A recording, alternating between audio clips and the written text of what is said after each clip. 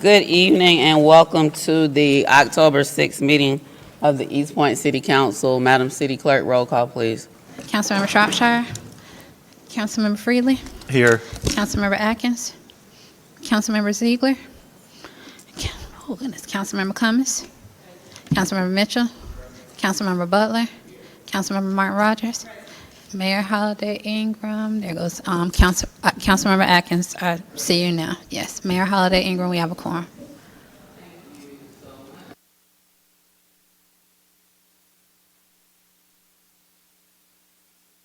Oh, I'm sorry. We will stand for a moment of silence, followed by the pledge to the flag. Where? Oh, Pastor Mobley. Be ye also ready. Would you please come honor us with the invocation this evening?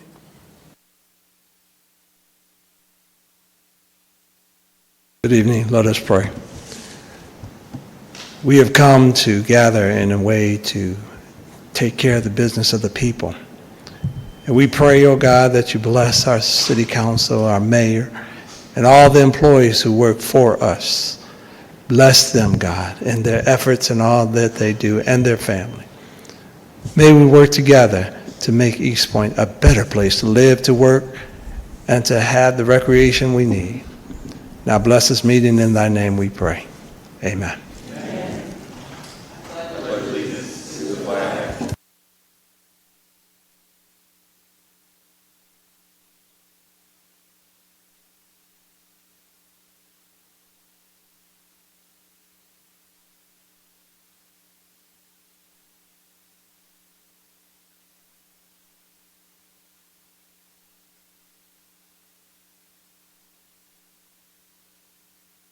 Sergeant at Arms this evening is Captain Robinson. Thank you so much for your service.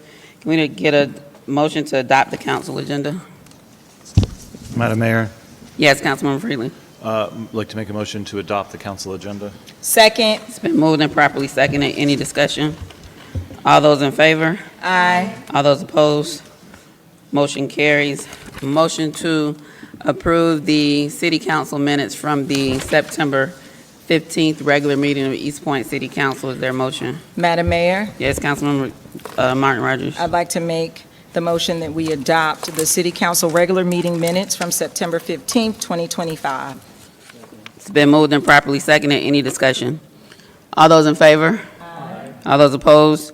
Motion carries. Need a motion to adopt the minutes from the October 1st special call meeting of the East Point City Council. Madam Mayor, Yes. I'd like to make the motion to adopt the City Council special call meeting minutes from October 1st, 2025. So moved. Is there a second? It's been moved and properly seconded. Any discussion? All those in favor? Aye. All those opposed? Motion carries. We have no public hearings tonight. Madam City Clerk, do we have any public comments?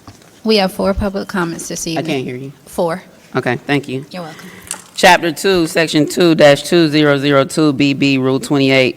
The public may speak during the public comment section of the agenda. Speakers must complete a comment form prior to the start of the meeting. Subject may include any subject of choice. There will be a 3-minute time limit for each speaker. Speakers that have signed up to speak may give all or part of their time up to 3 minutes to another speaker for a total of 6 minutes of speaking time. Speakers may address the council only once during this time of the agenda. Speakers must identify themselves and their address prior to speaking. Questions from the speakers may not be addressed during the public speaking section of the agenda. East Point residents will have priority over other speakers. There will be a total of not more than 60 minutes for the public speaking section of the agenda. Speakers may only address the presiding officer. Speakers shall observe all rules of decorum.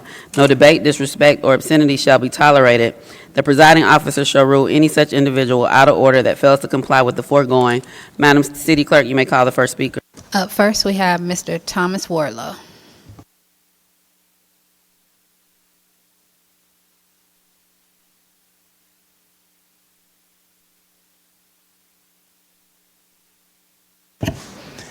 Good evening, Madam Mayor, City Council.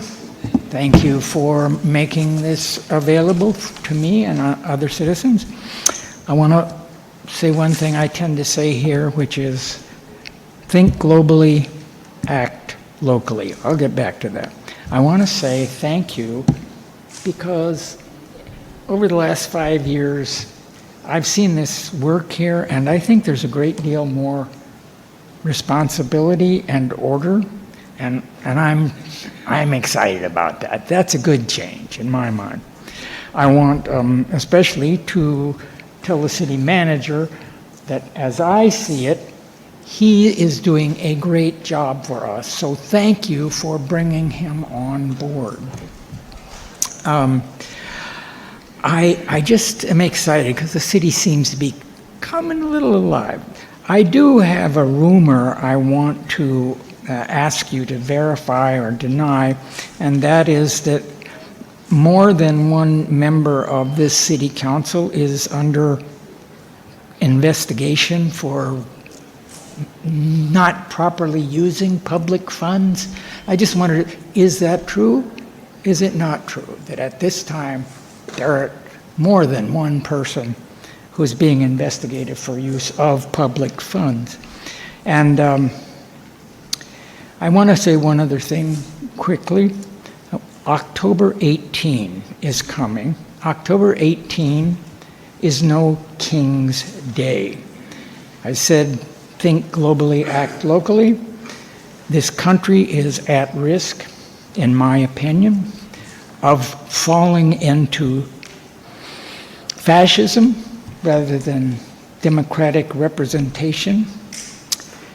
No King's Day on the 18th. I'd ask you to think about participating.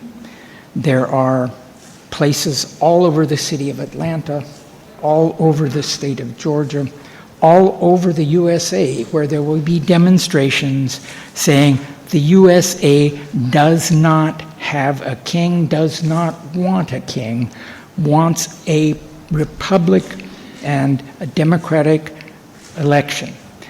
October 18, look it up, please. No King's Day. Celebrate your freedom. Thank you.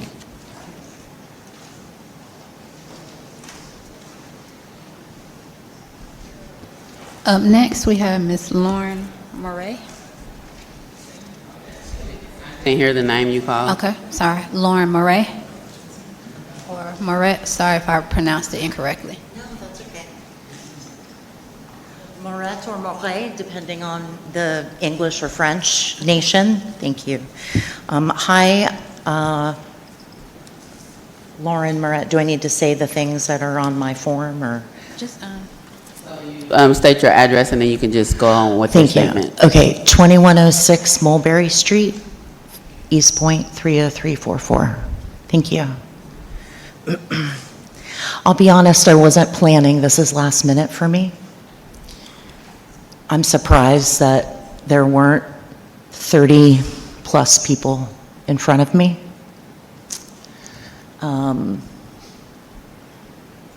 I think the title of my form today, I wrote just a general,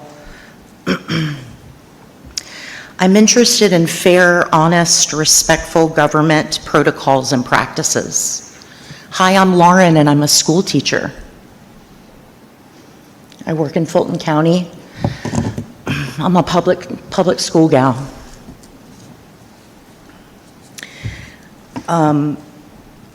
There's a lot of talk online. I see people talking about the elections coming up, the recent audit. I'm here to talk about that, y'all.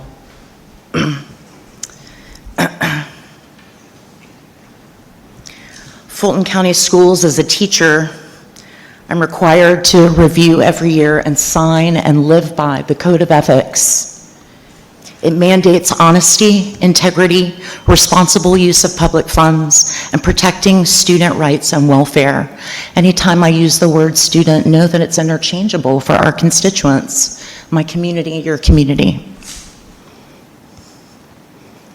Key elements are professional integrity and honesty, responsible use of public funds, student welfare and safety, compliance with law and policy, ongoing professional development, ethical conduct in the workplace.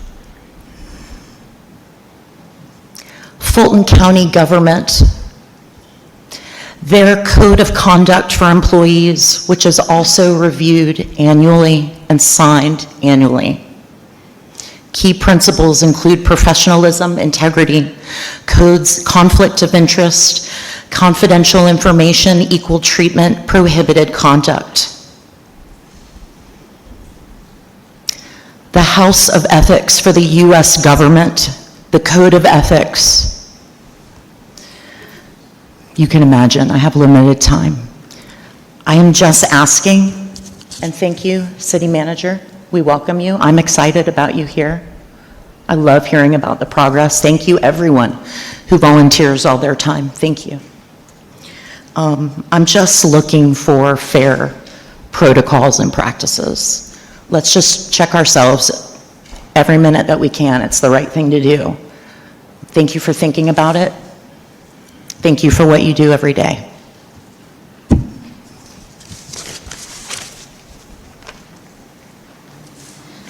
Up next, we have Bobby Wilson, and just as a FYI, the next two speakers are from College Park, and our last speaker is an East Point resident, but she asked to be last. Okay? So, I don't know that, I mean, that would require council to make a motion to do that. Our current ordinance says that,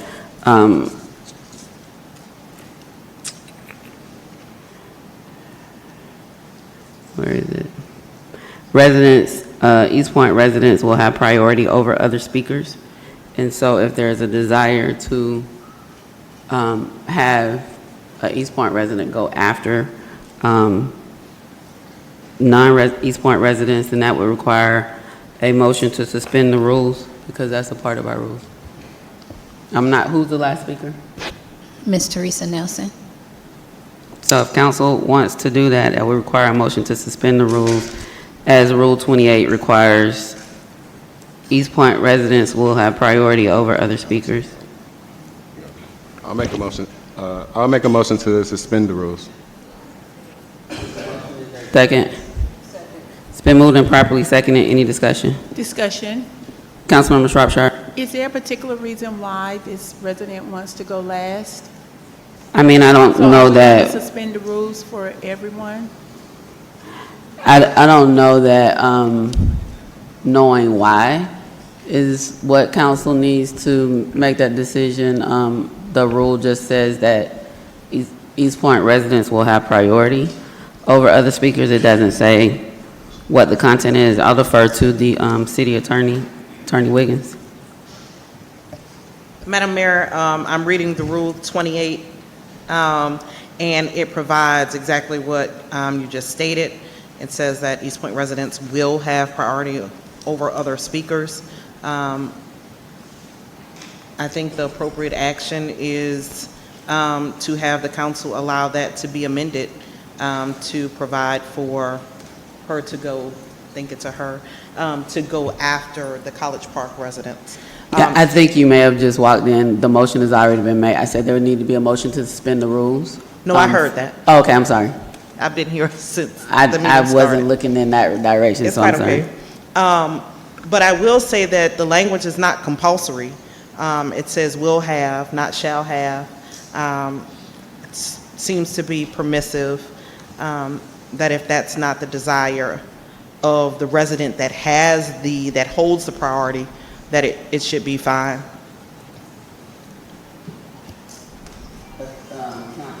Atkins. Yes, Madam Mayor, I think that the city attorney just stated what I was going to say. I think that the language says priority. It doesn't say that the resident must go last. And so I know that we've got a motion in a second, and so I'm completely fine with moving through that. But when I hear that or read that, I don't feel that it's compulsory either. It's just that they can have priority. Is that correct? Yes, it doesn't use the language shall or must. Okay. It says will. So if there was an instance, I would imagine, where the College Park resident wanted to go before the East Point resident, then we would apply the rule and say, well, no, you have to wait until last. Yeah. I believe the East Point resident holds the priority, and if they're waiving that, then it's fine. Okay, all right, thank you. Butler. Madam Mayor, I'll let you rule on what was just stated. My part may not be needed then. Floor, so I plan to call for the question on the motion. Well, I'll say this. I think too, if she wants to be prioritized as last, then that's fair with me. So on that note, I'll call for the question. All those in favor? Aye. All those opposed? Motion carries. Come on up, Mr. Wilson. Welcome. Thank you, Mayor and Council, for allowing me to speak before you in this audience tonight. I'm Bobby Wilson, 3271 Main Street in College Park, right next door to you, Metro Atlanta Urban Farm. And I'm here to talk to you just a few minutes tonight about 250,000 households growing their own fresh vegetables on small tracts of land. And the old preacher said, we'll understand it better by and by. And I'm hoping that you will understand what I'm talking about by the time I finish tonight. There's a storm already up on us, and we got to be able to weather the storm. Food prices are at an all-time high. I believe that the grocery store is going to run out of food, and we're not going to be able to go to the grocery stores to eat. We, as leaders, need to do our part. And I'm glad you asked, what do we need to do? East Point started years ago when they came down to 3271 Main Street and ordered some soil and bought all those white buckets down there, and we put holes in them, and we started the process of people growing their own fresh vegetables across this great city that we are part of. You were preparing people for the storm. I want you to understand that this predicament that we are in, we're going to have to meet the challenge of the people. We will go through these challenges, and we will overcome these challenges. As an urban farmer, we believe that everybody should be able to step out of their household and harvest a meal out of their backyard. If you don't believe you can do it, come down to Metro Atlanta Urban Farm, and I'll show you where I cleaned off a spot about the size of that door over there, and we are now eating fresh greens out of that spot in 21 days. And I fed somebody just before I came to the meeting out of that same small spot. And that spot will continue to produce food throughout the winter. I want you to know that every household, every dwelling place need to have that same opportunity to do so. Metro Atlanta Urban Farm is collaborating with faith-based organizations, municipalities, nonprofit organizations, and we are trying to make a difference. Mr. Wilson, that's your time for this part. Who's the next speaker from College Park? Is that someone with you? Ms. Phyllis Turner.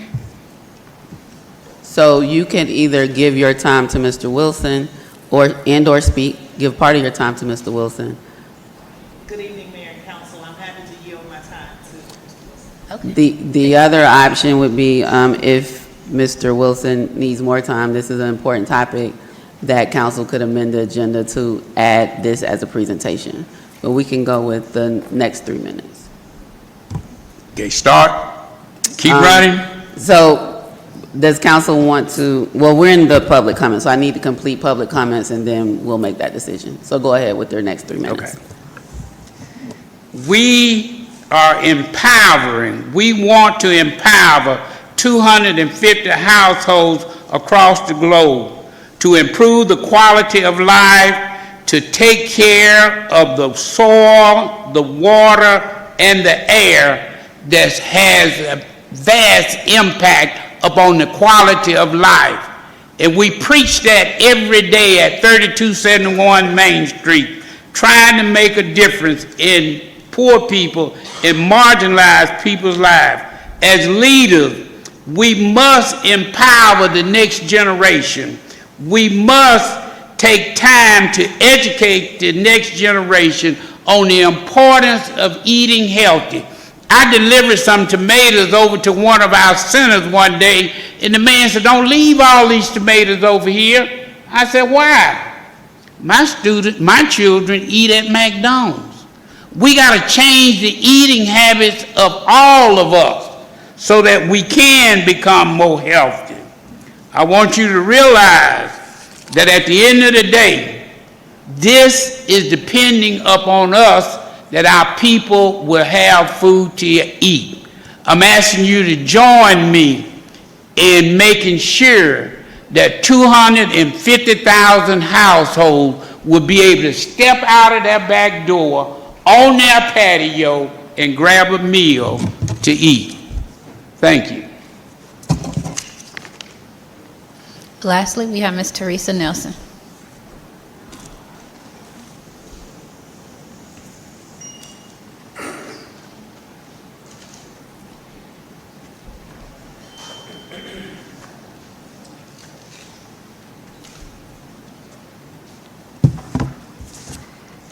Good evening. First, I would like to apologize. I did not mean to raise much ado about nothing, so to speak. We've been speaking so late at meetings. I know a lot of people have had to leave before they could get the opportunity to address you, so I figured I could stay and let them go ahead. Next time I won't ask for special treatment, but I thank the clerk for her help. East Point has received a fair amount of media coverage lately, and none of what I have seen was positive. We have the opportunity and duty to change our image. First, elected officials must remember that they are our public face. Conduct by officials and staff should be ethical, transparent, and accountable. When individuals do not conduct themselves accordingly, it is up to senior staff and/or council to address the problems. Council has known for quite some time about the inappropriate and excessive expenditures and non-payment of debts owed to the city by some of the council members. Yet until recently, the problems were not addressed. I am grateful to the members who supported addressing the conflicts of interest at a recent meeting. However, more needs to be done to protect the residents of East Point. In that light, I am tonight submitting an ethics complaint to the clerk of the city to address some of the issues that should have been raised in the last few years. Thank you. Those are all the public comments we have this evening.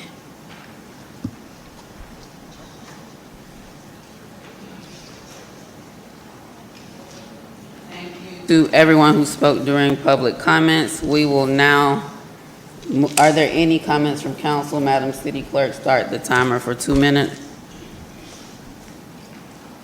Councilmember Butler.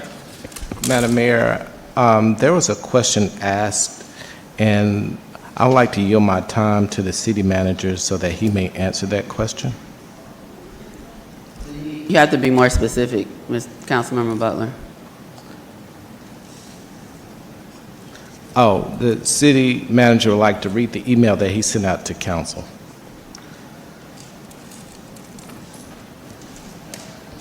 You still have the time going? Okay. Mayor. Mr.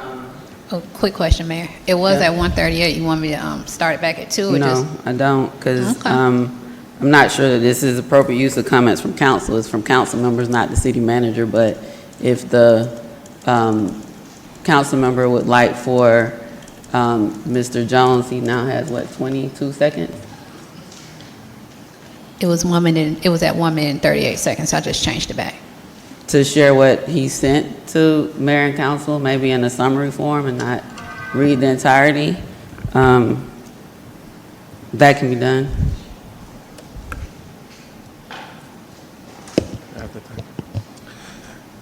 So I'm just reading the email that was sent to City Council this afternoon. The subject matter is clarification regarding recent media reports on city credit cards. Dear Mayor, members of City Council, good afternoon.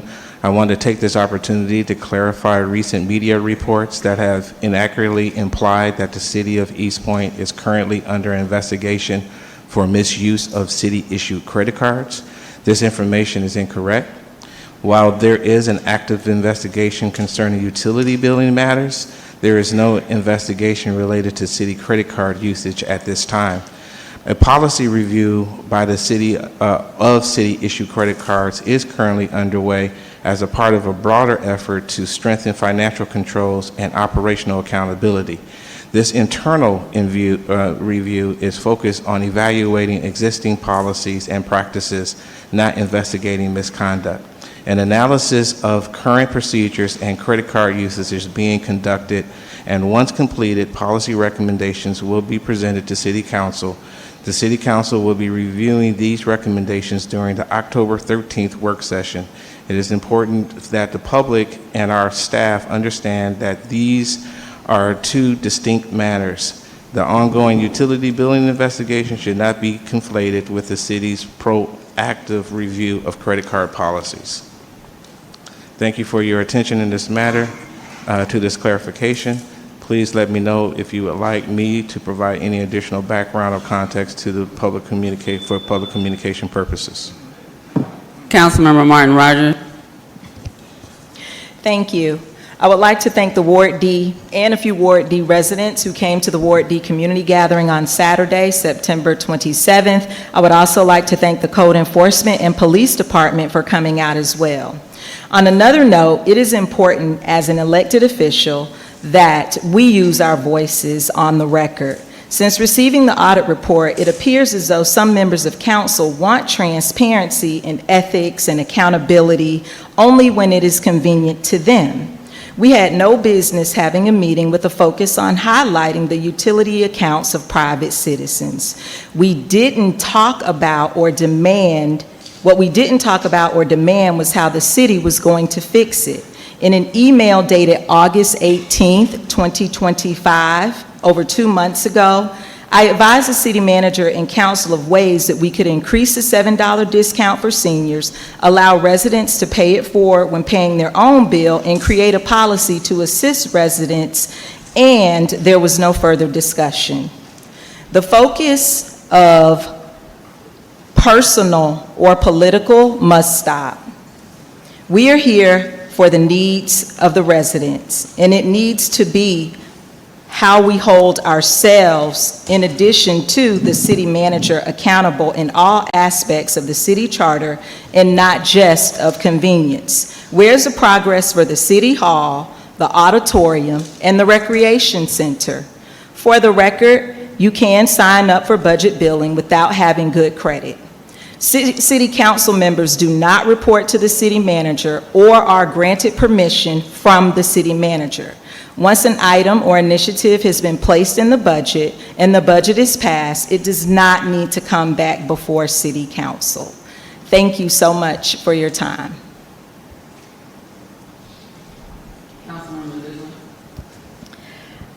Yes, thank you. So there is a notice of public hearing regarding an intent to renew a hazardous waste permit.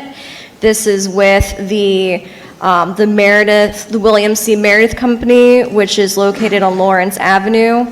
And it is to renew an already existing hazardous waste site. There is a public hearing that is going to be at the Adams Park Library held tomorrow. It's at 2231 Kempledon Road Southwest, Atlanta, Georgia, 30311. There's going to be an information session starting at 6 p.m., followed by the public hearing at 7. Councilmember Atkins. Yes, thank you, Madam Mayor. I would first of all like to thank all the speakers who came out this evening to speak. And also would like to just thank Mr. Wilson for coming to talk about urban agriculture and how we may be able to address the needs of many of the residents who are not only in the city of East Point, but across this nation who find themselves food insecure. And I hope that we're going to be able to work with Mr. Wilson in addressing some of those needs. I would just like to remind all of the residents, whether here this evening or at home, that today is October 6th. It is the last day of voter registration for the state of Georgia. If you've not yet done that, there's a very important election coming up. You may go to the Georgia Secretary of State's website to do so before midnight this evening. Those are my comments. Thank you. Councilmember Shropshire. Thank you. And I know you brought up in reference to Mr. Wilson and the farming. Is it possible that we can get a presentation on that? Because I know in the past, we have had residents, and I do remember those white buckets that the residents took and started planting their own vegetables. So that's something that we could probably work with or provide, working with Mr. Wilson and the farm, providing that to the residents who might want them to see how we can work together.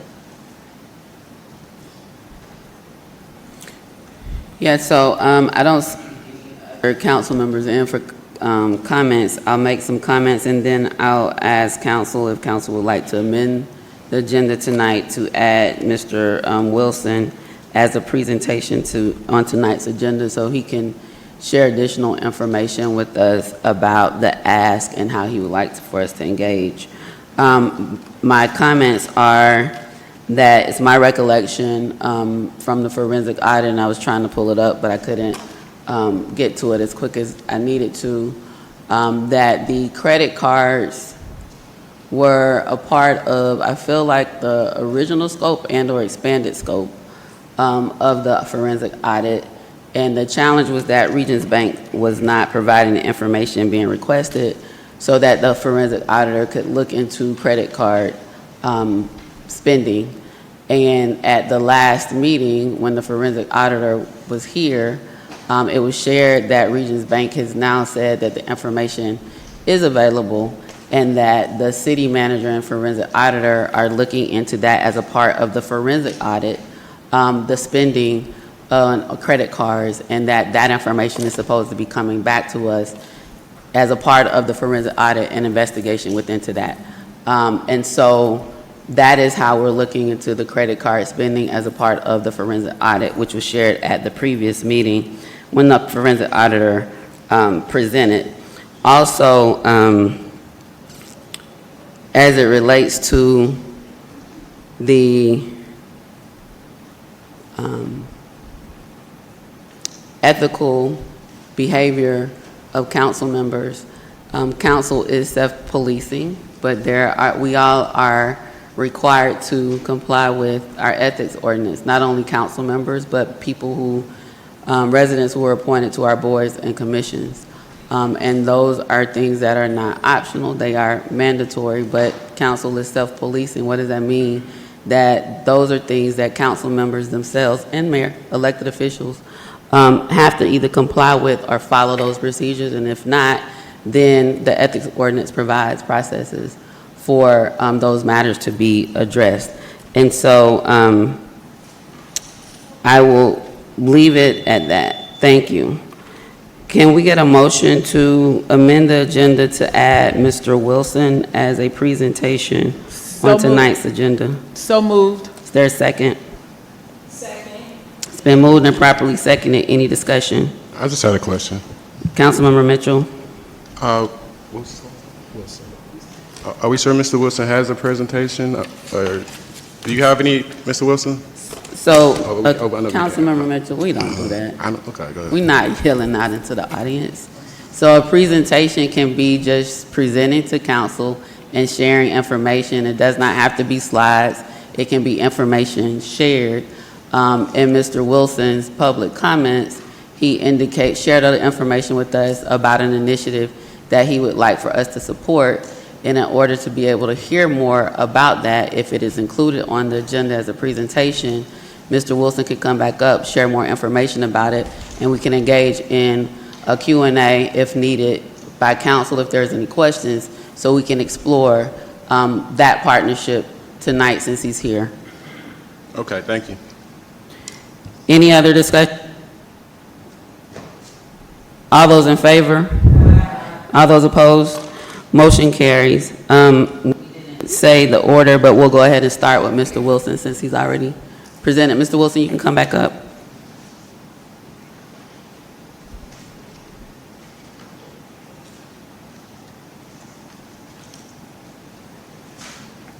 I always have more to say. I'm never without words. But we're at the initial stage of this. We have been working in conjunction with Impact United Methodist Church on 2 Sundays from now. We're going to give out 1,000 plants and seeds at Impact. We've already tested this program. We set a goal of 100 families growing their own fruits, vegetables, and when we tested at Impact Church, we had over 250 people to sign up to take vegetable plants home.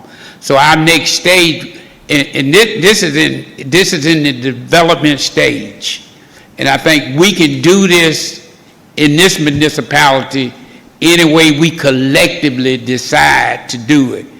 It needs to be a co-created process so that everybody has input into it to make it happen. But at the end of the day, when I get feedback at Impact just about every Sunday, somebody tell me, well, mine didn't make it.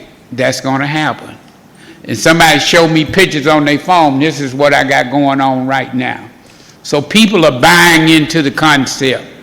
So our goal is in about this time next year, we want to host a national conference to bring organizations together, municipalities, other faith-based organizations. And when I say other faith-based organizations, we've had the district superintendent of the North Georgia Conference to already buy into this. Think of this.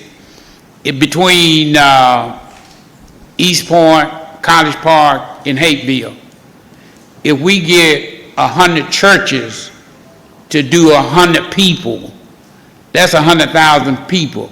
I think that 250,000 is really low numbers for us. I really believe that we're going to be able to do 1 million people. And I was happy when the assistant manager came over and asked me for my information, because they want to do it too. They want to be involved in what's going on. So I'll entertain any questions that anybody from the audience does. Might have to change the rules again if y'all say something like that. So, no questions from the audience, but council members may have some questions. Okay, then. We ain't going to change the rules no more. Councilmember Atkins. Yes, thank you so much, and thank you so much again, Mr. Wilson.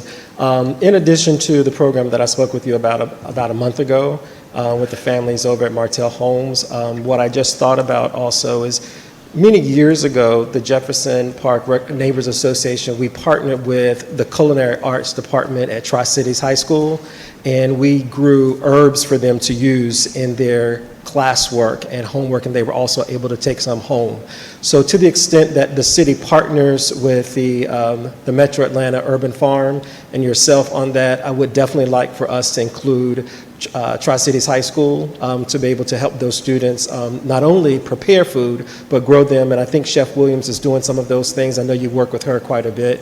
So I just wanted to put that out there, both Tri-Cities High School, and we will move forward with the program that I talked with you about for Martell Homes. Okay, thank you. But above and beyond growing food, we're doing this in stages, and I'm just talking about the growing part of it. I just had a class down at the farm 2 weeks ago on how to can food. And so we're going to get to that stage later on. I don't want to give you too much right now, but we're going to be able to can food. We're going to teach you the proper way to freeze it. We're going to teach you the proper way to harvest it. It's a matter of bringing all this together to make this happen. And I'm hoping that it becomes an ongoing situation so that people will continue to be self-sufficient and won't have to depend on the grocery store for everything that they grow. One thing that we do at Metro Atlanta Urban Farm, everything that we grow is naturally grown. No herbicide, no pesticide, no insecticide, no fungicide, no commercial fertilizer. I got a deep freeze, an old deep freeze down there with worm castings in it. And everybody want to know, well, what is worm casting? It's worm poop. That's what we feed our plants with. And if you go down there right now, or we leave here and take a bus down to the farm, or we could march down there, it ain't that far. But we could go down there and I guarantee you'll see some of the best looking collard greens that you've ever seen in your life. Many of you have never seen Alabama Blue, which is a collard green. Many of you have not seen a champion collard. Many of you, pretty much what we grow in Georgia is a Georgia collard. And the Alabama Blue, in my mind right now, is outperforming everything else that we grow. And it has an excellent taste. We're already eating collard greens from our field that we started. And as you know, we go through 2 growing seasons in Georgia. And I started planting warm season crops the day after Labor Day. And 21 days after Labor Day, we was already eating mustards and turnips mixed together. We were already 21 days. And I used to work for Cooperative Extension, University of Georgia. And I always taught that the first thing that you're going to get out of the garden is going to be a radish, and it takes 30 days. But feeding with worm casting and taking care of the plants in the right way, we got mustards and turnips in 21 days. Could have got them in 20, but I was too tired to pick them that day. So we can do this thing. We between the 3 municipalities, I'm figuring we're going to get 100,000 people right here growing some of their own fresh vegetables.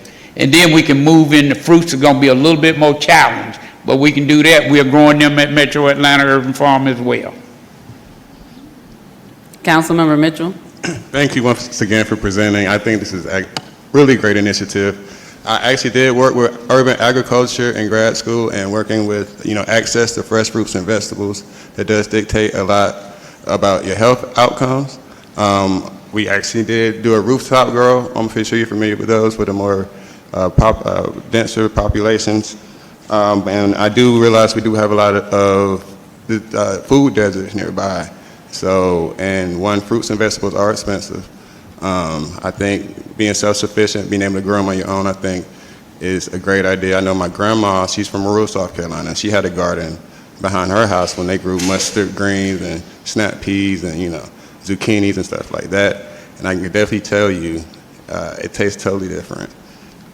So I just want to thank you, and just let us know, any way we can help. But this is an initiative I'm definitely behind.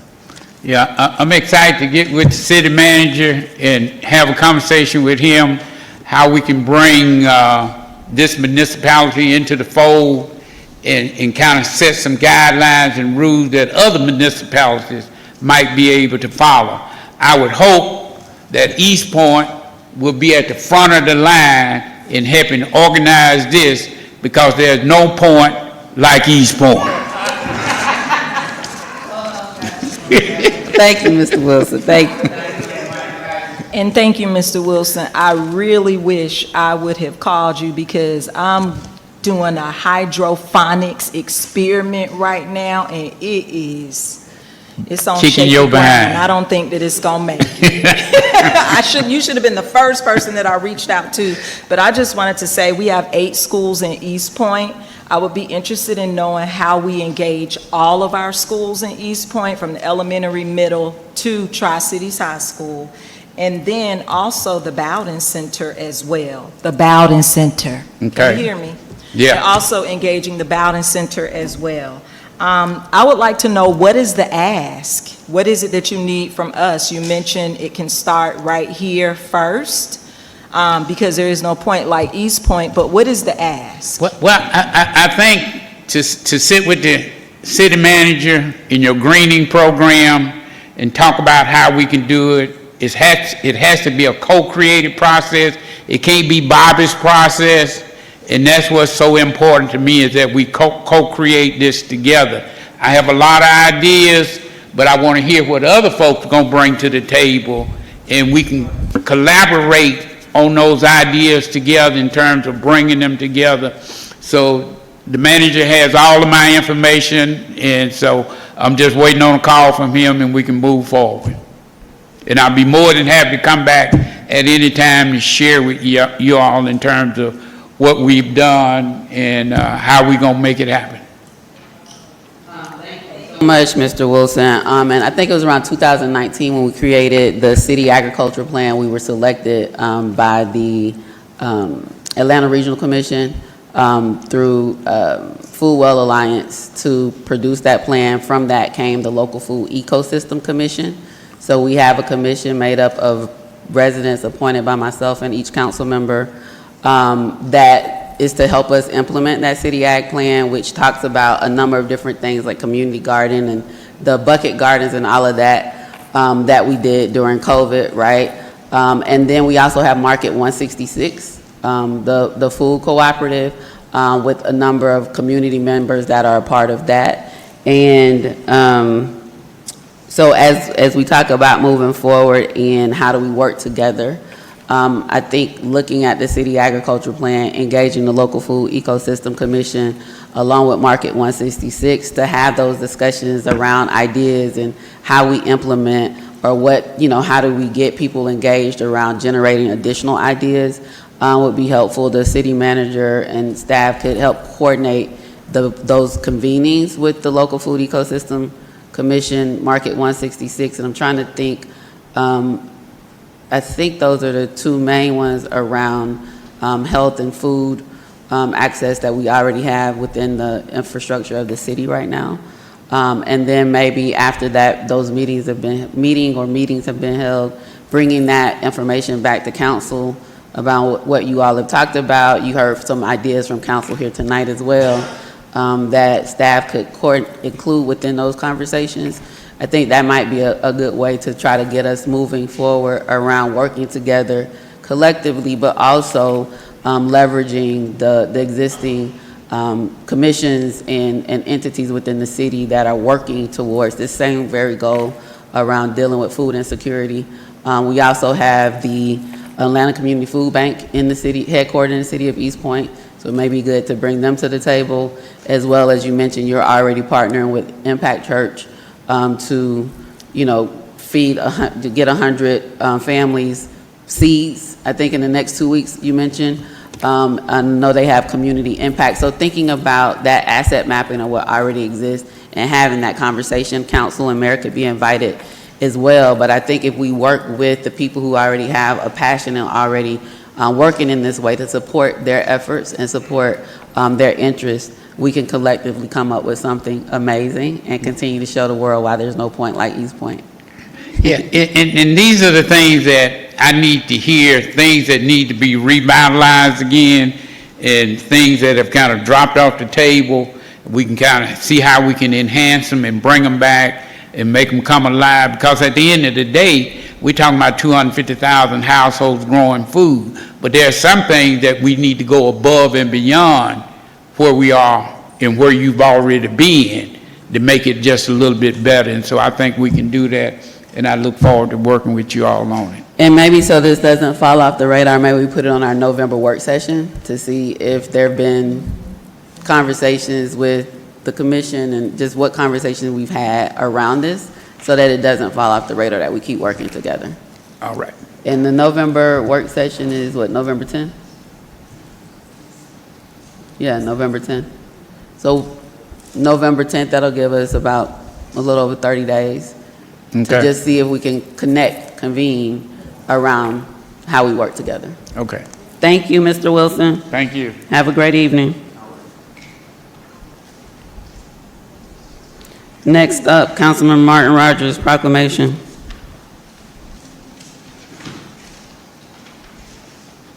Yes, thank you, Madam Mayor. Unfortunately, we received information from a Tri-Cities Bulldog family of the transition of their son, and the family is here tonight to receive the proclamation on his behalf. Thank you, and again, we extend condolences, our deepest condolences and sympathy. Councilmember Martin Rogers reached out regarding the proclamation, and so I will read some of it tonight, and then we'll present it. I'll have council and myself come down so we can take a picture, and if you all would like to have any comments, you can make those as well. A proclamation honoring the life and legacy of Solomon Chike Omar Jones. Whereas the presence of Solomon Chike Omar Jones at Tri-Cities High School left an indelible mark on both the school and the broader East Point community, where he was known affectionately as a peacemaker whose generous spirit and musical talent uplifted all those around him. And whereas Solomon's remarkable voice was a gift he shared freely, bringing joy, comfort, and unity to those who heard him. And whereas as a 9th grade member of the Beta Club, Solomon quickly distinguished himself through exceptional leadership, helping to grow the club's membership and earning national recognition as a national school of distinction. And whereas Solomon expanded his leadership by participating in the NOISE Project, a community science initiative funded by the National Science Foundation and sponsored by Cornell University's Lab of Ornithology. After being introduced to the program by community partner and educator Bobby L. Wilson of the Metro Atlanta Urban Farm. And whereas as a junior community science collaborator, Solomon contributed to national research examining the effects of noise, pollution in underserved communities, and helped present those findings at the 2019 Beta Leadership Summit in LaGrange, Georgia. And during his term as Beta Club president, Solomon proudly hosted Cornell faculty during their visit to Atlanta, guiding them on a memorable tour of Tri-Cities High School and the surrounding community. And whereas though the COVID-19 pandemic prevented a planned trip to the National Beta Club Leadership Convention in Dallas, Texas, Solomon continued to lead by sharing the group's findings with the mayor and East Point City Council, faculty of Tri-Cities High School, and international affiliates of the Cornell Lab of Ornithology. And whereas after relocating to Perry, Georgia, Solomon continued his leadership at Perry High School, where he transferred his Beta Club membership and introduced the NOISE Project to a rural farming community, raising awareness about hearing loss due to prolonged exposure to agricultural machinery. And whereas Solomon graduated with honors in 2022, having consistently embodied the values of leadership, compassion, academic excellence that defined his early years in East Point. Therefore, we ask the community to join us in honoring his life, legacy, and contributions to the city of East Point community and celebrating Solomon's outstanding contributions to science, education, and the spirit of community leadership. His example is one of resilience, brilliance, and service that continues to inspire. May you take comfort in knowing he touched so many lives in a positive way, and he will never be forgotten. Madam Mayor, may we give comments before we go down? Or are we doing after? Which one do you prefer?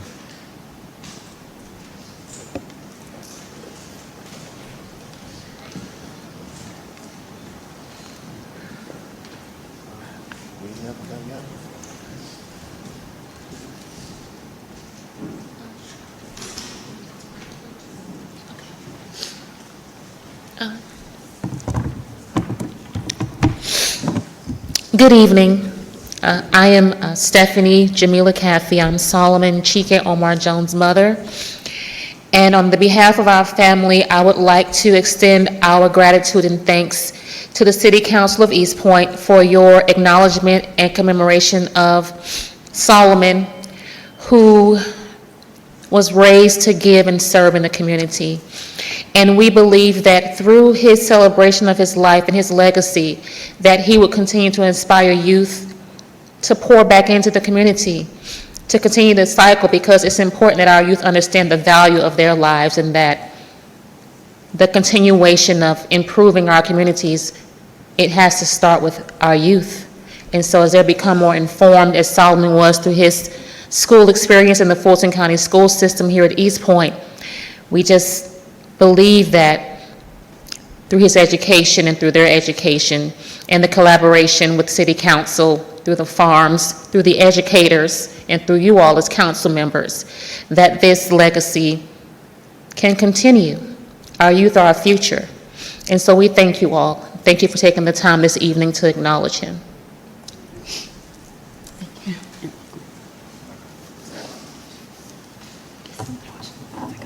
Okay, thank you all.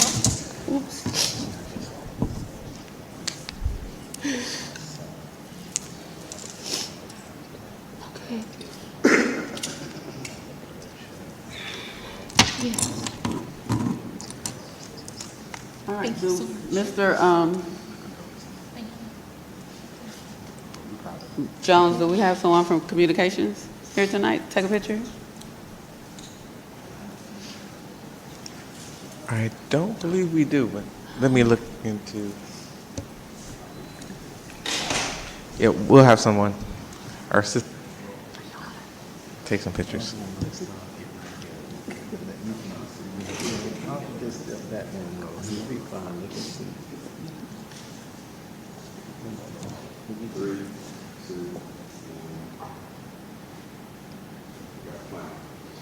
And when we go back up, Councilman, let me say something to you, because you can stay right here. Okay. Well deserved. Shows me how to speak. Thank you.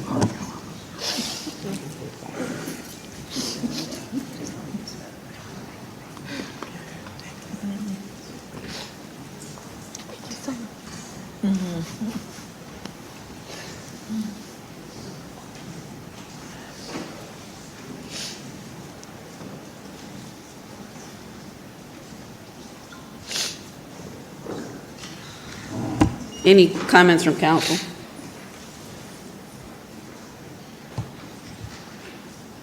All right. Well, thank you again so much for allowing Solomon to serve in such an impactful way. Thank and you. allowing us to share this moment with you. Thank you all. May I take the pic? May I take a picture?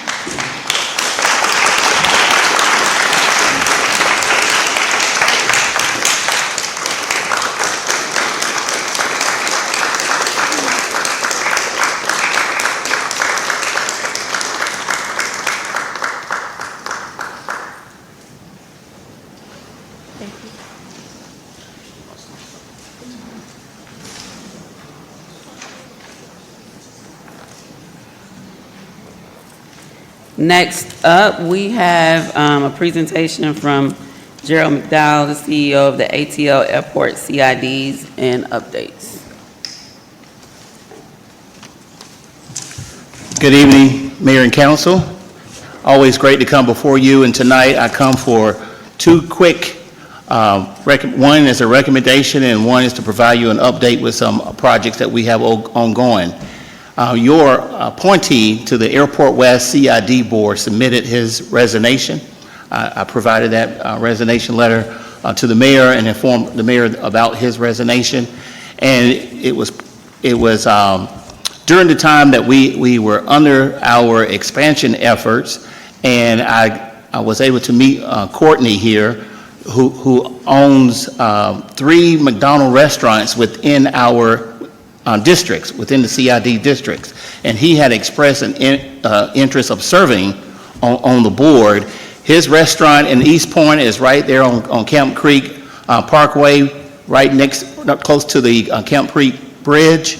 That's his one restaurant in East Point. I believe you received a copy of his bio, and I come tonight to recommend Courtney to become your representative on the Airport West CID board. Could I have him to share a few words with Mayor and Council? Yes. Okay. Courtney.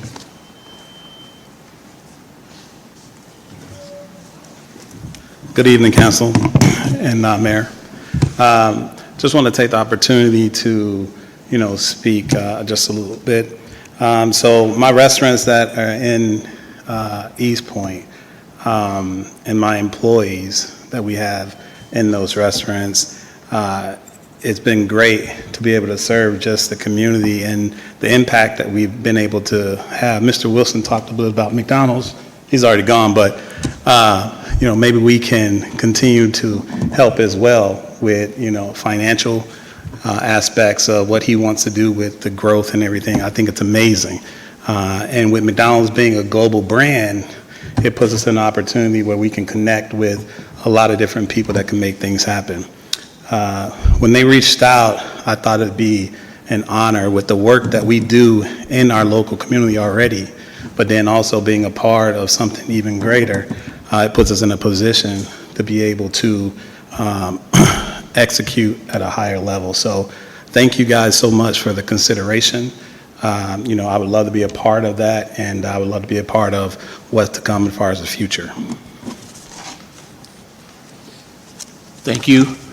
And provide the updates now, and then we'll be done. So I wanted to give you a couple of updates on some of our projects that are ongoing. Very, very briefly, I won't keep you long, be before you long. Back in 2017, the Board of Directors for the CIDs commissioned a study, a transit feasibility study that they paid for 100%. It was a $350,000 study. And the objective of that study was to identify alternative mobility solutions in and around the airport area that includes our 6 cities. In addition to yourselves, we looked at the cities of College Park, the city of South Fulton, Atlanta, Hapeville, as well as the city of Forest Park. And part of that study, 3 emerging mobility solutions were identified, and the board then voted to invest another $150,000 for a total of $500,000 to have a pilot of those solutions. And I'm here tonight happy to announce to you that the first pilot is underway. It's a micro transit service where we received $2.6 million from the Atlanta Region Transit Link Authority, of which the CIDs provide a 30% match for that $2.6 million. Just over a month ago, that service launched. It's a service for microtransit where you get an app on your phone and you're able to request a ride just like you would with Uber and Lyft. And this ride will pick you up in within 5 minutes to take you on to your destination. Now, the objective of that service is to provide those who work in and around the airport area another option to get to and from work.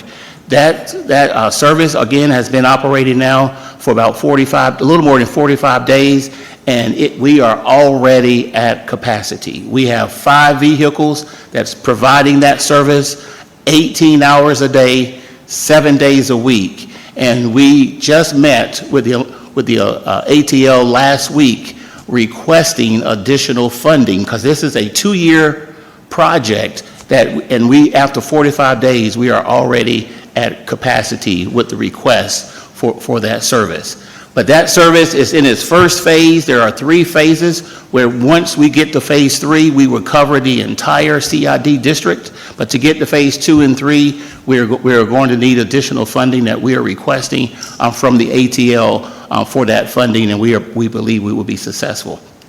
The second update is our second demo. That was technology that was identified, and that was personal rapid transit. These are pod cars that would run and operate on its own gateway, similar to the MARTA train. It does not run in traffic like microtransit does. It runs in its own gateway, and we have a demonstration for this technology that we're in collaboration with Fulton County, Clayton County, as well as the city of College Park, the 2 CIDs, and MARTA. We have a $18 million pilot that's going to be constructed on the Georgia International Convention Center campus, and that project is underway. They've already completed 30% design.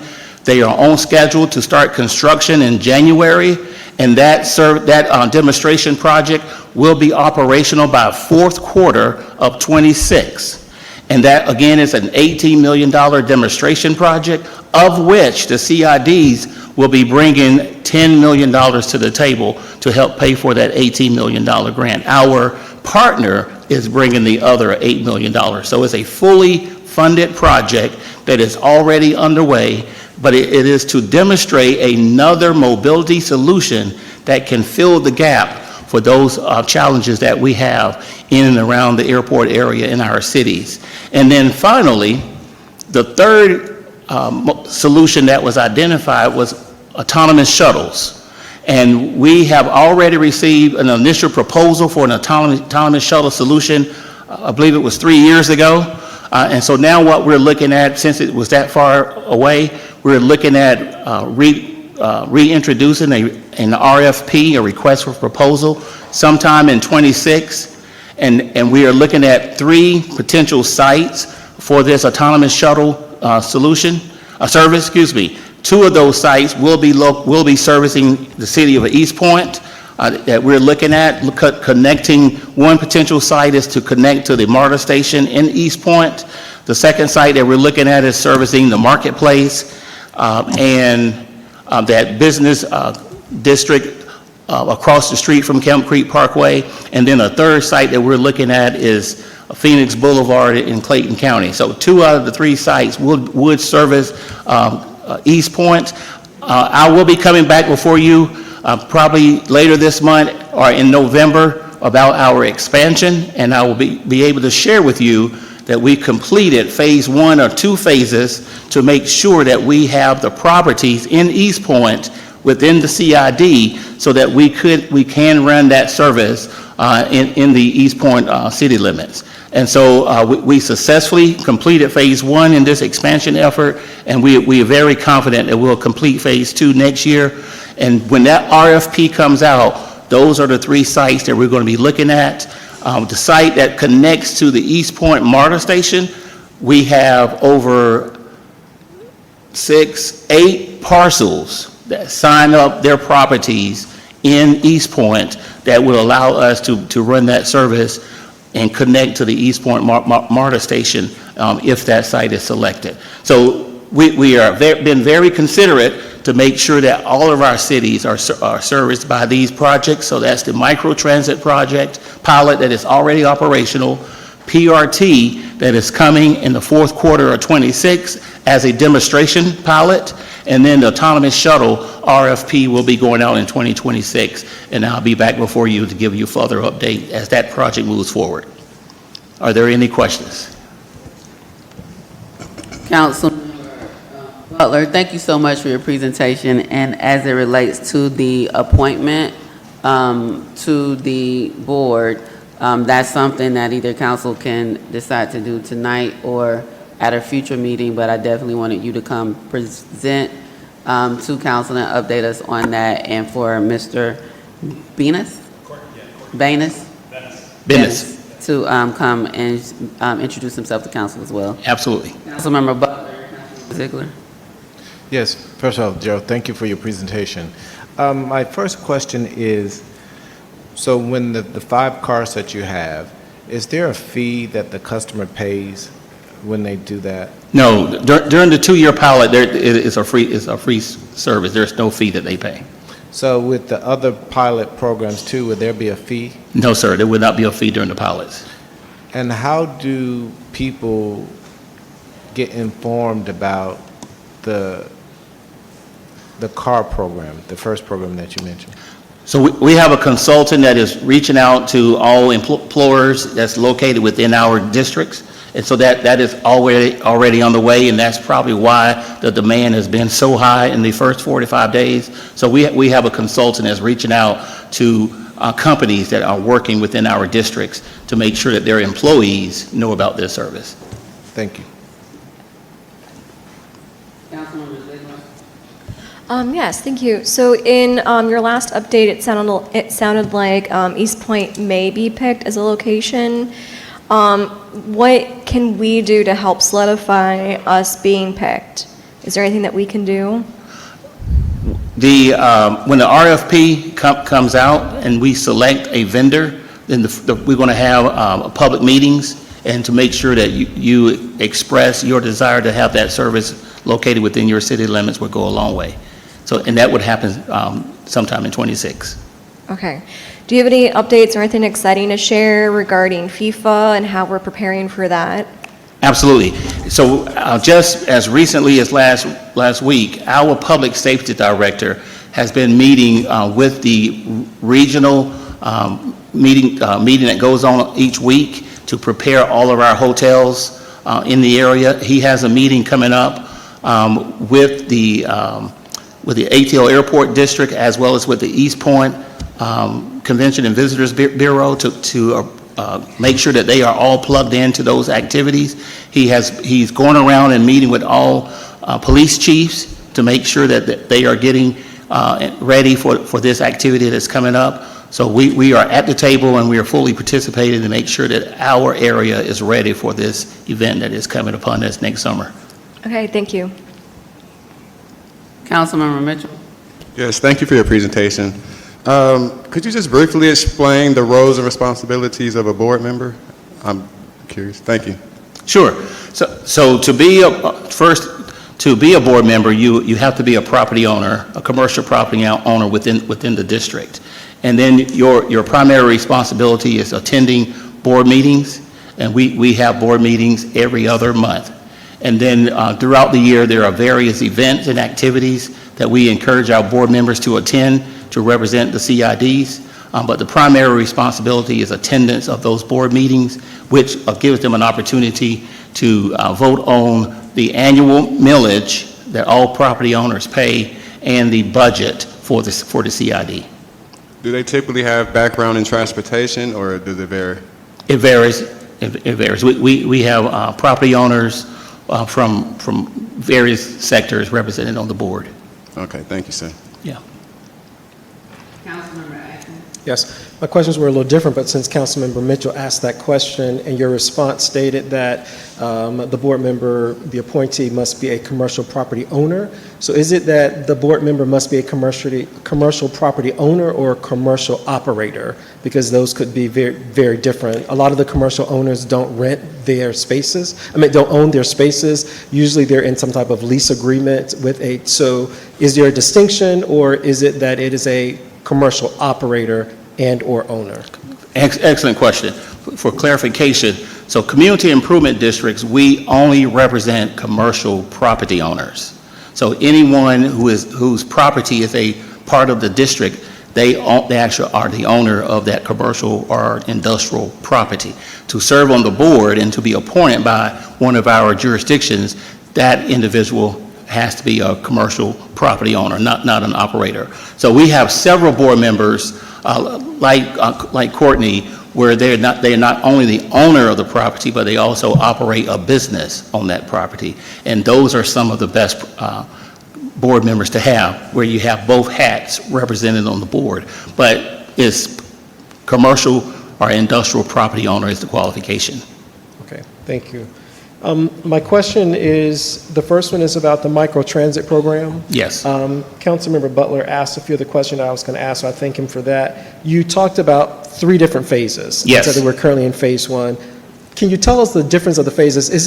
Is it just geographically? The phases are about geographics? That's and correct. Nothing. So I just really wanted to hear that, because you mentioned we're in phase 1, but we plan to move to 2 and 3, but I don't really know what constitutes a phase. Absolutely. So the $2.6 million that we receive would allow us to have so many vehicles to operate so many hours over the 15 square miles of the CIDs, of the 2 CIDs. Part of our due diligence when we were investigating this project and this program, we received some very wise advice, is not to launch the service initially over the entire 15 square miles, but to phase it in. So we have launched phase 1 of that service, and what has happened just in the first 45 days is that we reached capacity of the entire program in the first 45 days. So just last week, we went back to ATL and said, hey, we need another $1 million or $2 to go to phase 2 and to go to phase 3. What will probably happen when we go to 2 and 3 with the funding, we would probably double the number of vehicles that's part of the program and exceed the original projection that we had. Okay, that was going to be my follow-up question. Yeah. I was trying to figure out if the number of vehicles was tied to a particular phase, and for that reason, it sounds like it's based on geography Right. and the size of that. So currently, what is the geography for Phase 1, and then what would be the geography for Phase 2? Phase 2 and then Phase 3. So Phase 1 is the immediate area around the airport, so it services the area south of the airport. That includes the cargo operations as well as the area that goes towards Forest Park. Phase 2 will be the Camp Creek Marketplace area. No, I'm sorry, Phase 2 will be the Fort Gillum area in Forest Park, and Phase 3 will be the Camp Creek Marketplace area. And at what point do you anticipate getting to Phase 3? Our original goal was to do that, have that, all 3 phases implemented by the end of '25. And so that's why we went back to them last week. And I should mention, we also have a meeting with MARTA later this month for that same reason, so that we can accomplish implement all 3 phases by the end of the year. Because this is a 2-year pilot, and so that is our goal and intention. Each time we do receive additional funding, it requires that 30% match from the board, from the CID board. So at my board meeting on November 13th, I have recommendation in the budget to increase funding towards that program to provide that 30% match for these additional dollars that we are requesting. Okay. Excuse me, not to cut you off, but the other challenge is, so the challenge that we are addressing is the availability of the vehicles overnight for that third shift. And if we go to Phase 2 and 3, then we would have to reduce the number of hours, and that takes us back to the challenge that we're trying to resolve. And so we don't want to reduce the hours. We want to be able to increase the number of vehicles so that we can go to Phase 2 and 3 by the end of the year. So that's our objective. And during Phase 3, it is estimated that you'll have how many vehicles at that point? Currently, we have 5 vehicles. It will probably be somewhere between 8 to 10. So just double, perhaps, but all 3 phases? Yes, and what we already know is that the largest number of employees are in Phase 1. So Phase 2 and 3, they are not as large as Phase 1, and so we know we don't need to more than double the number of vehicles to service all 3 phases. Okay. And what we don't want to do is reduce the number of hours of service. All right, great. I was asking those questions, just a lot of studies show that in terms of upward mobility, 2 of the biggest obstacles are childcare and transportation. So the fact that you're removing one of those barriers, that's why I wanted to just make sure or hear about your plans to increase the number of vehicles and what the different phases were. So thank you. And just to your point, just in the first 45 days, we had a young lady who was at work. She received a call that she needed to get to her child's school because of an emergency. She uses public transportation. That would have taken her an hour and a half to 2 hours to get to her child's school. She pulled out the app, and she was at her child's school in less than 30 minutes. It took her directly to the school from her place of work. So to your point, that's exactly what the challenge is. Yep, those 2 things. So thank you. Yes. Thank you so much for your presentation. Very briefly, the 2-year pilot program, how can we as a city make sure that East Point residents, once that rollout comes to the Camp Creek area in 2025, will there be something at the Atlanta CID office in Camp Creek to say, hey, we're rolling this out, we want you all to come and participate? How can we as a city inform our residents of the rollout, and what is it going to be, more information about the rollout? So we have collateral material that we can certainly provide the city to work with us and help us get the word out, the messaging out to those employees who work in the area. And I know you have relationships that you can leverage in terms of the business owners in those in the marketplace, as well in other places in the CID, because the marketplace, the Camp Creek Marketplace, is Phase 3. But the service area is larger than the marketplace. And so we can get, our consultant can get you the material, the collateral to get out to those places. If you have a mailing or a newsletter type that you're doing to put an announcement or any information in that, would be very helpful as well. Anything that you're doing that we can piggyback on to get the word out would be very helpful. Okay, and then Absolutely. my next question is, your meetings, do you need the appointment established tonight for him to join the board? Because when is the next meeting? The next meeting is November 13th.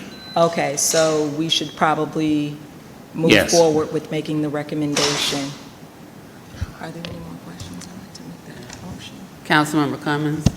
Thank you, Madam Mayor. So I just, Councilmember Atkins had most of our questions. So the 5 cars that you do have now, you guys say that you are at capacity. So no one else, if anyone else wanted to sign up now, you guys are pretty much, everything is pretty much booked up?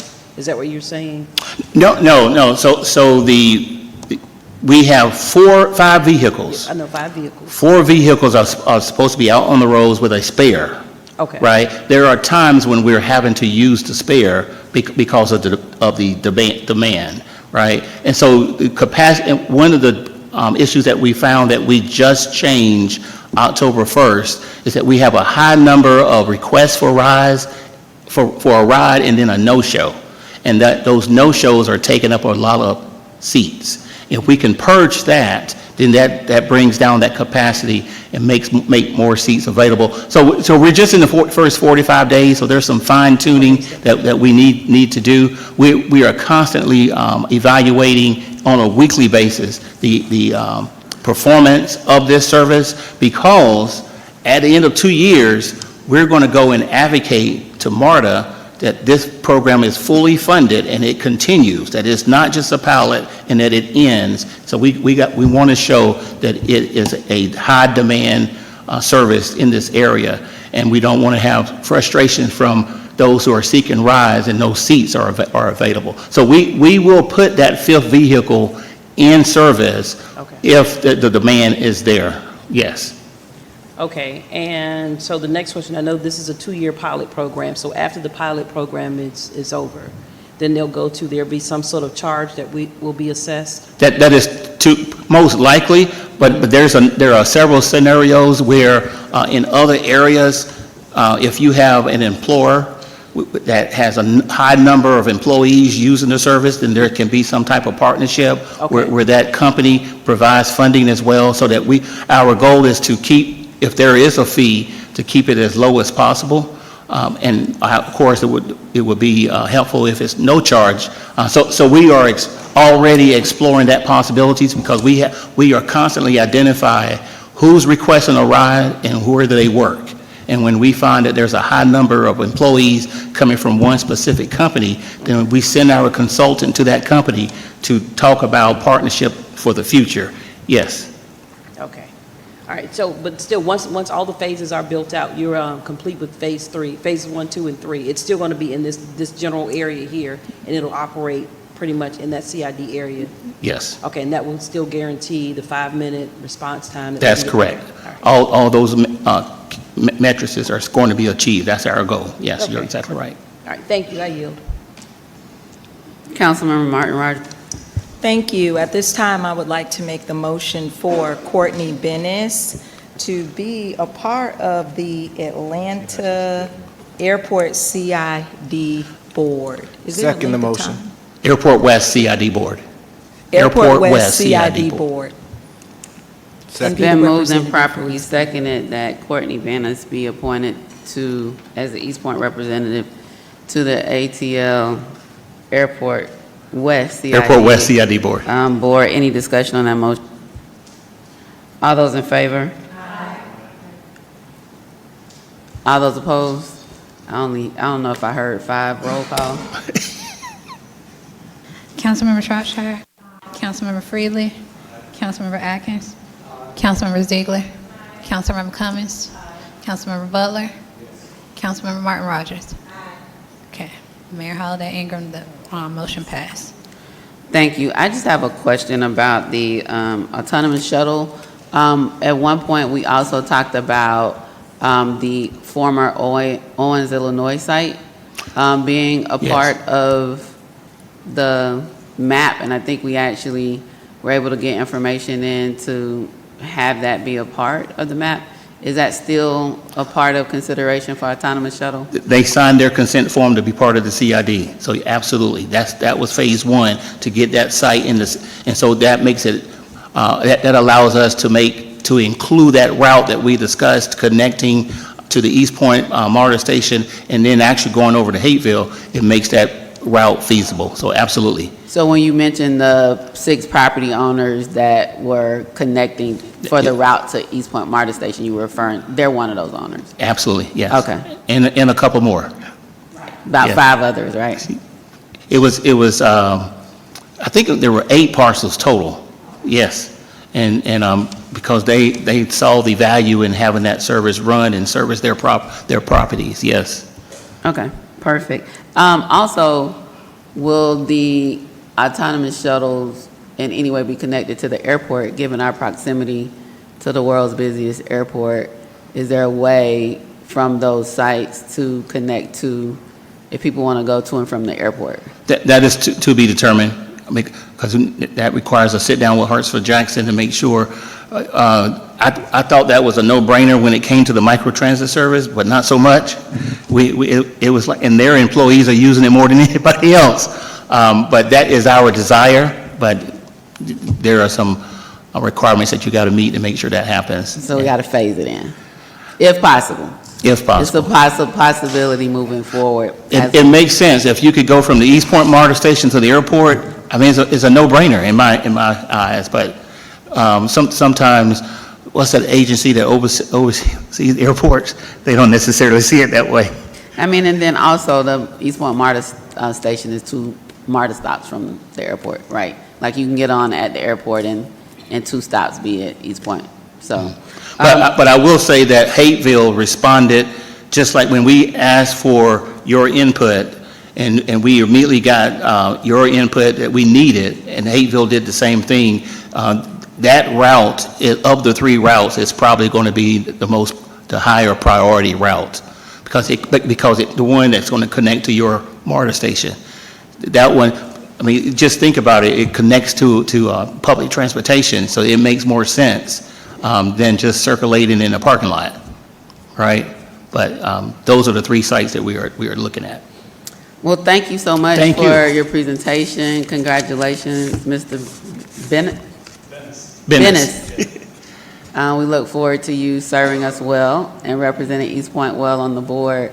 Thank you, Mr. McDowell, for all that you do to partner with East Point in a number of different facets, and also your leadership of the ATL Airport West CIDs.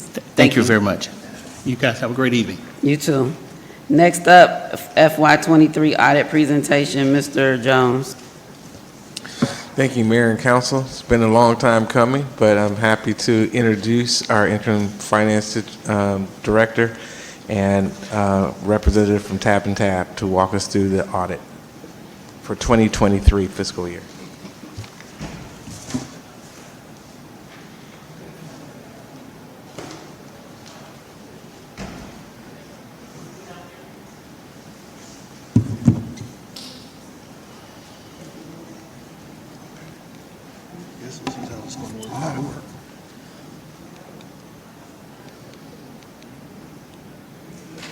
Yeah, you got it as a PDF.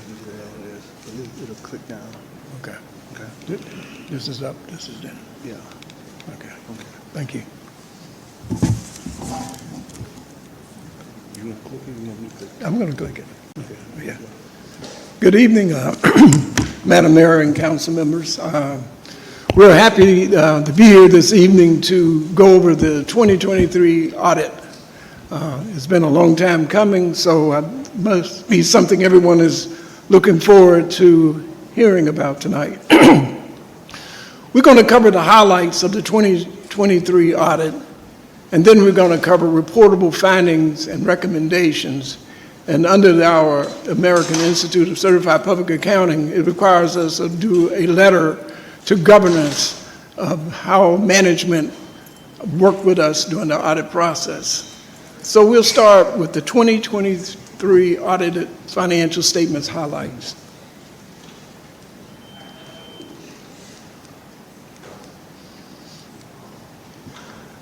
I want to share with you the table of content.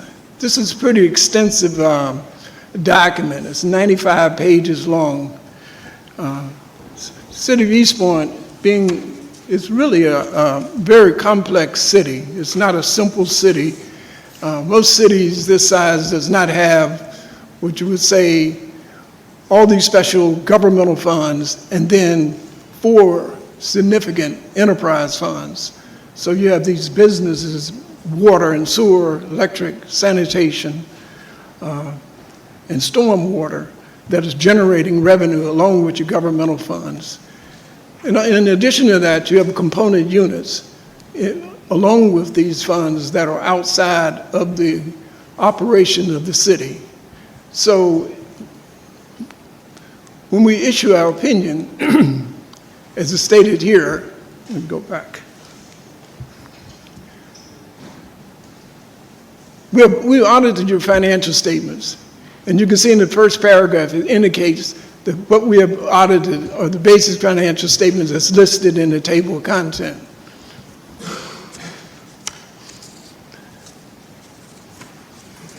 And so we're going to give our opinion on these financial statements, so I'll read as follows.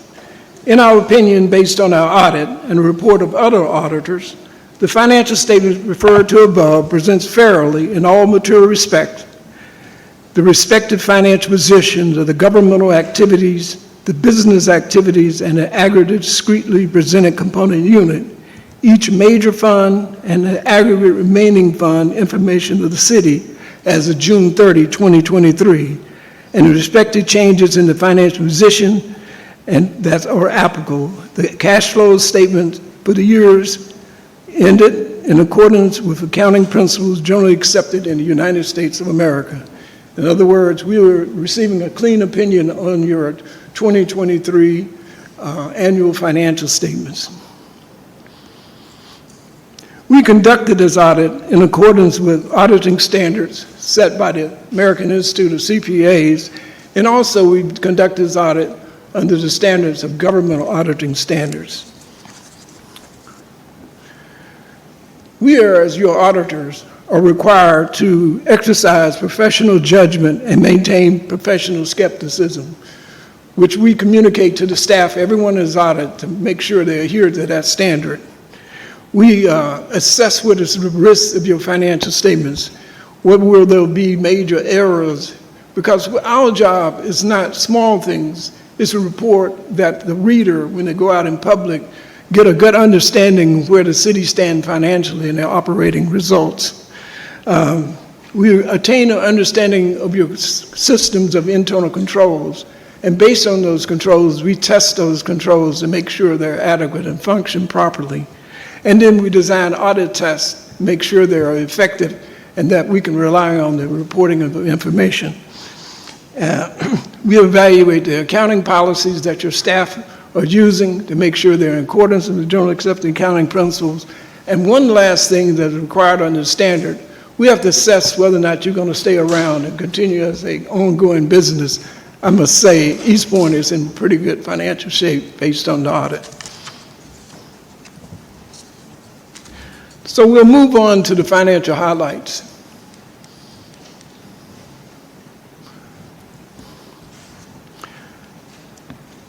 This is a financial analysis of the net position of the city. I want to just point out some significant changes between the years. The first thing I want to point out to you that you can see in terms of current assets being your cash, your investments, and receivables, they went up by $12 million as compared to 2022 for the governmental fund activities. For the business activities, the cash or the current went up by $2 million.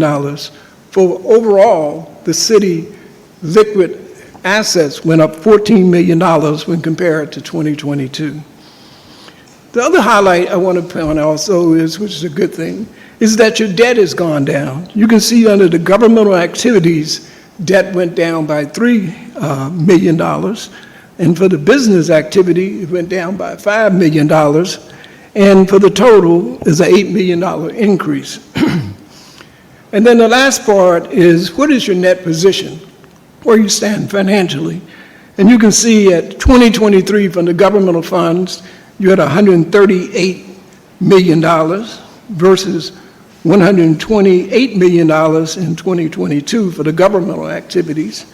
For the business activities, you can see it's $57.6 million for 2023 and $60 million in 2022. Overall, you have an increase in your net position of $9 million.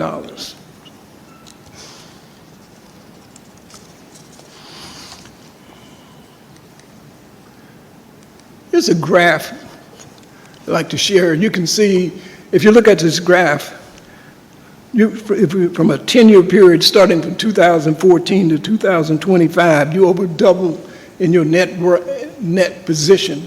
So the city has been moving in a positive direction for the past 10 years. So you're up at $196 million versus 2014, $86 million.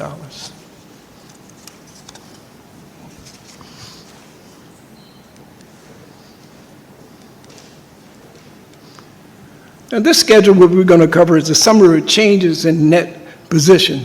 This represents the flow of revenues and resources that came into the city and the expenses that were incurred.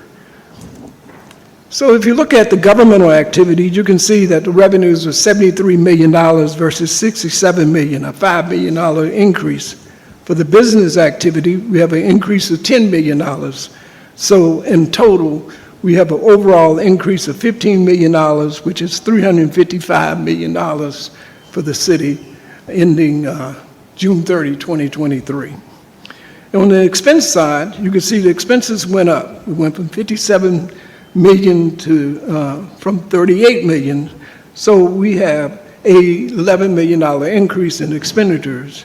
And that main increase in that is related to public safety. You've spent a lot of money in public safety. On the business activity, you can see you have an increase of $9 million. At the year end, those expenses are $78 million versus $69 million.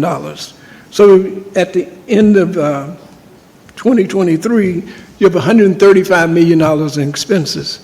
But overall, you have a positive operating results each year. You can see in the governmental fund, changes in net position is $11 million. Changes in net position for the business activity is $7.4 million. And overall, you have an increase of $19.2 million being in operation in 1 year. So you're moving in a good direction. We want to point out something that really took the audit a long time to do, and you'll see this adjustment being reflected in this statement, and that is a prior period adjustment. You can see there's a prior period adjustment of $183,000, reducing the city net assets. On the business activity, there is a $10,110,000 adjustment to net assets. This relates to a contract that you entered into and hired as a recommendation from several auditors, and we made this recommendation last year, that you attain someone to do a physical inventory account of your capital assets. The results of that is there has been an adjustment that needed to be made because there were so much obsolete, fully depreciated assets that needed to be adjusted off or not identified. So those adjustments for the governmental fund was only $183,000. For the business activities, turned out to be $10,110,000. And this adjustment, when they did this analysis, goes back from 1943. So there's stuff on the books that's been on the books a long time that has just not been adjusted and been rolling into your books and records that overstated those amounts, especially on the enterprise fund side. And so we found out about this this contractor probably in July. And when we looked at it, we said we can't go far because we have revised numbers that we just got to look at. So we worked with your finance team, and even though the work was accomplished in fiscal year 2025, they had enough information to share with us to give us a position in terms of what the assets look like at June 30, 2023. So we work with the city finance team to make sure those adjustments are reflected in this audited financial statement. So overall, you can see the impact of that is not significant because the city is still in pretty good financial shape.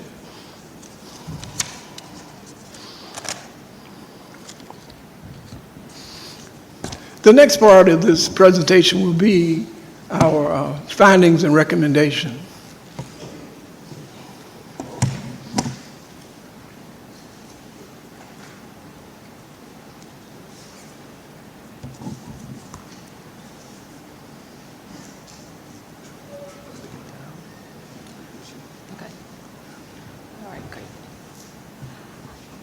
Good evening. My name is Elizabeth Wells, and I'm from Tab and Tab, and my part of the presentation is going to be on findings.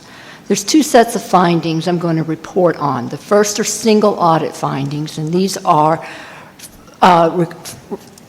findings that are required by the government auditing standards so that we have to report them, and they relate either to financial reporting or they relate directly to the single audit and your grants.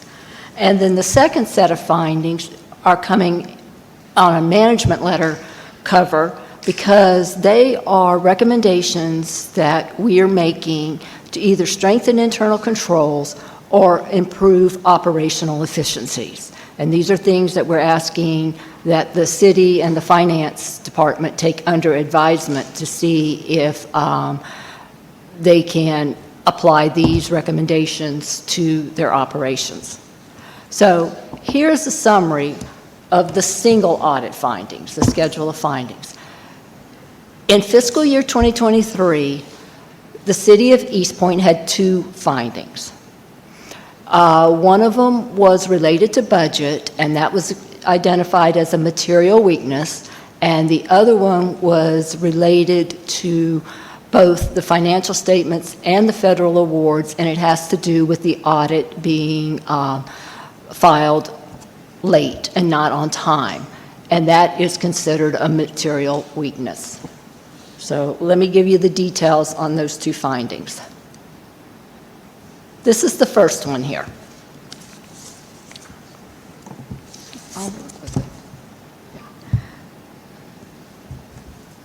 City policies require annual budgets, and it includes amendments to the annual budgets to be approved by the City Council.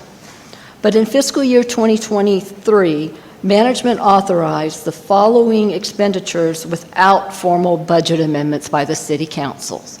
Both of these line items of expenditures were related to the TADs. The first is the Camp Creek Tax Allocation District Fund, and that is $5,521,000, and that has to do with winding down the operations of the Camp Creek TAD, which was paid off in fiscal year 2023.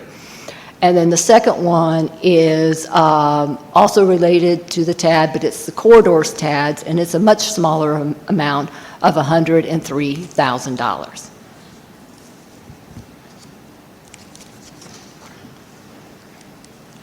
The second one is the annual audit. And the single audit requirements and government auditing standards require that the audits be submitted at least 9 months after the fiscal year end. Excuse me. And in this case, for fiscal year 2023, we are just now getting ready to complete and finalize the audit so that it can be submitted within the next 30 days. So this is what we considered a material weakness. It also applies to, you can see it's a major federal award finding, and it's also a one under financial reporting.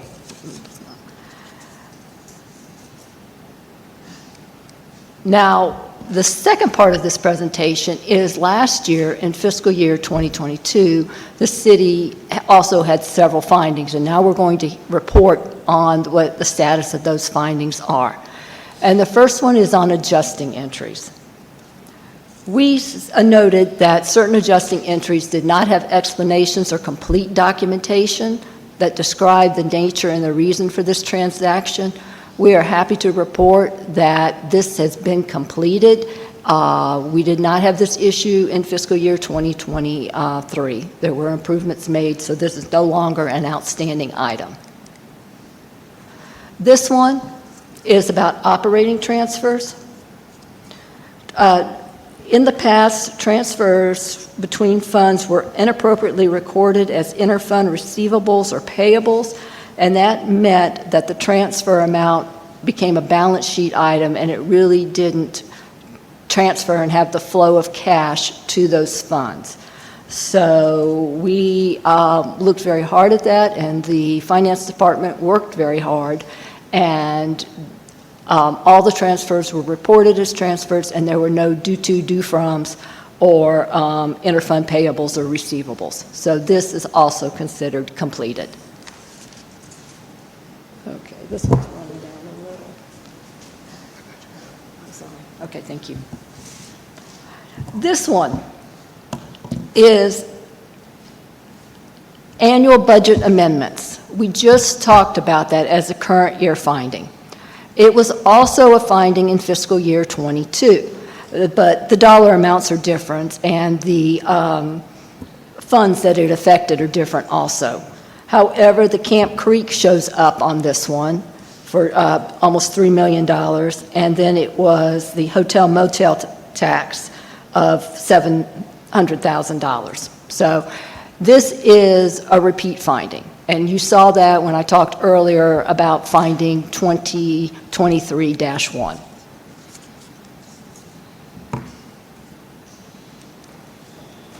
Here we are, capital assets.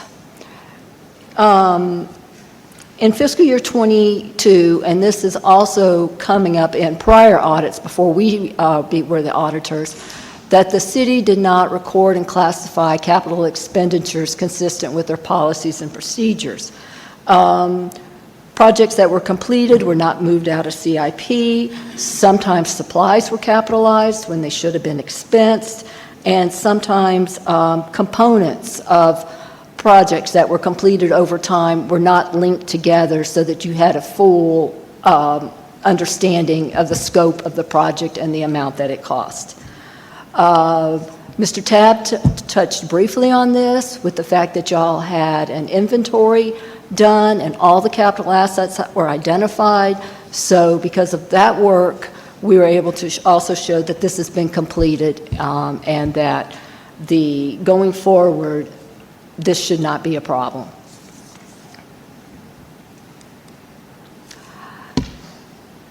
The fifth finding from the prior year was about the cybersecurity attack. And we noted during our audit that there's been a lot of improvements in internal controls, that the recommendations that we outlined here were implemented. So we're considering this completed, and there were no cybersecurity incidences that we saw in fiscal year 23.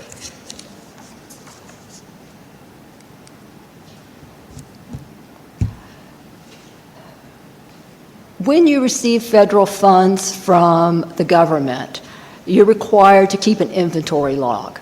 And this finding, and this finding here with the police vehicles, we discovered that the log was not being maintained. So this was real easy to fix and to record those assets on a log, and this is to make certain that all vehicles or assets that you purchase with federal funds can be identified, and they also have disposal requirements if you were to get rid of them. So this is how you track them throughout the year.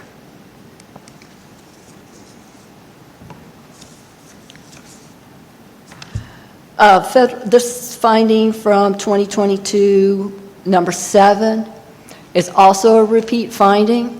It is the one that we talked about, the audits not being done timely. In 2022, it wasn't done timely, but it has been submitted to the Federal Clearinghouse, so we cleared this finding, but we are showing it as a repeat because of the fiscal year 23 audit. This is a finding that was still active in fiscal year '22. It comes from '21. Oh, I'm sorry. It's the same finding. Also, in fiscal year '21, the audits were not completed timely. So that also is rolling forward. This is the second part that I talked about. These are our management letter comments. These are things that we observed during the audit that we think could be weaknesses. And so we wanted to just point them out to you so that you can look at them, review them, and take action if you deem necessary. Okay, the first one addresses something that we've talked about and Mr. Tabb has talked about. The audit for the city for the fiscal year 2023 took 6 months. We received preliminary trial balances in March of 2025. And when we got those balances, there were new funds and accounts that were not linked to the financial statements. The statements were out of balance. Journal entries had not been made, so it was not complete. And during the audit, we made over 100 correcting entries. Part of the reason for this is audits of cities and governments are very, very complicated. The accounting standards require that you present 2 sets of financial statements. One which is a government-wide, which looks like a business and how a business would operate, so that stakeholders have all the information about your capital assets and your debts. And the second set is just the regular ones that y'all are used to seeing on an annual basis where you tie everything to a budget. So that's a complicated thing that requires making journal entries to make certain that things are accrued correctly and that they're reversed from the prior year. Also, it seems like every year we have a new standard that needs to be implemented. 2 years ago, or a year ago, it was leases. This year, it is subscription-based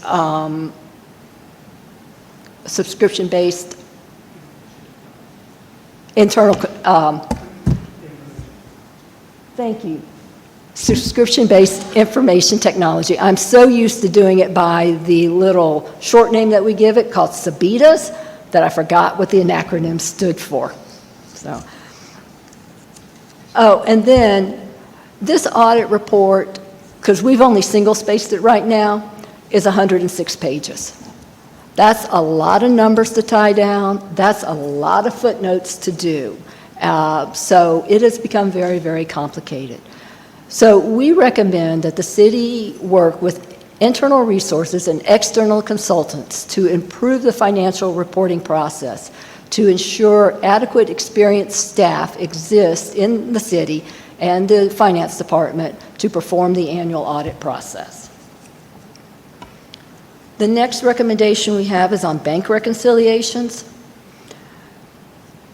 The bank accounts were reconciled as of June 30th, 2023, when we started the audit, but we didn't start the audit until March of we didn't get financial statements until March 2025. We recommend that the reconciliations be completed timely within the reporting period, closer to the end of the time frame, so that discovery of discrepancies can be noted in the financial reporting. We also have another finding related to cash, and this is pooled cash. That is your large main cash account that all the funds use, and then they each have a share of that money. So in fiscal year 2023, the pooled cash account was used as a clearing account to record general ledger transactions, and this is outside what the regular cash management module does, where it just records receipts and disbursements. So this allowed non-cash transactions to be entered as journal entries, which affected the cash balances of the funds and the equity that they had in the pool.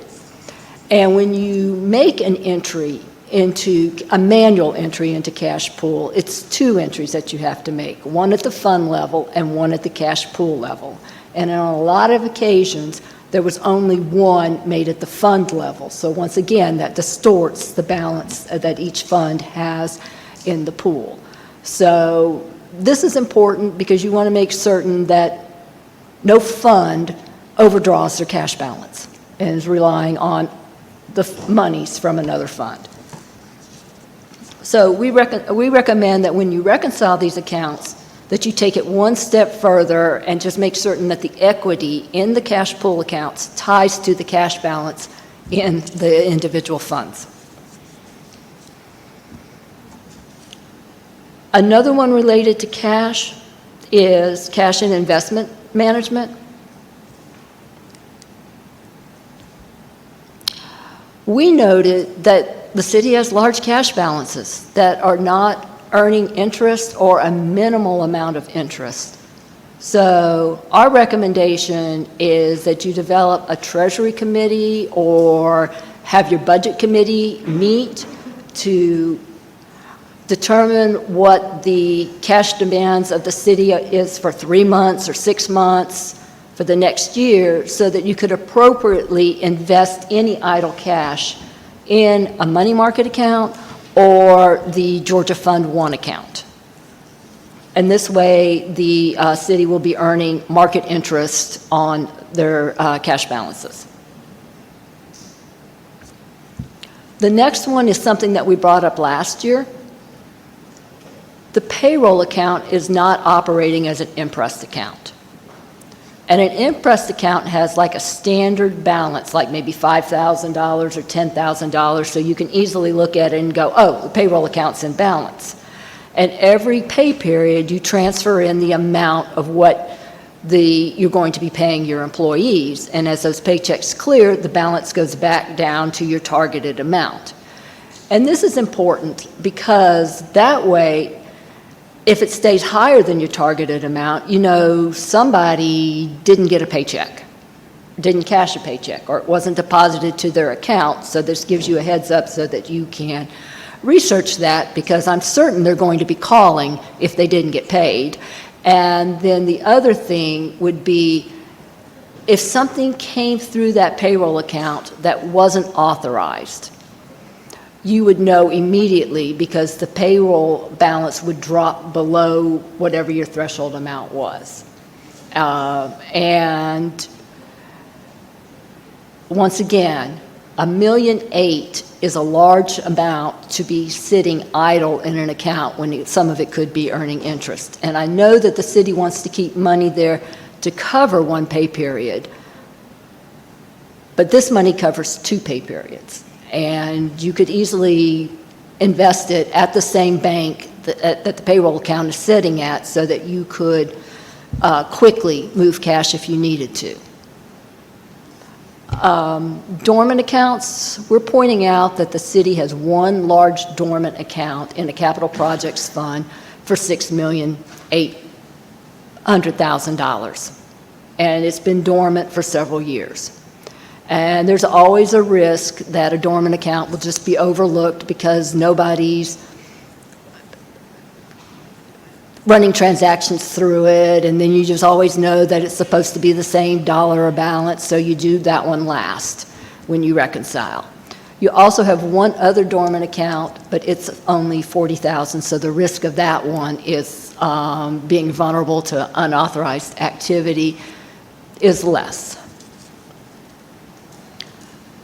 The last one on the page has to deal with accounts receivable.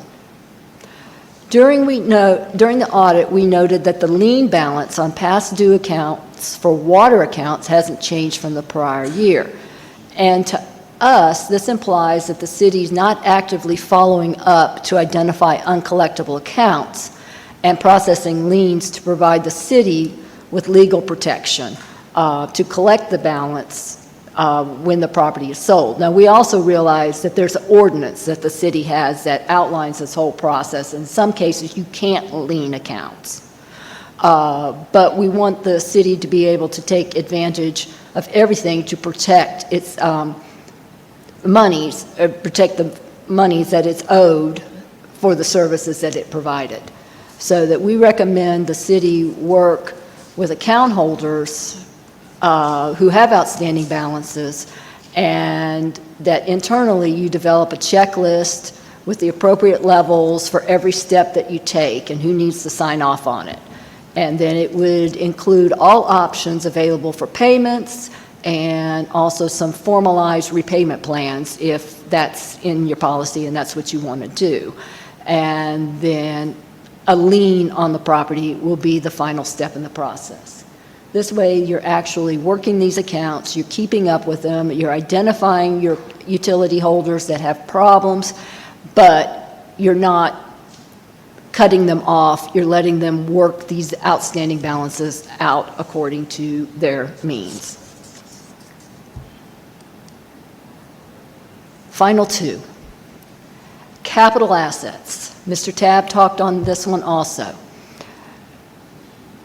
The inventory specialist that the city contracted with issued a report in August of 2025, and they noted that 66% of the capital assets were identified and recorded correctly on the BS&A capital asset module. However, 25% of the capital assets dating from as far back as 2003 were identified as surplus, and they should be researched and deleted from the BS&A capital module, which we did some of that with our adjusting entry, our prior period adjustment. And also, there were 9% of the capital assets that looked like they were recently purchased from their date, and they just needed to be updated to the BS&A capital asset module, and to make certain that there's a connectivity, that when those expenses are processed, that they're automatically done, so it's not a manual process. And we recommend that the city just keep up reviewing this, research, confirm the surplus assets that need to be written off of, and make certain that the new ones are put on the books, and that they continue to have inventory audits. And the last one is a disputed liability with Fulton County, Georgia. The city's contracted with Fulton County to provide water treatment services for the cities, for the city's residents, and these services are about $500,000 a year. And there's been disputes in the rates charged by the county, and so the city has just not paid for these services over 20 years. And the current amount recorded that's owed to the county is $13,600,000. Because this is a disputed liability, it has been reclassified in the Water and Sewage Fund as a non-current liability. It's a large liability, and we recommend that the city continue its discussions with the county and formalize a repayment plan. There has been some discussion that the city will pay the regular operating and maintenance, and then they will have to start reviewing what has been charged to them for capital improvements. I think that seems to be the larger item that is holding up this issue.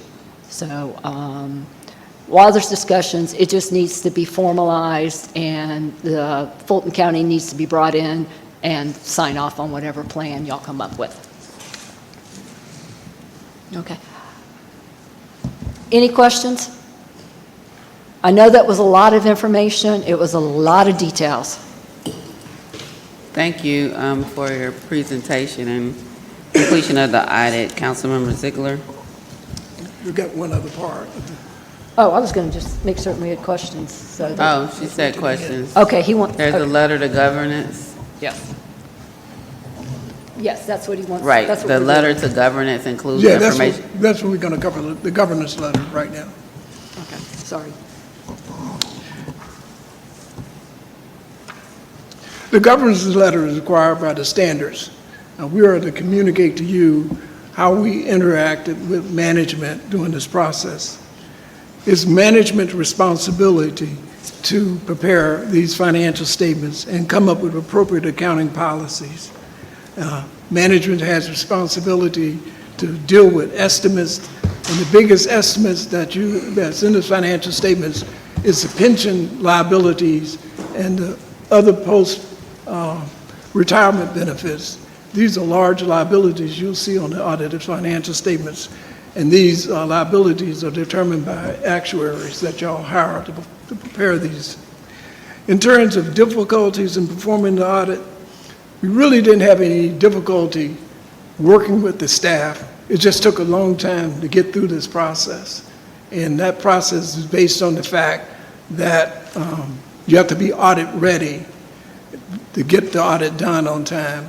And it's like in engineering, it's a critical path that to make sure everything get done, everyone has to make sure that the books are closed out and the records are updated, and they can respond timely to our requests.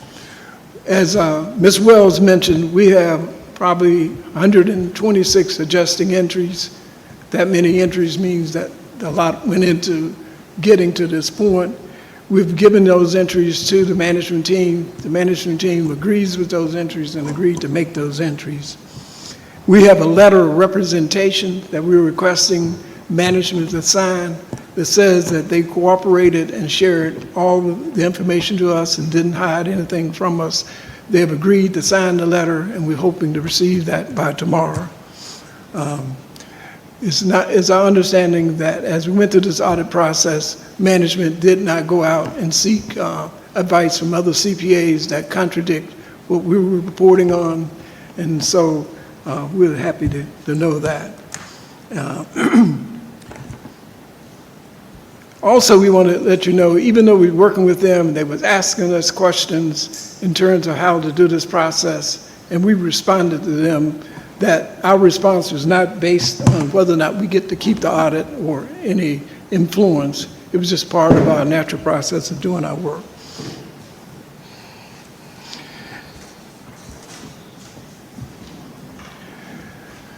In the audit report, there's several reports that has to go out. There's supplemental information that is required by the government accounting standards. We've given an opinion on that. And there's also reports that has to go to the state of Georgia, specifically relating to your T-SPLOSH funds. And that report is attached as the last page of the annual audit report. We want to say that this report is information for the mayor and the city council and the management and is not intended for any other use other than for your use. We want to thank you for allowing us to be your auditors, and I would say it was a pleasure. It was a pleasure, but it was a lot of hard work for us. Thank you. Councilmember Butler and Councilmember Mitchell. Yes, first of all, thank you for the audit. I have a couple of questions, and I'll save some for my colleagues. I do have a concern about this disputed liability with Fulton County. So it looks like, could you go into a little bit more detail about the county charged us approximately $500,000, but 20 years ago, and now it's $13 million. Is this an ongoing expense, or is this interest? Let me tell you, when we started out, we couldn't believe it ourselves. In other words, we're looking at this number. When we start, this is not last year. We brought this to your attention last year also, and probably year before last. But on the books, Fulton County is billing y'all $500,000 a month. Say it again? $500,000 a month. Fulton County is billing us $500,000 a month. A month. And it's been going on over 12 years. And the thing is, the accounts payable department is recording this, and it's not being paid. It's accumulated to be $13 million now, right? Yeah, I'm sorry. It's about $500,000 a year, $50,000 a month, and it's accumulated to be $13 million, right? And so we're recommending, and we've talked to finance team, we also talked to people in the water department, and they say they're on negotiating with this, and they're going to come up with a way of paying the current charges. But the city's not even paying the current charges, right? The dispute goes back a long time ago based on a construction project in terms where the city of East Point and Fulton County didn't agree on what the cost of that is and the rate to be charged. So based on that, nothing got paid. But they still charge you each month for those services, the current services, plus the service of the constructing this plant. So you got this cost out here that need to be dealt with. We asked the attorneys in attorney letters to give a response on it. And our only thing we can say is, based on the response we received from the attorneys and from management, we have to keep that liability on the books. So it's something that need to be addressed. When will you expect to have the 2024 audit? Repeat that again. When will you expect to have the 2024 audit complete? Are you working on it 2024?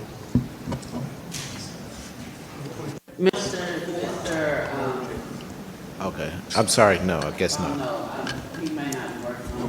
No, we'll. Yes, about the 24 audit. Oh, 24. We're not assigned as auditors for the 24 audit. Come back, the question still is on the floor. When do we expect it to be done? It's from Mr. Golden. Yes, ma'am. We started the 2024 audit. Hopefully, we are trying to get it done before the year's end. Marlin and Jenkins is our new auditors for I can't 2024. hear you. Can you speak? I'm sorry. Marlin and Jenkins is our new auditors for 2024. We started, however, we have to finish this. We're hoping to have it done by the end of the year, by December. Are they the people that are going to do the 2025 audit too? Correct.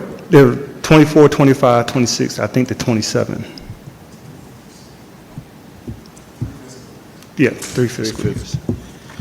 I have another question too about the dormant account. It's my understanding that the $6,842,898 has something to do with hotel motel tax.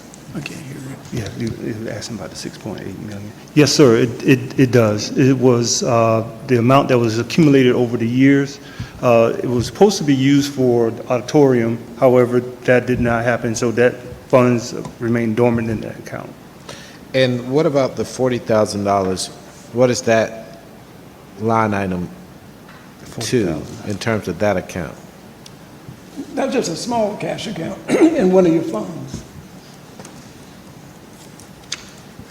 Thank you very much. Just noticed there was no activity. It's just an account. There's an account on your books with no activity. Please speak into the mic so that people can hear you. Okay, excuse me. Thank you. Thank you. I'm fine. I yield. Okay. Yes, thank you for your presentation. So I had a question about our capital assets. So when you guys did an audit of our capital assets, correct? And when you received those results, had you already started on the 2023 audit?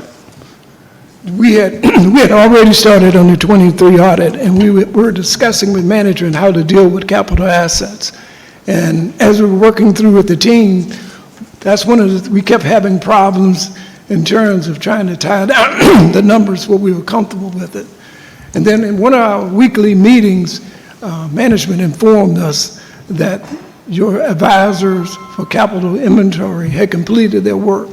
So we insisted that we had to get a copy of that report to augment our work that we had performed. And when we looked at the report, we saw that this is something we just have to go into more detail with. The team, one of the team members of your finance team had already started dealing with this and has started adjusting the BSA records and making those adjustments. So we agreed with them that these adjustments needed to be made because if you look at the assets on that list, it went back a long time ago and it was fully depreciated. They were not being used and it was obsolete. And the only way that the financial statements could get to a point where you'll be comfortable with those capital assets, we had to extend our work to make sure those adjustments reflected in the audited financial statements. I guess that was going to be my next question. So once you received the results of the audit, how did that affect the findings for 2023? Is it complete? I see, I think if I have this correct, 25% of the assets still need to be deleted. I think you deleted some of them. No, everything they identified that needed to be deleted was deleted. Okay. So after you completed the audit of the assets, how did that affect it? And is there anything else that needs to be adjusted? Based on the work performed as of 2023, we worked and adjusted the books of 2023. Now, if there are some, let me tell you, one of the issues that the advisor determined that you have a capitalization policy of $5,000. And so if you purchase something less than $5,000, it should be booked as an expenditure. So if you record this thing for $1,200 as a capital asset, it overstates your capital assets. So in our management letter comment, Ms. Wells pointed out that this should be an ongoing process of making sure you evaluate what is being charged to capital assets and make sure that the proper items are listed in that. So there's work always to be done with capital assets. Okay, thank you, sir. Yes, thank you. In terms of expenses, this is page 9. You stated that there was an increase in expenses by about $11 million over fiscal year 2022. And I think that the words that you used were the majority of that was in public safety. What would you consider to be the majority? Is that 51%, 60%, 70%, 90%? Can you give us an idea, either percentage or number-wise? Well, I'll just go to the page.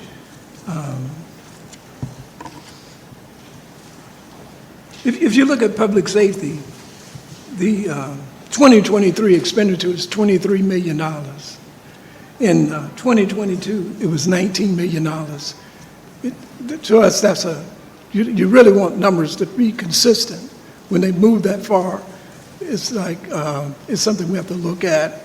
It's something we have to look at and consider, and then let's justify to us the explanation of, of that expenditure. So what happened was y'all received ARPA funds that funded that.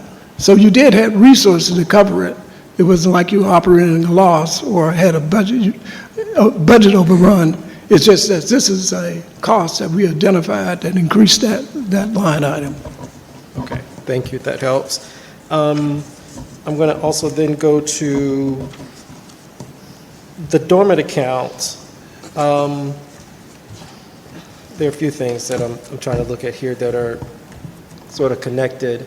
We've got this dispute with the county, and we've got, it seems that there were large cash balances that were not invested or earning interest. That was a statement under cash and investment management.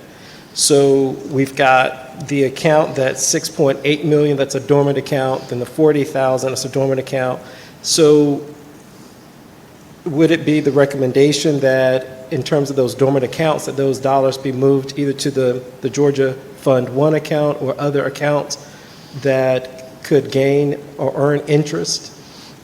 We totally recommend that. We audit other municipalities, and the Georgia One Fund is really giving governments a lot of interest income at this time. It's just something I think you should consider in terms of making sure there's other additional resources that the city can get since you have so much cash available. And speaking of that, our payroll account, so we just got $1.8 million sitting in the payroll account? Well, that's a different issue, but that's a true statement. Correct. You have two payroll accounts. When we brought this comment up last year, I think there was a disagreement by management in terms of whether or not you should use the Impress account. So the solution was to split the cash account and put it in the pool account and create and keep a payroll account. We still had the same situation, except that we got idle cash in the pool account, and then we got this large amount of cash in the actual payroll account. So we just know that from experience, and you probably all experienced this too, is that payroll accounts are very vulnerable.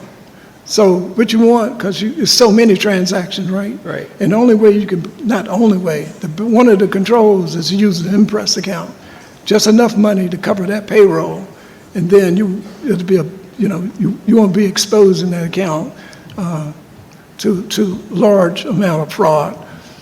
That's the note that I wrote. I was like, is it your recommendation that that would be ripe for fraud or some type of nefarious activities because it is such a large amount? Right. And the thing is, you got to worry about, and just my experience, been doing this a long time. It could be the person at the bank. You got a cash account that has no activity, right? And with that kind of cash, and you're late reconciling your bank accounts, it'll be a while before you can discover that. So an Impress account would be a good thing to do. The other thing that I heard is that there were some journal entries. I think Ms. Wells mentioned this, that statements were out of balance and journal entries not completed. And this could be a question of Mr. Golden. Is that just a lack of manpower to do that, or what would sort of be the reason or cause for those things? Well, one part of it is timing. 2023 was in 2023, and we were adjusting those accounts to get the financial statements ready. Yeah, that's one. And then two, yes, when we had the capital assets inventory, we had to adjust those capital assets as well. So those related to journal entries that needed to be made in regards to capital assets. There were a lot of entries there, but for the most part, when you're audit ready, you already have those journal entries already completed. Okay, I'll ask maybe this way. If you had more personnel, would we be able to adequately address the journal entries that were not completed and the statements that were out of balance? Yes. Okay, and the reason that I asked the question is because when we receive the budget, finance compiles the budget. I don't know if I saw positions in there for finance. So if you're saying yes, more people would help, but do you also back that up by asking this body that approves the budget for more people to be able to do this? Yes.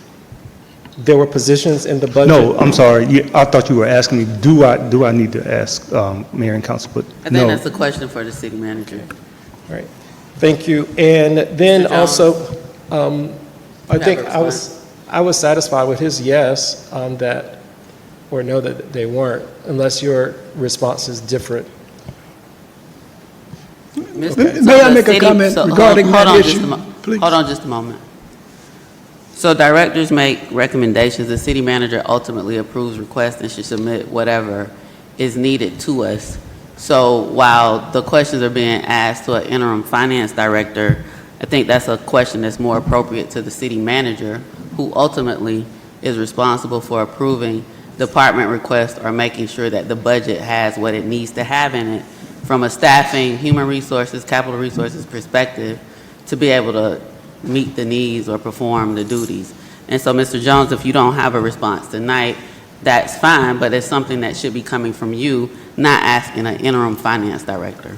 Madam Mayor, I agree with that assessment. The reason that I was satisfied with Mr. Golden's response is because I do also realize that our city manager had just come on board in March, and I think the budget was already sort of down the road, and I would think that the interim finance director would have a better understanding of what was in the budget. And these seem to be duties that would be within the Department of Finance, correct? Yes, they would. Okay. Mr. Golden, you also stated that it is hoped that the 2024 audit will be completed by the end of the year, right? Correct. Okay, and I think Ms. Wells had stated that one of the findings is that it was taking us too long for us to do our audit. So is there an active schedule? And your word was hope. We hope that it will be completed. So how are we managing against that? Good question.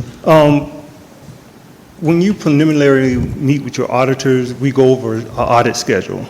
When things are due, with us finishing 2023, even though we started the audit, some of those activities required our auditors to review the work of our prior auditors in order to get an understanding of certain aspects of the prior audit, and to also assess risk. And with that, they didn't then build out a schedule in order for us to meet a deadline. Okay, and so with where we are today with this report from the presentation from Tab and Tab, you feel that we could have 24 completed by the end of the year? Yes. Okay. And I think that those are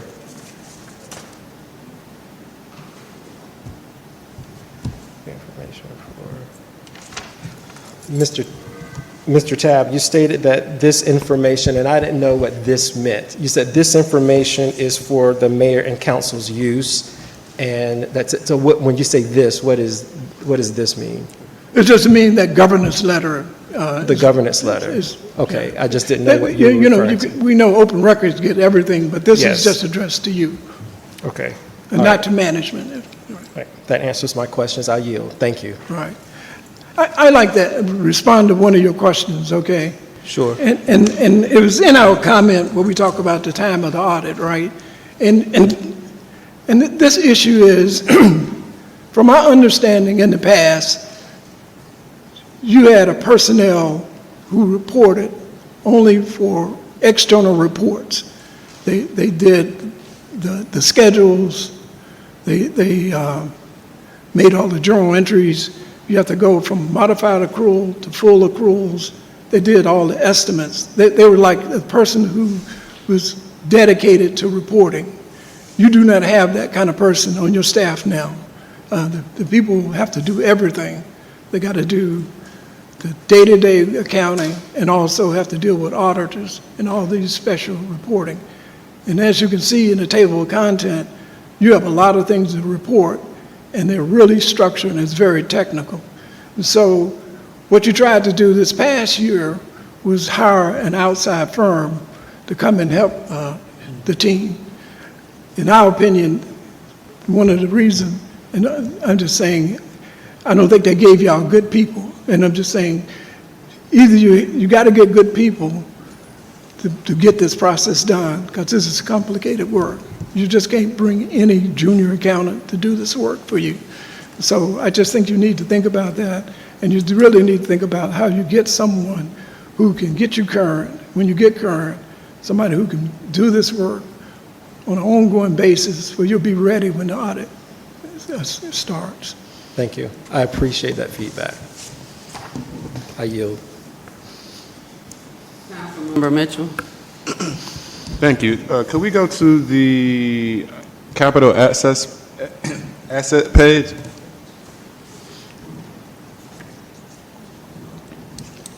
So number 2, when it says 25% of capital assets dating back to 2003, do you see that? Number Yeah, 2? I remember that, yes. Okay, so is that something that still needs to be done? I guess it's the question. So I'll let Mr. Goldman answer. Okay, I'll answer it. Based on the work we did and the work provided to us and the adjusting entries been made by the finance team, those items have been written off. And so that's why you have this adjustment of prior period adjustment. In other words, when the advisors gave us this list, they gave us a list and said, these are assets we actually can identify. These assets are obsolete and need to be taken off your books. The staff who worked on this project identified those assets, updated the detailed fixed asset records, capital asset records, and the listing only include assets that was identified by the advisor that you hired. So you're saying it's already taken off of the book and it's not, so I get a little confused when it says researched. So we still need to, they said should be researched and deleted. So it's still something we have to look into? Okay. Councilmember Mitchell, thank you for pointing that out. When the comment was written, I was under the impression we had a hard stop date of June 30th, 2023. Okay. So, but Mr. Tabb has just explained that because you already knew at 2025 that those assets were obsolete and needed to be disposed or retired or expensed, the date was determined to be within that 2023 period, so that it was taken care of. So it's already been I done. wrote this wrong, or I missed it in Okay, the edit. cool, So cool. I will correct that. No, thank you. Thank you for the Yeah, clarification. thank you for just pointing that out. I thought there was still more work to be done on that. Yes, ma'am, thank you. I yield. Councilmember. I think Councilmember Ziegler was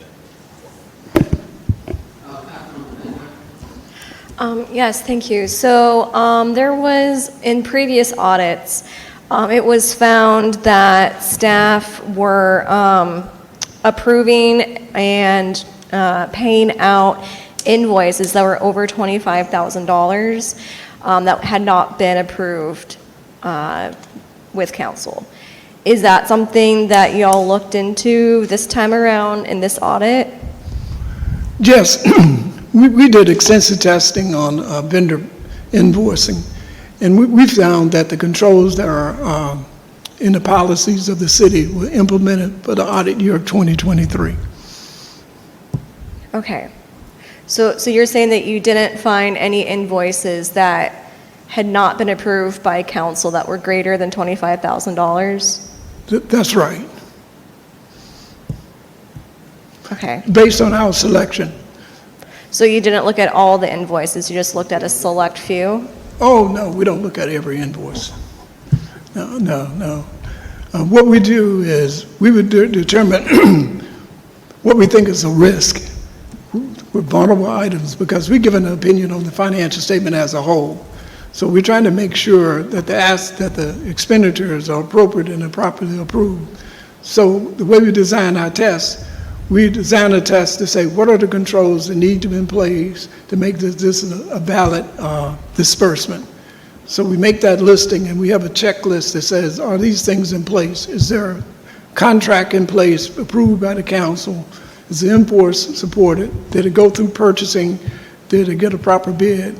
So we check off these things, and based on the selection we made, we said that the controls are effective as it relates to purchases. Okay.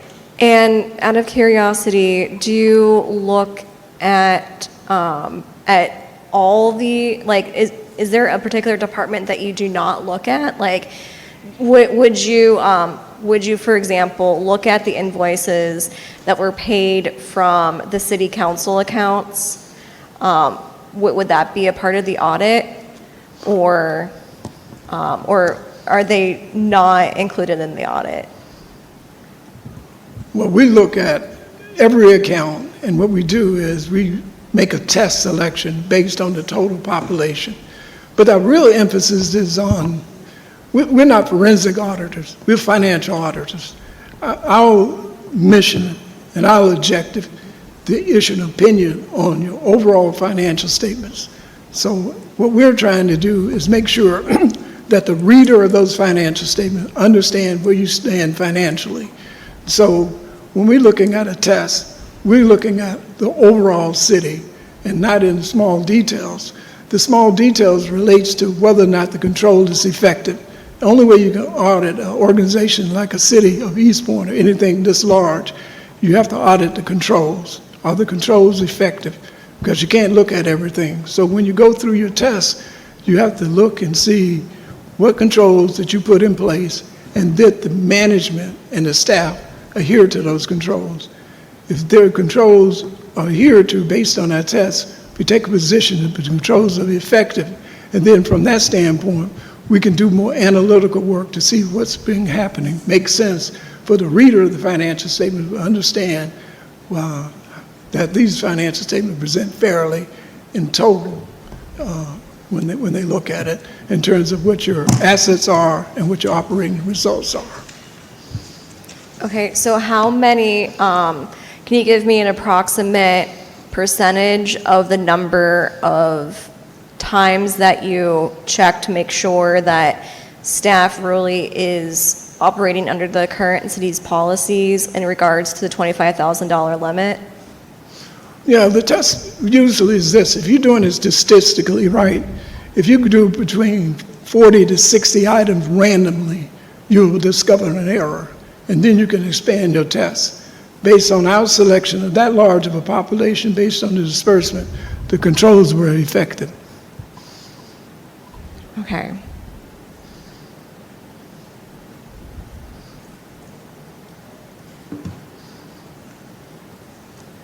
Okay, thank you. Yeah, thanks for the presentation. Just one, I guess, sort of comment. I've asked for almost 2 years about the roughly $7 million that had been put aside for the auditorium at one point. I've never heard this explanation. Sorry, you can't hear me? So I've been asking for almost 2 years about the $7 million roughly that was budgeted at one time for the auditorium. I've never heard that this is where it's sitting, so good to solve that mystery. And then a question about the disputed liability with Fulton County, and I don't know who can answer the question. And if it was already answered, forgive me, but I don't think I heard it. What is the nature of the dispute? Are we in court, or what? I mean, if we haven't paid it for 20 years and they expect us to pay it, what is the nature of the dispute? I mean, how is that dispute manifesting? Does that make sense? Yes. With this dispute, I mean, it relates to water and sewer. However, this is something that the city attorney, prior to our current city attorney, there've been disputes in talks with Fulton County in order to determine whether or not we can settle on the cost of those sewer-related costs relating to construction. And I guess with our water and sewer, maybe the director can speak more to it than I could, but those costs had increased, right? So we do, from what I understand, we do pay the O&M part of it, but there is a capital portion of it that's the dispute part. We can have Ms. Echeverria. That's up to Mr. Jones. I'm I'm not sure if sorry. he wants to be responsive on this. He wasn't Okay. responsive on the other, but.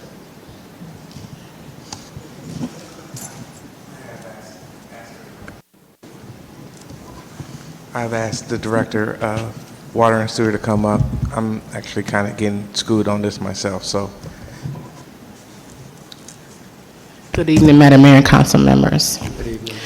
Okay, so our wastewater is treated by the City of Atlanta and Fulton County. Fulton County treats our wastewater of all of our sewer lines and manholes in the Camp Creek region and area. The City of East Point signed a 50-year wastewater agreement with Fulton County that expired in 2008. At that time, we were paying a O&M rate of $1.33. When that contract expired and Fulton County and East Point tried to negotiate new terms, they wanted to go from a rate of that $1.66, because that was the new rate in 2008, to over $5 per 1,000 gallons, and it's just not a feasible number. How they are arriving at that rate is, in addition to just paying them to treat our wastewater, they want to also charge the City of East Point to make enhancements and capital improvements to that wastewater treatment facility. In terms of me, I became the interim water and sewer director in 2017, and since then, we've had multiple city attorneys and multiple city managers. So even with Laren coming on board, I was able to bring her on board, provide that contractual information to her. And again, I'm not disputing that we owe them for treating the wastewater, but making improvements to something that we do not own, nor do we benefit from, that's what the issue is. So we've been in litigation for over 20 years, and we do not currently have an existing contractual obligation with Fulton County.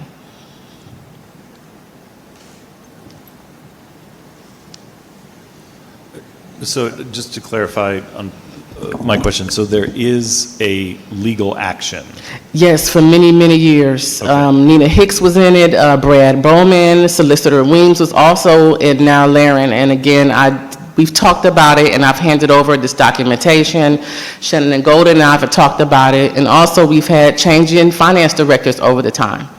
So at one point in time, we discussed setting aside money and funds just in case. There is an agreement, but we do not have an agreement, and the charges that they're trying to, that's what the issue is. They want us to pay for the enhancements and capital improvements of the plant facility that they have. Thank you. Cummings? Thank you, Madam Mayor, and that was the question that I had, just to get some more clarification, because I always thought that we were, I know this was for water treatment, and I thought that we were kind of like a one-house, like a one-stop shop, that we took care of all of our water treatment and everything here, but just from the explanation that you have, that you just presented before us, and now I have a better understanding why we are at the $13 million. So the question is this, I know, so we've not made any, so no payment has been made at all in the 20 years? Or there's an O&M?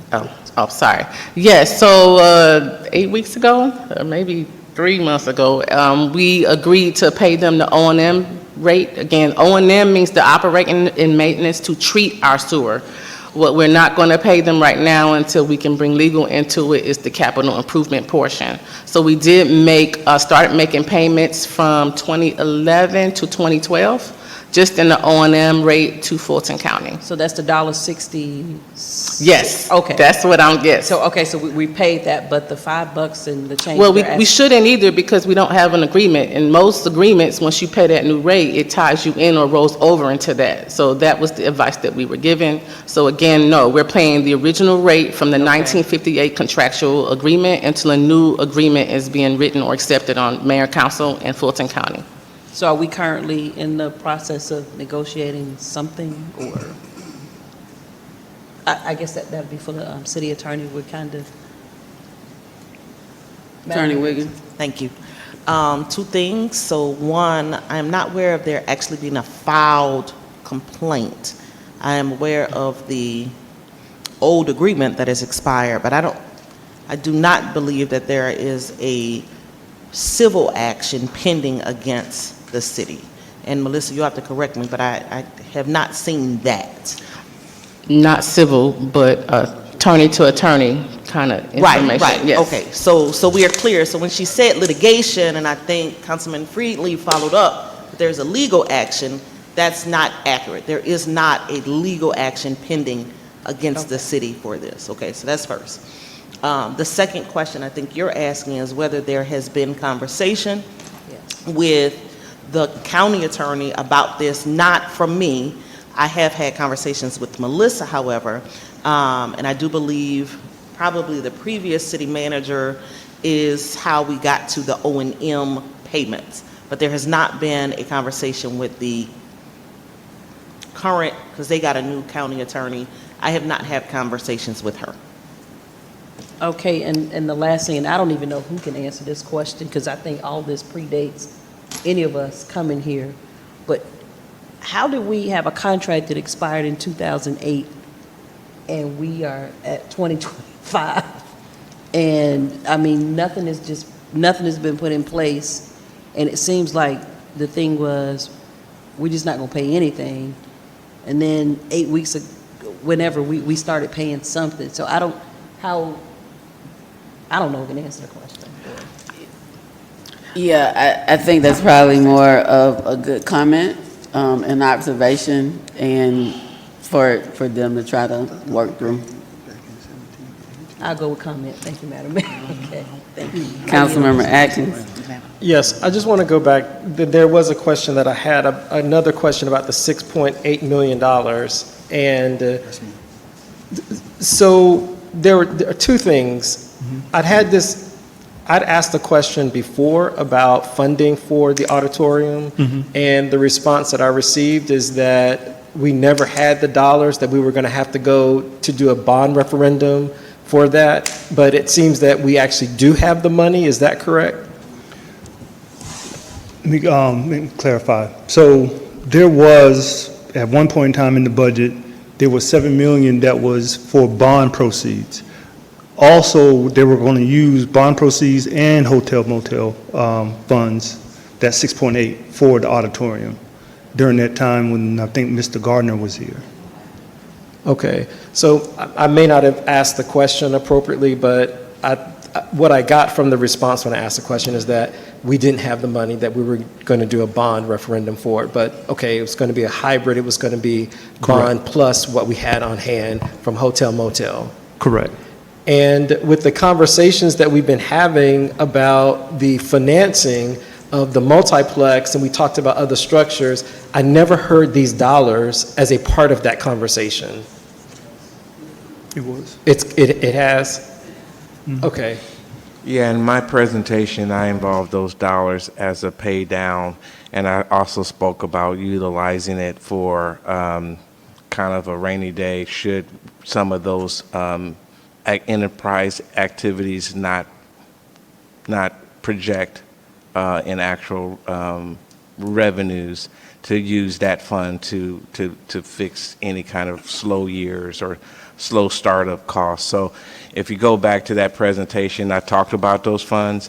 I think there was also some conversation on the legality of using those funds in the way that I was presenting that needed some more research, but those funds were at least part of the discussion. Thank you. When you said rainy day, it jogged my memory, and I do remember that, so I'll stand corrected, and I appreciate that. So thank you so much. I yield. Councilmember Mitchell? Councilmember Martin? Yes, and I just wanted to add to the conversation. When I previously served on council, it was my motion to put a portion of the hotel motel funds in a separate account for the reconstruction of the auditorium. Also, prior to that, when Ms. Elias was here, she gave us a presentation when we first came upon council in regards to the development of the city hall and also the auditorium. So there have been previous discussions about those monies. Thank you.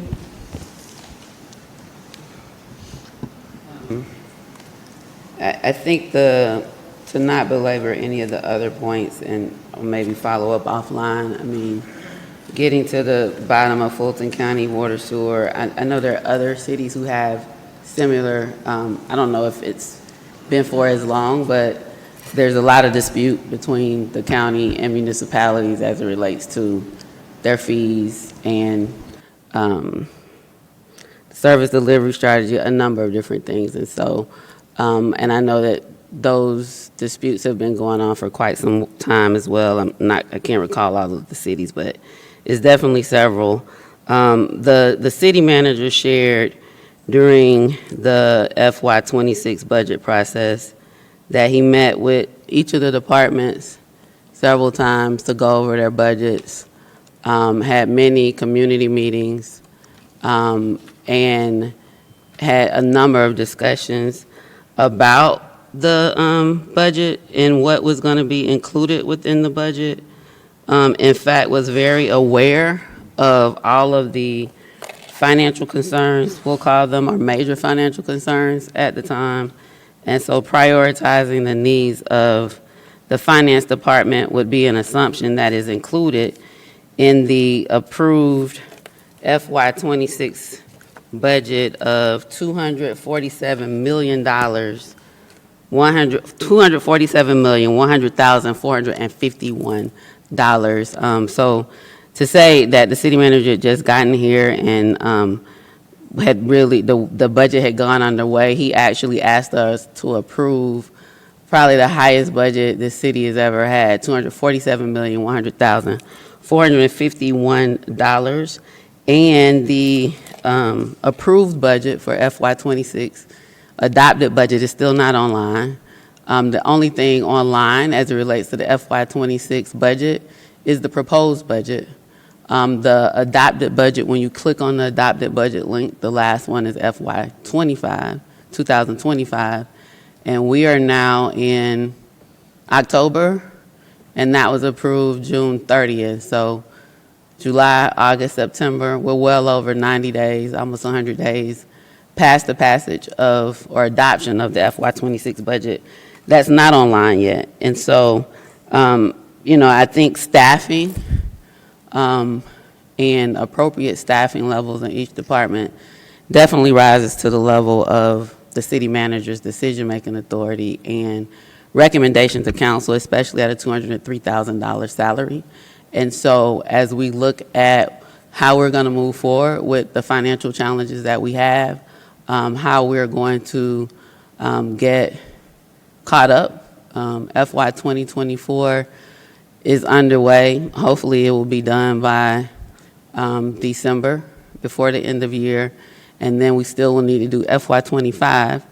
And I was just reading something, I think it may have been in your audit presentation, where it said that the budget should be adopted, or maybe it was in the statements made by the other presenter, within 9 months of audit year close. I know generally they say by the end of the 6 months, which would be December.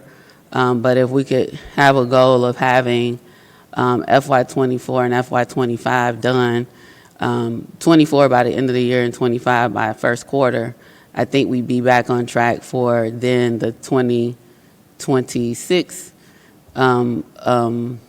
audit that would be need to be completed by the end of December. And so prioritizing financial staffing, financial responsibility, financial auditing, reconciliations, and all those things definitely has to be a top priority, and ultimately rest with the city manager. We have an interim finance director who, has been doing the job of many people, because there's been a lot of staff that has left within that department, or for whatever reasons, we have several vacant positions, and had engaged Plant Moran to provide additional financial consulting support. But if I heard Mr. Tabb correctly tonight, maybe that support that we received could have been a little bit better, or maybe we should have specified a different scope of work.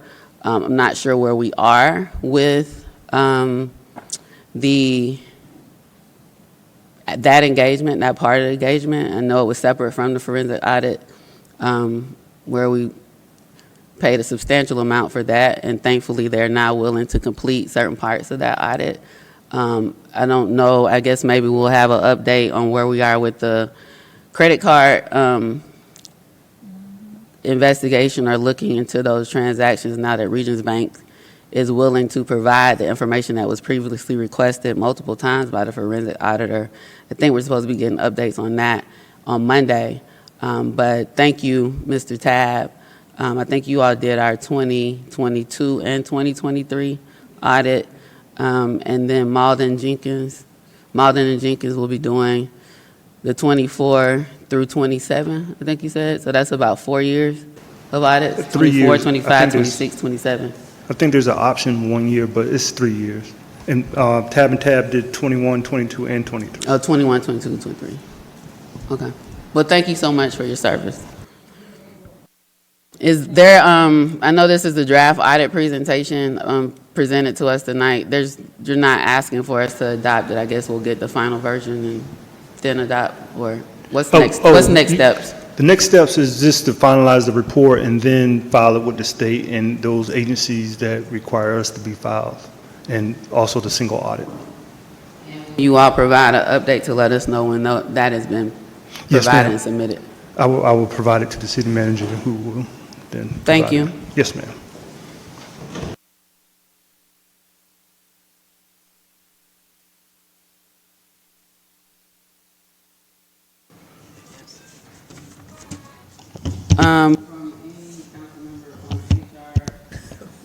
City Council, HR Committee, or Budget and Finance, Councilmember Yeah. Cummings.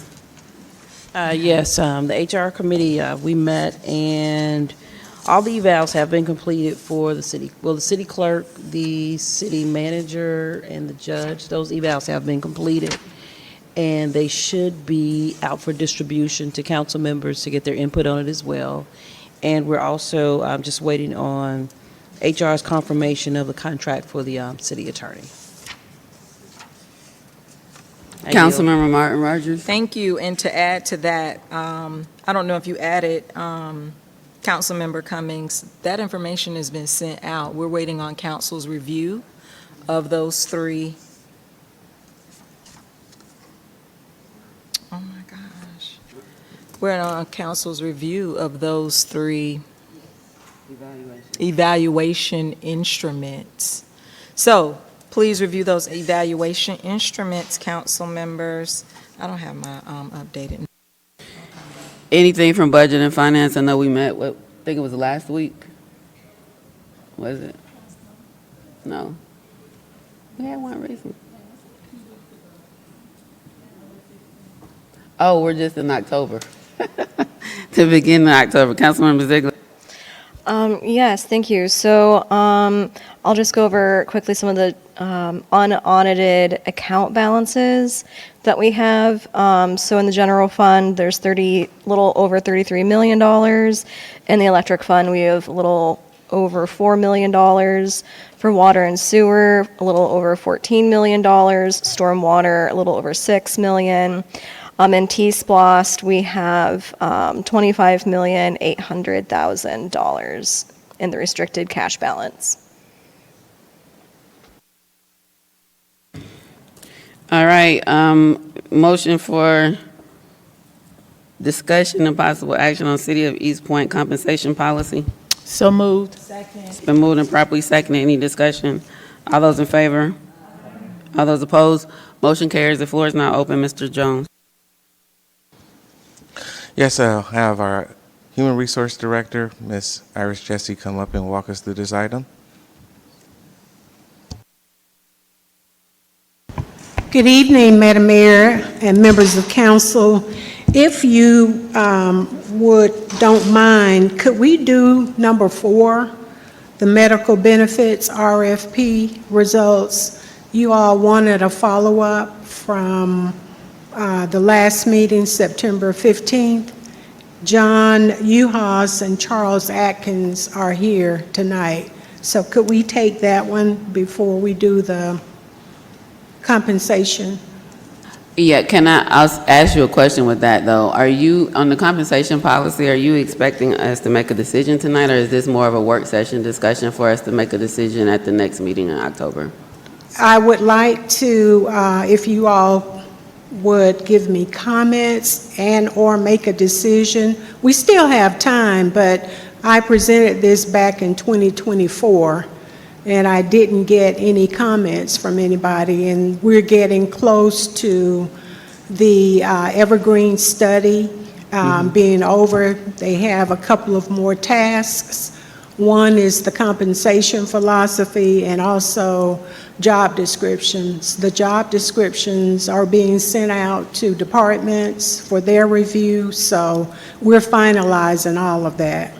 So there's no hurry. So we could put this on the October 13th, the work session next Yes, ma'am. Monday, with the understanding that it's been shared and you'll be asking for us for input? Yes, ma'am. Does council want to do that? I'm not sure if we're all ready to discuss that tonight. You don't want to do that?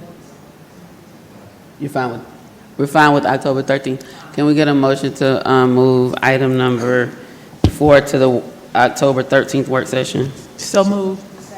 It's been moved and properly seconded. Any discussion? All those in favor? All those opposed?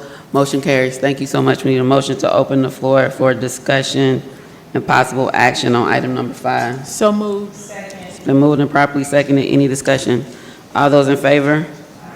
All those opposed? Motion carries. The floor is open. Ms. Jessie. You ready? Yes, Madam Mayor, I am going to ask Charles Atkins and John Uhas with Benalytics to come forward and provide you with the additional information you requested. As you all know, we have had some transition from last year's medical provider because Humana got out of the business. We were pleased with Humana. The employees were pleased with it, but they stopped providing group insurance. So that is why we had to go out last year and Aetna was the preferred provider. This year, as they presented last meeting, Aetna and some others provided some quotes, and John is going to give you an update on that information. Thank you.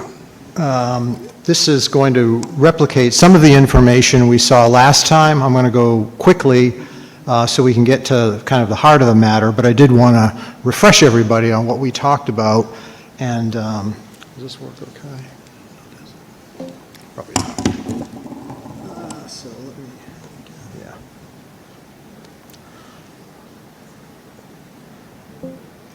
There we go. So the first page of this presentation, just real quick, all of these are your renewal programs. Everything is already done and completed with the exception of the last one, the medical, which is what we're here to talk about and hopefully finalize tonight. Charles, you want to go ahead? This is a quick history, and this is a new slide we added because there were questions asked at our last presentation regarding movement between new carriers, things like that. So we put together this to give you a quick snapshot. When Benalytics came on board with the city back in 2018, we had Kaiser. That was moved because of the nature of the HMO program wasn't satisfactory and the pricing was going up considerably. Cigna became the provider from 2018 to 2021. There was a significant savings, well, 100,000 plus, and we held the contributions for the employees. Humana was brought on as a result of Cigna's narrow network, which was basically a compression of available doctors and providers, and it wasn't satisfactory to meet the needs of the city's employees. So we did a marketing RFP assessment. There was a cost increase with Cigna at the time. Humana was the selected vendor, and if you recall, that was a good news meeting where we had savings of $1.4 million. And Humana, with those savings, we were actually able to set up a subsidy for first responders, family and employee plus spouse, as well as other employees. The first responders were a problem area for retention for the city, and we were able to subsidize some of their rates to help you attract and retain those key people. Unfortunately, Humana exited the commercial medical market in 2024, so therefore we had to go to market again. So Aetna was the selected vendor at that time. Through that RFP process, we saved $377,000. The rates were held, and if you've noticed in that employee contribution column, they've been held consistently all along, which is unusual. Most cities want to pass a little bit of those contributions higher, but you've done a great job. You have a very favorable plan, and the contributions have been held over the years. So the Aetna is in the final year of their contract, and when we put in the Aetna plan, we negotiated a second-year renewal cap. So that's what we're under this year. The experience deteriorated in your program, and this was a result of claims. We've got one chart, which I'll show you coming up. But the bottom line is, because we had that second-year cap, we were able to protect the city to a maximum of a 14.3% increase this year, which is what we're under now. So as a result, we knew the renewal was going to be big this coming year because of the experience. That's why we took it to market again. So as much as we hate to move carriers, everybody does, it is a necessity sometimes, and in the past history, we've had very good success on financial savings. So this is a quick snapshot of the last few years. Humana, you can see the claims experience was favorable, so the loss ratios were tolerable, and it changed with Aetna. The price went down with Aetna, but the claims went way up, unexpectedly higher than we would normally see, which again is a reflection, unfortunately, of an aging workforce, some high-cost claims, and medical costs and pharmacy costs, which you see in the headlines every day. Things are going through the roof in those areas. So the last line there shows in red, and that's just for the first 4 months of this year. So we're already at 110% loss ratio for the first part of this year. This was a quick snapshot that we saw last time, where this simply gives you a perspective of some of the high-cost claims that are in your group, and you can see the types of disabling conditions and disabilities that the employee population has, as well as dependents. And some of these, again, could be, things related to a newborn infant, other type of dependent illnesses, as well as employees. But there's a very large percentage of your cost drivers on a very small percentage of the workforce population. That's not untypical with municipal groups. Again, your workforce age tends to be a little bit older, and there's the nature of the public sector groups in general. So the RFP results, go ahead, Charles. We took it to market. We reviewed the 4 major carriers. There's really only 4 in the market, with the exception of the Kaiser as an HMO product. We look very carefully at 2 points, and we talked about this last time, so I won't go into great detail, but we look at the access. Does your workforce have access to the specialists they need? And will a change cause disruption?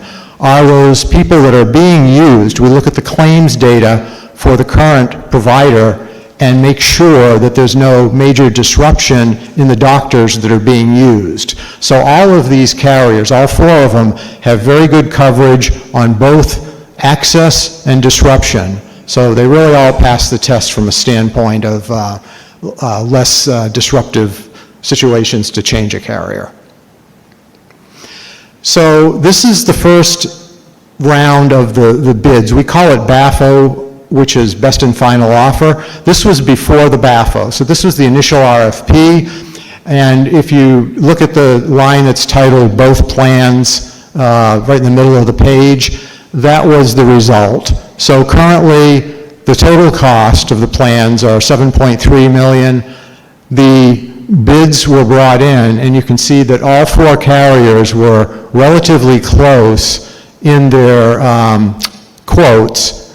So the increase from the current plan year under the Aetna, if you stay with Aetna, it was a 38.5% increase. Under United Healthcare, it was a 25% increase. Cigna, 25.9%, and Anthem, 23.9%. So again, very close, with the exception Aetna being higher, which is unfortunate because they're your incumbent carrier. But the lowest cost on the pre-BAFO was Anthem, just by a small margin, and then to stay with Aetna, it was a considerable expense. We also looked at, when we evaluate these offers, we want to make sure that we have a rate guarantee or at least a rate cap in the second year. Health plans are typically only guaranteed for year to year, but we always try to negotiate some type of cap in that second year. We look at other criteria as well. So Aetna did not offer, the incumbent carrier did not offer a second year cap. United Healthcare didn't confirm. Cigna and Anthem did offer a second year cap.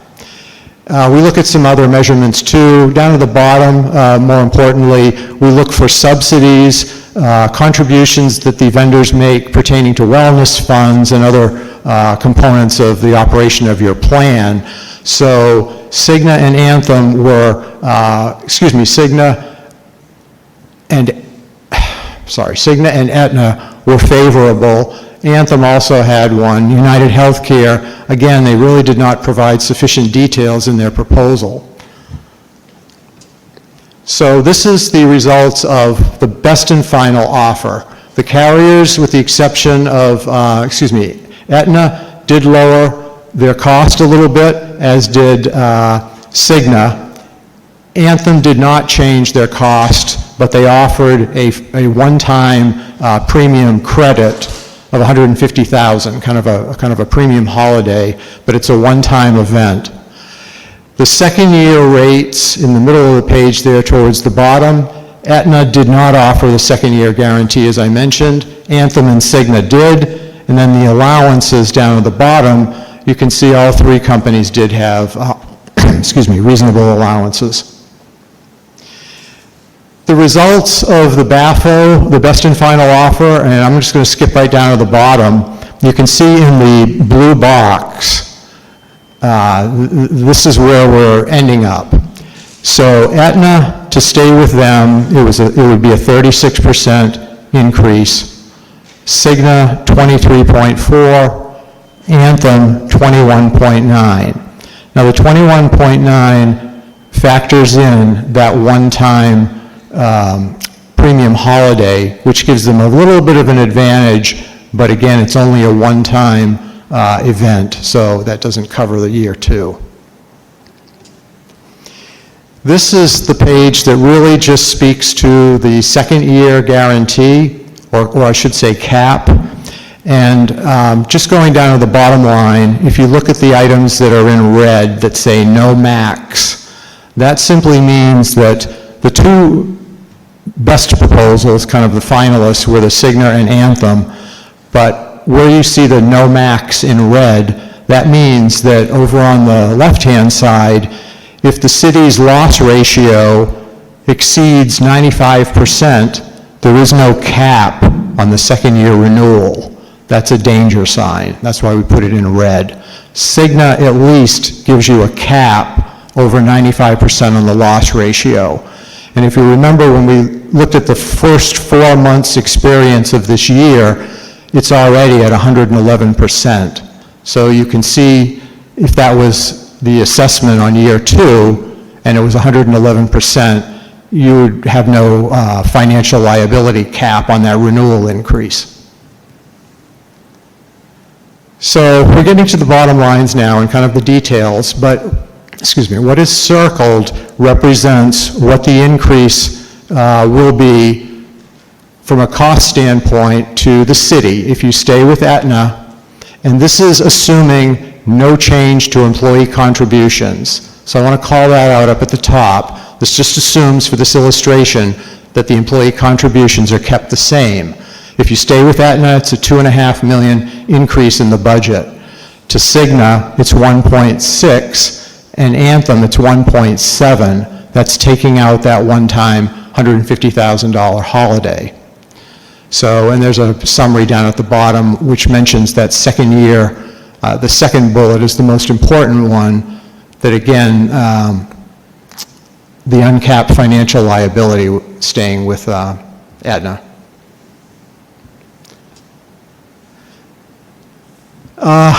These charts were added. We were requested to add columns that showed what is the impact to the participants. So just to kind of level set this, up at the top, we're going to see three different alternatives, which were in the original presentation, but I just wanted to clarify because we've added columns that'll help you understand the cost impact. So if you look at up at the top, under the 2025 column, you had two different contribution levels, full-time employees and first responders. The employee premiums are the same. The employee plus one, you can see under first responders, they had a subsidy. So this is the last year that the subsidy's in place. It's gone through and it's basically used up the funds. And the family was also subsidized for first responders. So in 2026, the middle column in pink represents there's no longer a different contribution level. Everybody gets the same basic cost. So the first responders lose that subsidy that they've been used to. The next two columns over on the right are the impact. So we're splitting them up so you can see the full-time employees and you can see the first responders. So unfortunately, this is what happens when subsidies are put in place. If they expire, then they go back to where you were, and everybody's now at a level playing field.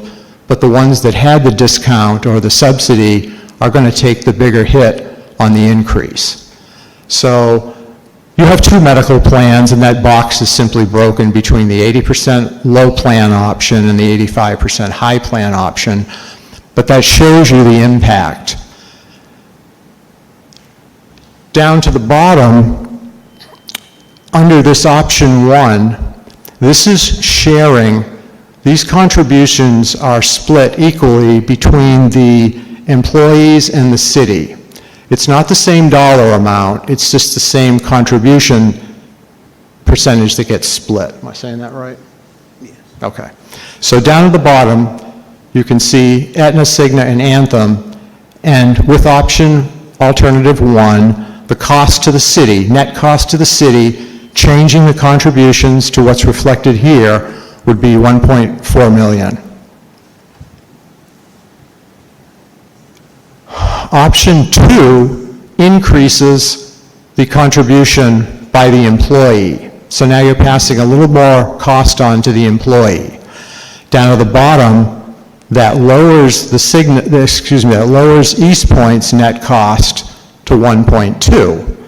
So you're actually saving a little money. The employees are contributing a little more, getting in line with what the industry norms are. The third option, and there is a summary page coming up, so it'll show all these together.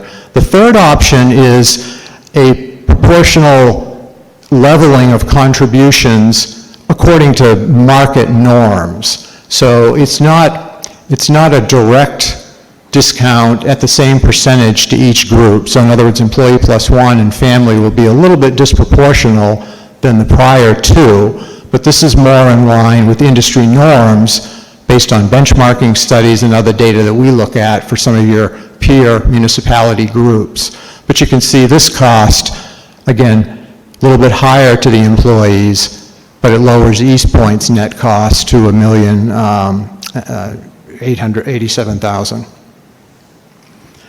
So this page is a summary of all three that we just looked at. So it makes it a little bit easier, alternate 1, 2, and 3. And you notice off on the right, you can see the net annual cost savings to the city, $1.4 million up top, $1.2 million, $1.1. Again, the column that's on the right in green, the two columns on the right, full-time and first responders, that's what the monthly premium increase would be to those groups with each of those alternate options.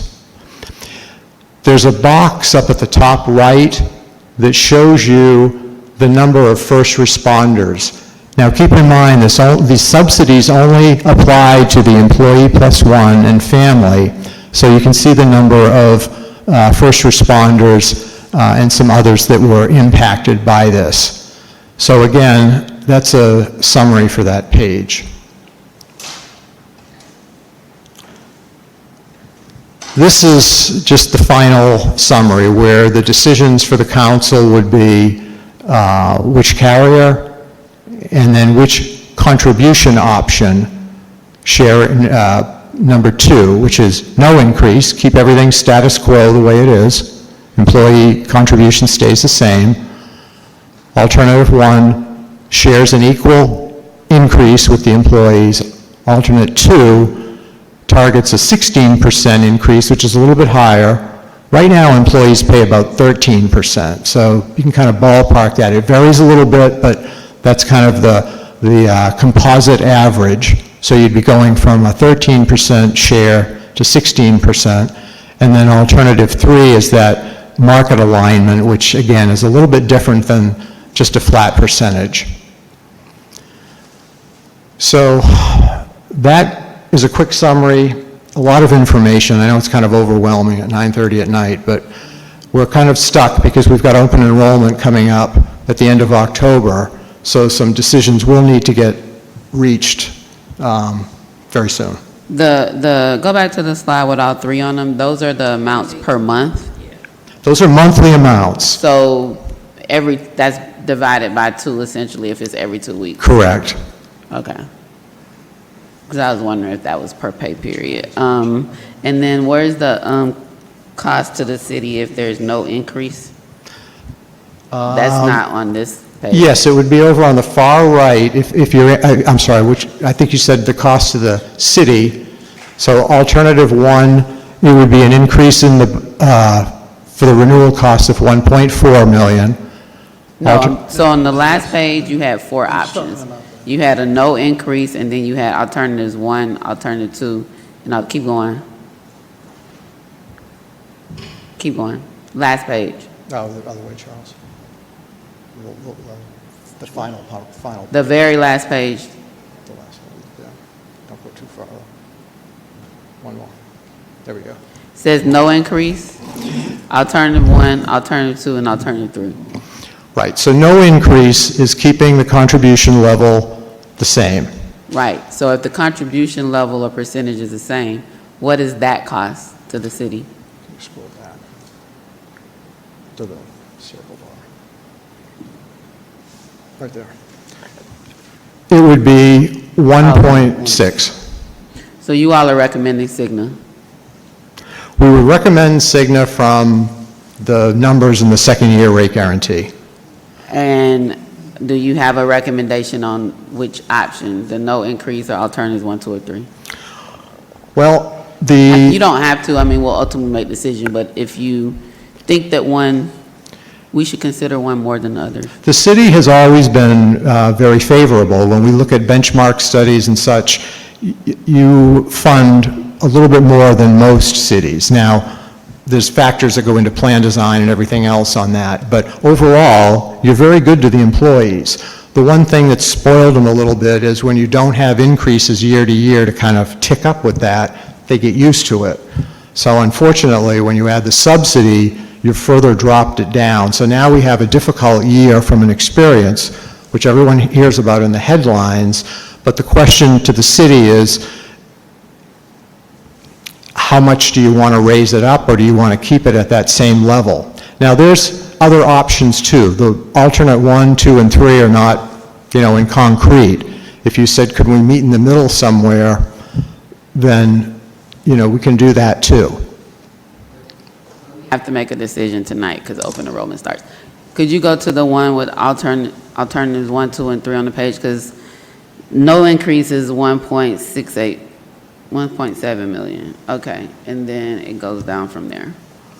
So I've been asking questions because no one else's light is on. We have to make 2 decisions. One is which carrier we will use, and then 2, which funding option we will use. Our brokers are recommending that we go to Cigna because of the cost savings and the cap. Correct. Moving forward. Cap on year 2. Cap on year 2. And as it relates to the funding options, they're leaving that up to us. And when they say generally we have been very giving, or we've covered quite a bit, to me that means that is referring to the no increase option, right? Like if we were to continue the pattern that we have of been very generous to our employees as it relates to health insurance, that would be the no increase option, which is 1.686. Correct. Councilmember Cummings and Councilmember Shropshire. Thank you, Madam Mayor. So with the, I'm just looking at the first responder contribution that will be on here. I know you said and that was because we were offering the subsidy. Yes, That correct. they had this rate at, I'm looking at the broad, if for a family, at 174, 59, 280, and the 231. But if you didn't offer that and you put everybody on the same playing field, I mean, because I'm trying to see I understand the whole first responder. What's the difference in what a regular, somebody in water and sewer would get versus? The middle column shows what the 2026 contribution would be. In other words, it's no longer split between full-time or first responders. Everybody pays that same premium. And then the two columns at the right show the dollar amount on a monthly basis, how that's impacting employees from where they are now to where they'll be in 2026. So if you go with alternate one, that employee, the family rate of $612 under the 80% plan. Okay. Excuse me, I'm sorry. If it's a full-time employee, they're currently paying $495.98 for a family.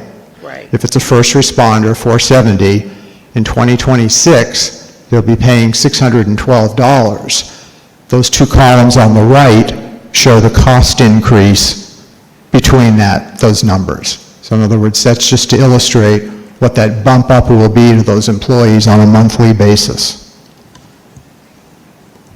So it's larger for the first responders because, again, they'll no longer be getting the subsidy. So they'll be taking that impact this 2026.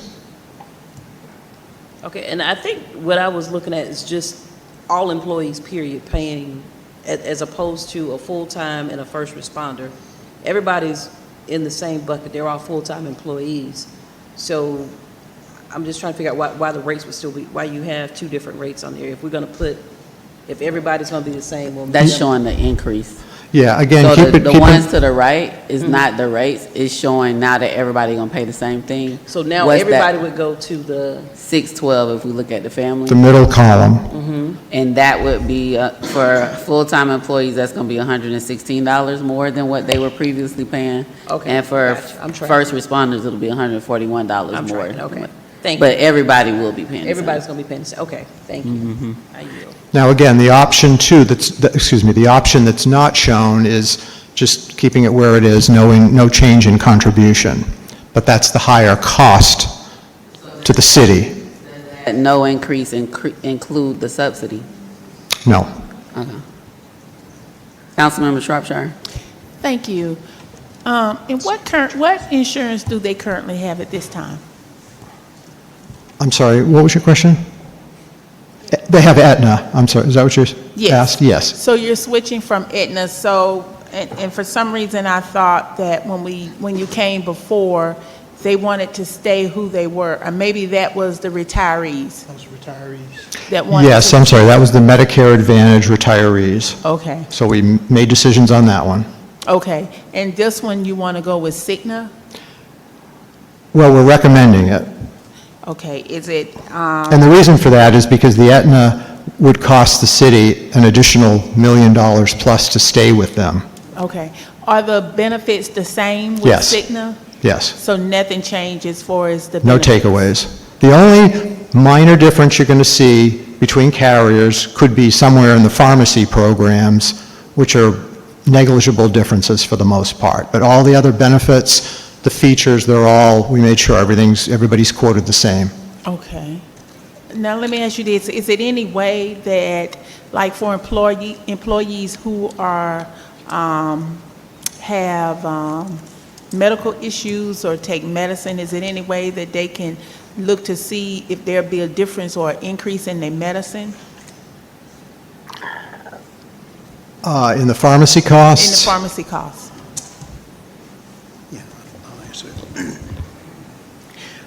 Typically, when there's a change in carrier, you have the ability to contact the carrier once it's been announced as to who the new carrier is, to look at not only your providers, who's in the new network, also looking at the formularies of the new carrier as well, making sure that your prescriptions will be covered under that particular carrier. And you'd also find out if, for instance, it's not your prescription is not on the formulary, what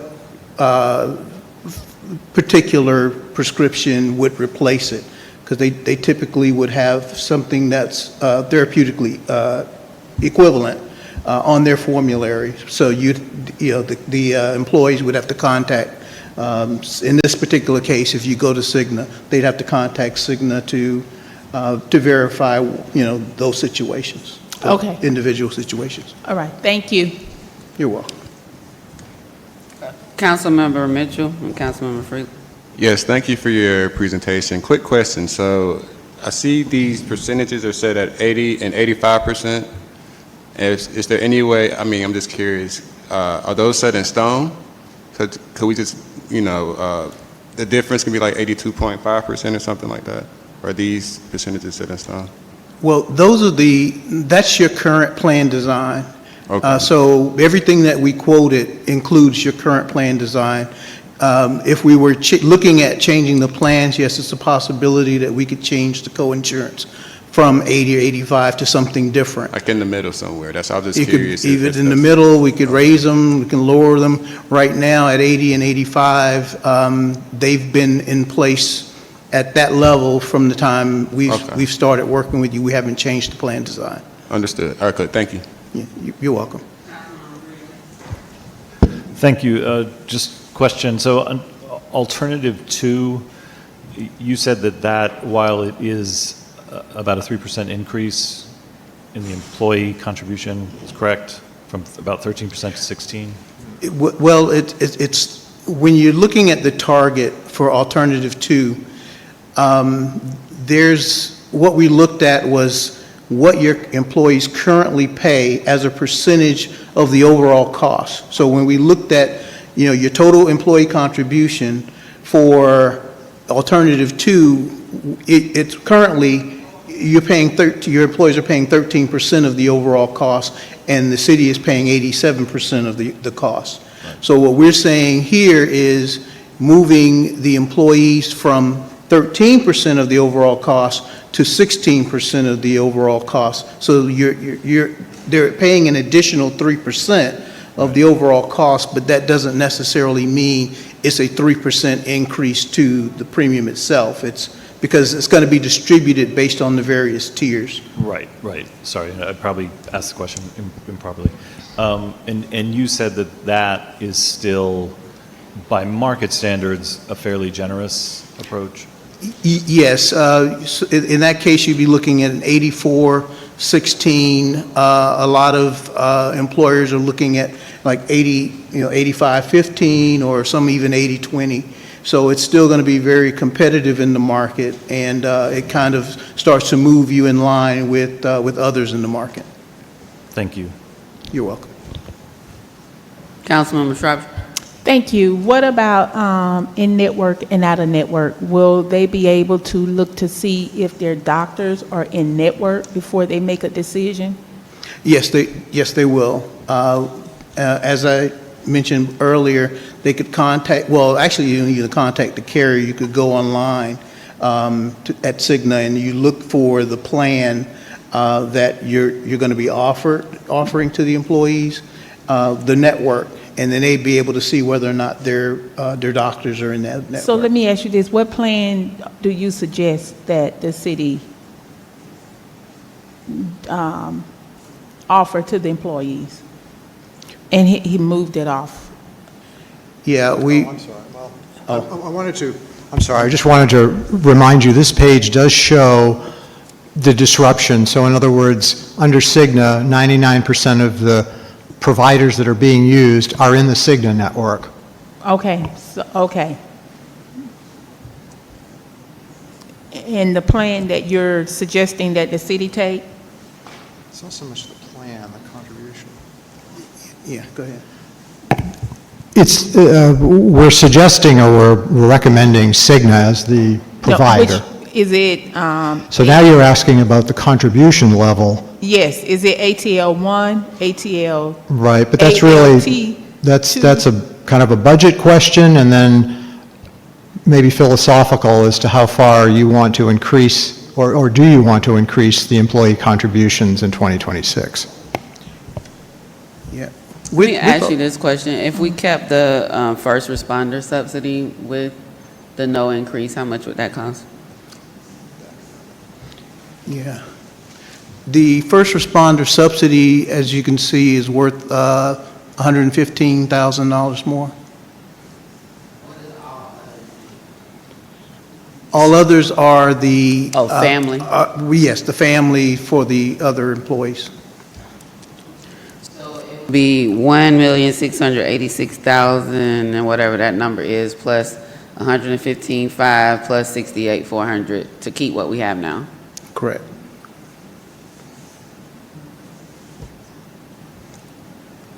Could you go back one more time to the, We could phase out that subsidy. no increase, Maybe so I can get the actual number?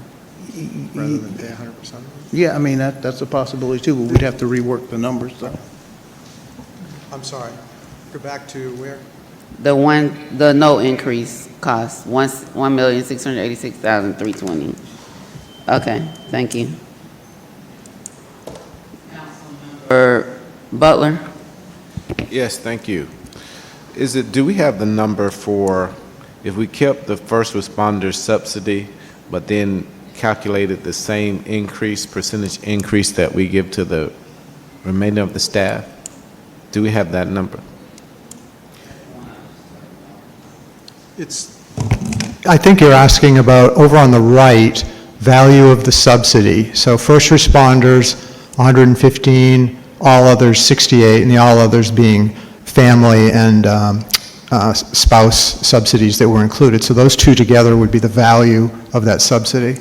But I guess my question would be, where we have the column, it shows whether staff, what they would pay or their percentage increase, but it looks like the only number that I'm seeing is the percentage increase without the subsidy for the first responders. Do we have the percentage increase if we kept the same subsidy, however, gave them a slight increase in their payment? That's what I'm asking, what the difference is. Yes, we don't have that illustration. I mean, there's lots of different options. We didn't look at that because the assumption was the subsidy would be ending. Well, Councilmember Ziegler? Yes, thank you. My question is for City Manager, Mr. Jones. What do we have budgeted right now? What is it that we've already budgeted in this fiscal year? So all these options are beyond our budgeted amount. Okay. Some all of them are worse than others. I got it. Yeah. Okay, thank you. So, go back to the slide that has the subsidy. So 115,500 and 68,400 is 183,900, right? So would that be added on to each of these options if we kept the subsidy? If you kept the subsidy, you would add the 180 something 183.9. to the bottom line number here. Okay, so that is an option of Yes, you can do moving that. forward with one of the others and keeping the subsidy. The one that's not on the, if you go to the one with all three, I'm sorry, the one the with one what? with The all one with three all three. options, alternatives. Yes. The one that keeps everything the same as it is today would be $1,870,220 based on the 183.9 for the subsidy and the 1,686,320. So that would be like an option 4 on this page. That's different than these three alternatives. Yes.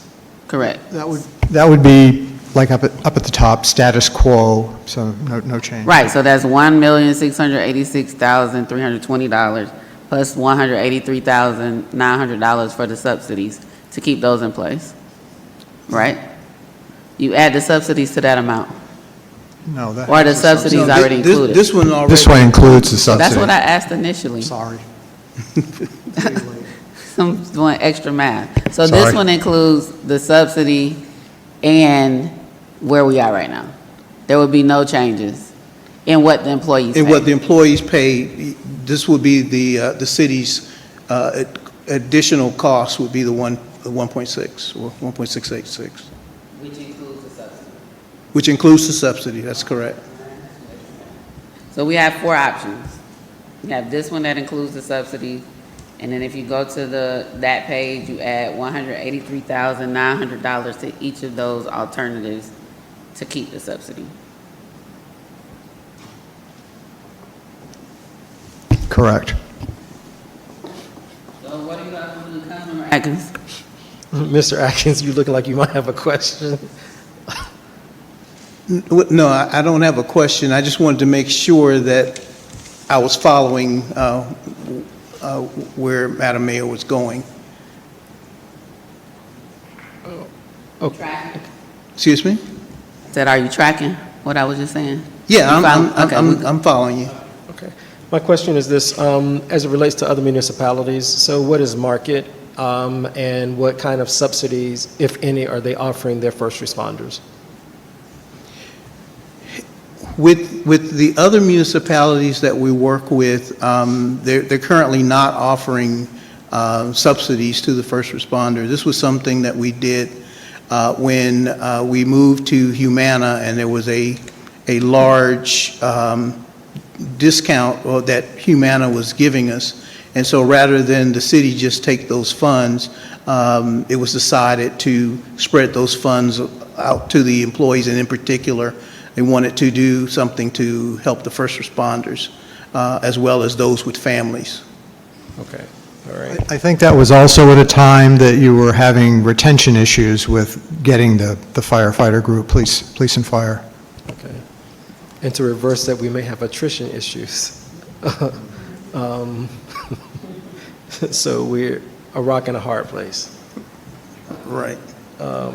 Okay, yeah, that was really sort of initially my question. I'm still just trying to process and analyze all of the options. I mean, as the city manager stated, all of this is above and beyond what our budget currently, we've currently budgeted for or can hold. And I also fully understand that we approved a pay-in-class study, so while they're getting additional dollars, I don't want it to be a backhand and say, yes, and so now we're going to take it away from you. Right. So I try to weigh all of those things, but I did want to know about the market and the subsidies for first responders. Thank you. And that option that you're talking about is the 1.686 to avoid attrition and keep everything status quo. Councilmember Shropshire? Question. So the subsidies are for the fire department and the police department, correct? They're considered first responders. Yes, ma'am. And so I'm looking at it. So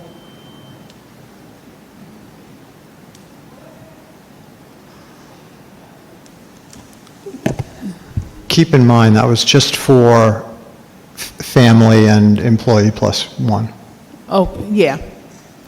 So right here, employee impact monthly. So ATL 1 is, I'm trying to see which one remains the same.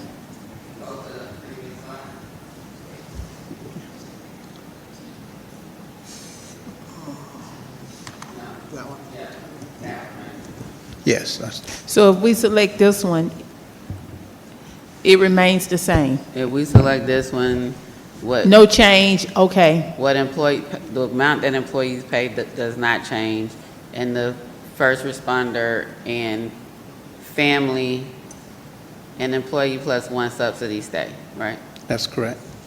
So it would be this one right here. Okay. If we want, and it would increase by this amount on the city. Okay.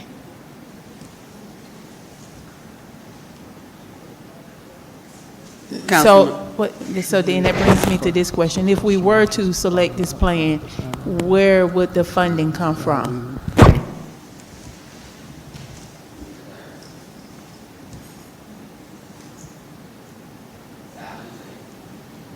Mr. Jones? Yes, so anytime that we have to go outside of our budget, we usually have to fall on our reserves.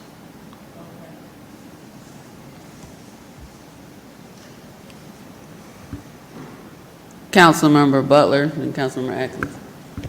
Thank you. What I would like to see, I think it's a dramatic increase for our first responders to be hit with such a dramatic change and shifted in their payment.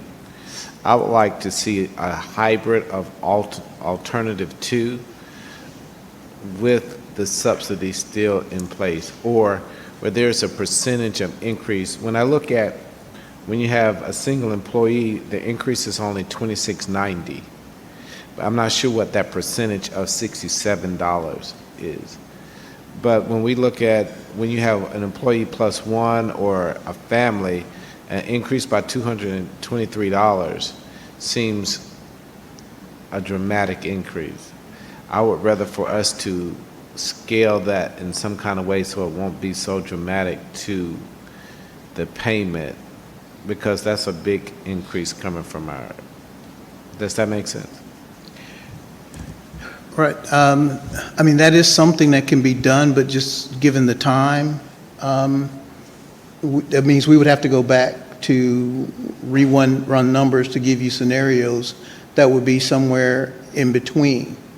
What we're looking at here, if you're looking at keeping a part of the subsidy and not all of it, and doing that gradually over the next few years, that's a possibility, but it would mean having to go back and redo the numbers. Or would it mean that we add $183,900 to the 1.2 million? Yes. That would, yes, that So that it'd be would basically, 1.3. right, that would give you the full subsidy. Now, if you were to say, cut the subsidy in half, you could kind of do the math quickly. If that's what you're looking for, is to not take away the whole subsidy, but just part of it, then we could do that. I mean, we could go back and do illustrations, but for the sake of time, you'd be going from roughly $200,000 of subsidy to $100,000 by cutting the subsidy in half. So then we just proportionally add it back to those first responders. So I think that might accomplish your goal. But the subsidy piece is relatively small, so in the scheme of things, it's not, it's not going to make or break. Thank you. I'm sorry. 1.4 at full subsidy or 1.3 at half subsidy? Approximately. And if we could do a quick math, I just wanted to make sure what the percentage of increase would be for our first responders. Are we able to do that relatively quickly? We'd have to redo the illustration and just add some columns with those percentages, but again, you're seeing what the dollar amount is from a monthly standpoint right there. That's in the impact column on the right, those two columns. Now, we would just equate that back and get you a percentage, on an Excel spreadsheet. It wouldn't change the numbers, it would just give you kind of the exactly. the mindset. But again, we are because it kind helps me better gauge, because I don't want to make this exorbitant increase, because it looks like if you have one employee plus one, their premium was $164. Then it jumps to $335. So that seems a lot to me. If we're looking at alternative two. What's the amount of the subsidy? What's the dollar value? 115. What was it? What's the? It's 125 for first responders, and 50 and 100. So if you go back to number 2. So instead of it being 198 for first responders, their increase would be 173. No, it would be $73, not 170. It would be $73. I'm not sure what that percentage would be. 140. I'm sorry, that's for full-time employees. Theirs would be 98 at the family. That's about right. And 45 at employee plus one, because theirs is 50 and 100. For first responders, you take 125 from 70, that is, what, 45 for employee plus one, and 125 from this is about $98 increase. Madam Mayor, I think I may have this, I figured out easily. The full-time employees increase is $95.78. correct? Can you speak Correct. into the mic? And if you subtract $50 for that, if you put the subsidy back in place, their increase would be $45.78. Whose increase will be 45? The employee plus one, the subsidy for that one is $50. So if you take $50 from that, theirs will be $45.78. For family, theirs is $100. If you take $100 from that, it's $98.39 would be their increase. So what would it be if we just increased both of them 95.78?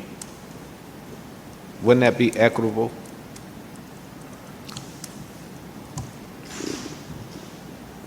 No. I'm not following.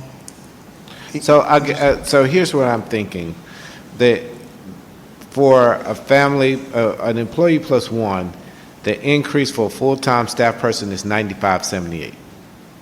But the increase for a first responder is $170.78. Right. So there's a, what's that, $80 or $75 increase. I think that's what you said. Did you say that, Madam Mayor, $75? The difference. So I guess my question is, what if we just, across the board, said everybody's increased $95.78? So that means there will be a slight subsidy still for the police department, but the increase will be the same for full-time people and first responders. But you also got to think about people at different employee levels. So first responders are generally at a higher, I don't know, we call them, we don't do pay grades, but I forgot whatever it's called. They're at a higher step. So a person at a lower step is paying $95.78 is just as a first responder at a higher step, a much higher step is $95.78, which is why the subsidies were $50 for employee plus one, $100 for family for full-time on the full-time side, and on the first responder side, it was $125 for employee plus one and $125 for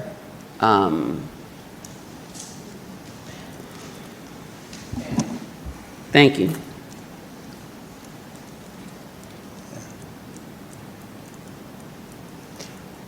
So again, the one option is, as you mentioned, to split the subsidy and maybe not do the, take it away completely, but do the half. So you're keeping the first responders somewhat supported, but they've also had the benefit, which they will never remember, but of much lower premium than everybody else over the last few years. That's, again, the danger of the subsidies, which we kind of forewarned when this was put in, that they have an expiration point unless you keep, re-upping them. Councilmember Atkins. Can't remember now.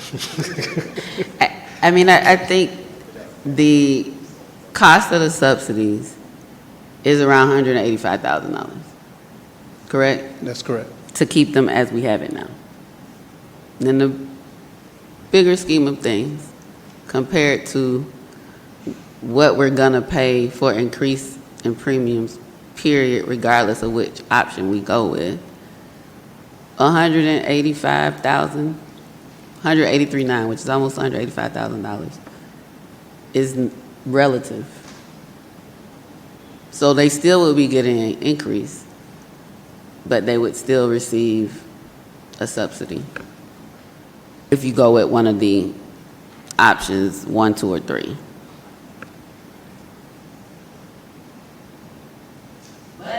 Decide tonight. So let's get a hopefully a small dose of success.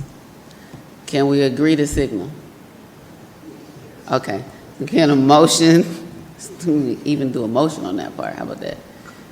Can you go to the last slide while we're still pondering this?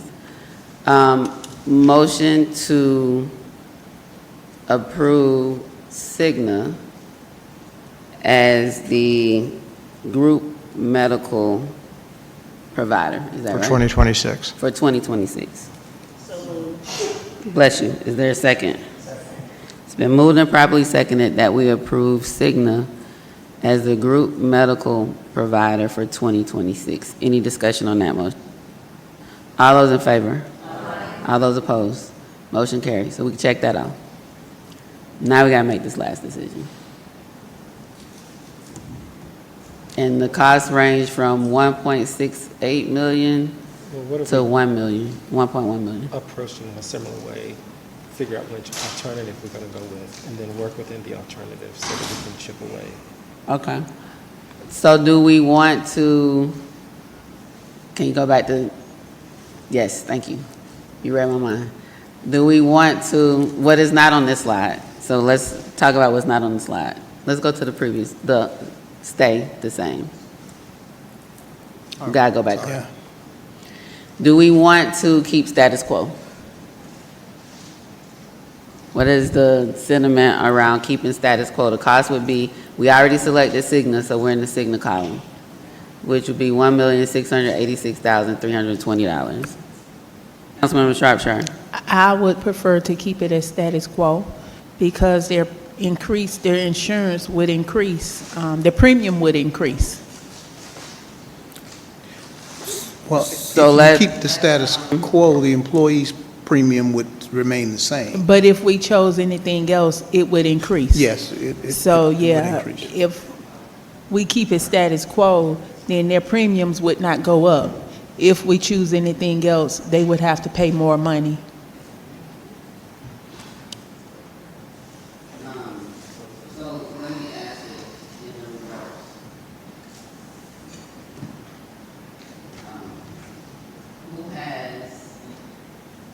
Concern or objection to this one? Because if it ends up being 4, then I know we're not here.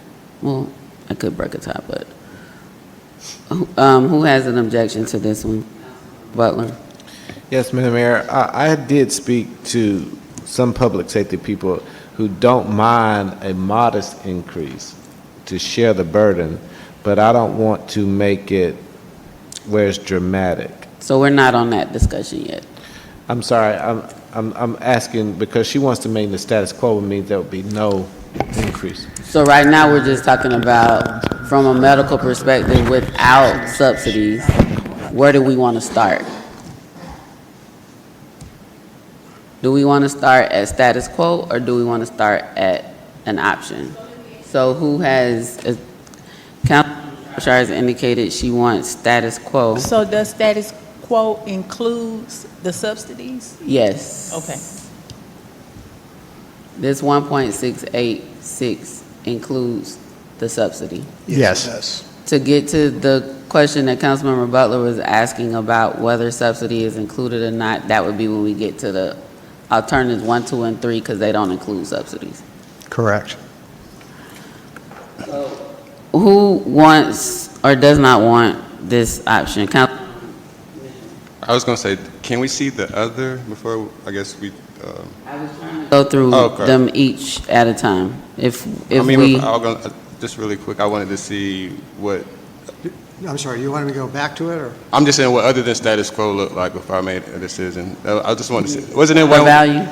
Don't they have them all on one slide or something like that? They do accept the status Except quo. the status quo. Okay, so I see the status quo number. Can I see the other one real quick? Okay. It's 1.6. Okay. Yeah, good. Okay, thank you. Do you want to stay status quo, or you don't want to stay status quo? It doesn't matter. You say status quo? Okay. That's 2. And Councilmember Cummings? Yes, if we go to alternative 2, I'm sorry. And that includes no subsidy. Is that right? Or is that a partial? All of these, the 1, 2, and the 3, on the illustration exclude the subsidies. So what the mayor was presenting was to add the subsidy back, so that would increase your dollar amounts over on the right, the 1.4, 1.2, 1.1, Yeah. by the roughly 200,000. Yeah. Because I'm leaning to 2 with some subsidy added in is my lean, but I don't think that answers your question. Yeah, so I'm trying to get us through a decision by talking about each one. which is why I started with status quo, because it's the only one that's not on this page. And there are 2 council members who want to remain status quo. I'm also a status quo supporter, so there's 3. I don't know if council. Thank you, Madam. So by now, all these numbers have just kind of run together. So I'm just, so let's just take the, let's go with the alternative one. And so. Tell me your thoughts on, does that mean you don't support status quo? I don't know, I'm trying to talk my way through it so I can figure out if I want to do status quo or no. So quick question. So if they're paying, let's just look at the full-time employee and alternative one. So $149.59, what would they be paying before that? What did they pay, their contribution? So I'm just looking at when I get my paycheck and I go for my insurance under Cigna, how much, is this the 149? It's the 2 columns on the left. Okay, the 2. So if you're a first responder or if you're not, the full-time. But that's a monthly number, that's not a... Yes, I'm sorry, that's monthly. So divide that by 2. So I take that and divide it by 2. So before I was paying, so I take so if we did a first responder, okay, on the left side, it would be the $495 divided by 2. That's what every 2 weeks. Correct? Correct. That's correct. That's for family. Now, if I go over here, so now the 116, is that so if you took the 495 divided it by 2, and then it's gonna be an additional 116 that'll be added onto that as well? Be 116 divided by 2. Divided by 2 as well. That's correct. For full-time and first responders will be 141. All right, divided by so let me, and I'm sorry, just kind of bear with me. I'm almost tracking. I just want to. So I'm going to go with the full-time employee, $495.98, but I'd be paying $247.50 every 2 weeks, correct? Right. Divided by 2. Yeah. Okay, and then 116 plus 247. So now it would go up to 305 a pay period.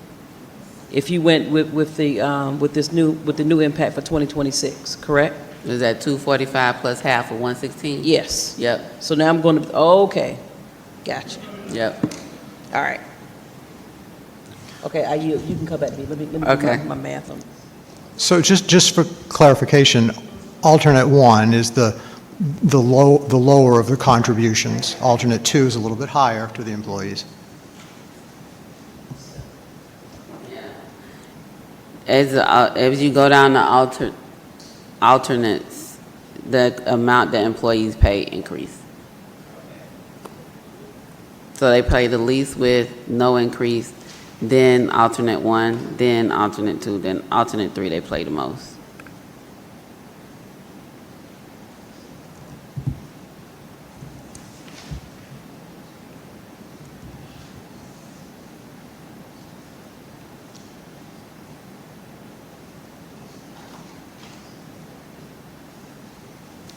Anybody else on status quo?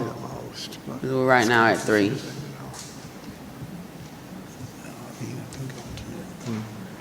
So 4. If no comment, and I'm going to go to alternate 1 and take their silence. I've asked people to chime in, but if they prefer not to, we're only at 4. We need 5. It's Councilmember Sharp, Member Mitchell, myself, and Councilmember Martin Rogers, we're okay with status. If there's not one other person, alternative 1.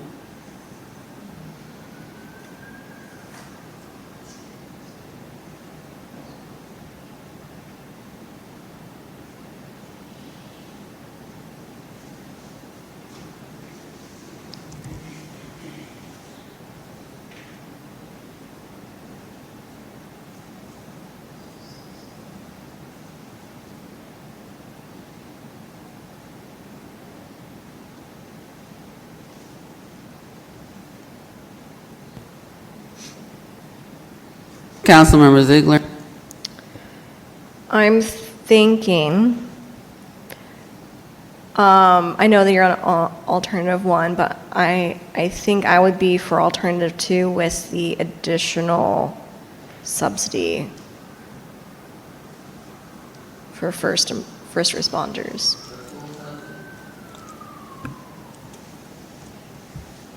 That's the $100 and something thousand. Yeah. Yep. There's an option 2 with full subsidy of 183.9, so that would be $1,383,900.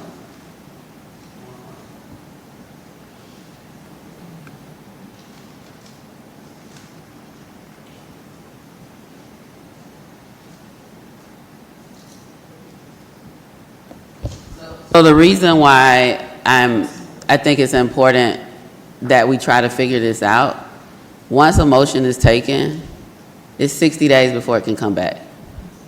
And so if we don't try to be deliberative about this and make a decision, if this doesn't pass, then we're 60 days, we're past open enrollment and all of the things. So the reason I'm sitting is because no one's light is on. Councilmember Freely? Yeah, I am leaning towards, and with including the full subsidy, I'd be comfortable with alternative 1 or 2 with the full subsidy.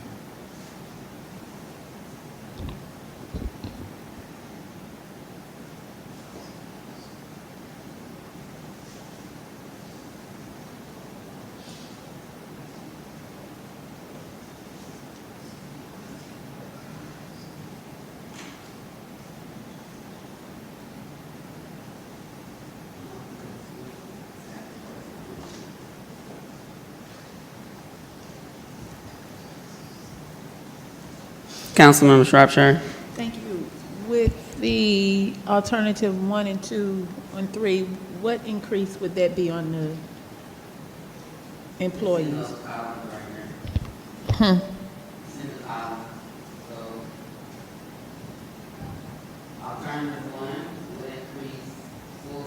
Employees by $15.74.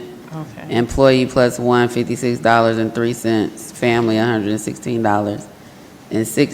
And first responders, $15.74. For employees, $131.03 for employee plus one. And family, $141.06. Okay.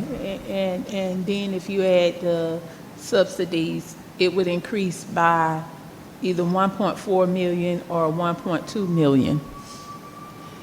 Add the subsidy to number one, it would actually be $1,583,900. So about 1.6 million. If you add the subsidy to number two, it'll be $1,383,900. So go back to the, already at $1,686,320. So the all-in is not much different from alternative one plus the subsidy. Exactly. It's about 100,000 different. And that's what I was They're trying actually to see. Thank you. 9.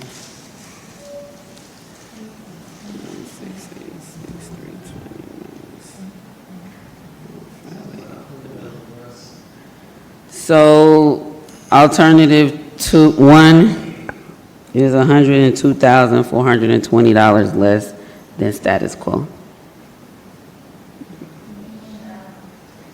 So they're not too far off.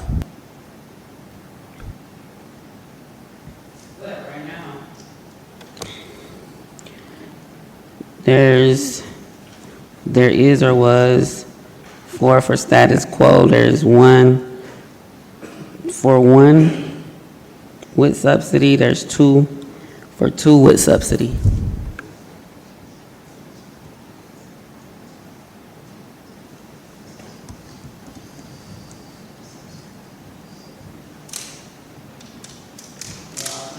Alternative one results in a premium increase to everybody, although it's different at different levels, but there would be an increase to everyone with alternative one. And the difference in status quo and one is $102,420.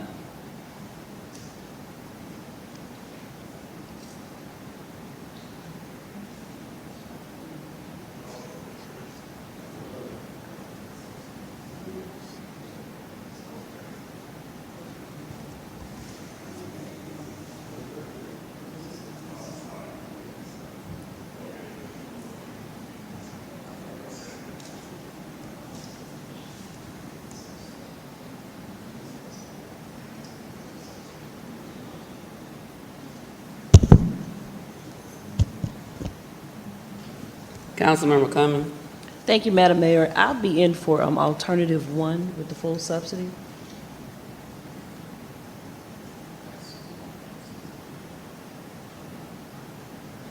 Yes, it is, pretty much. That's 2 for 1 with subsidies.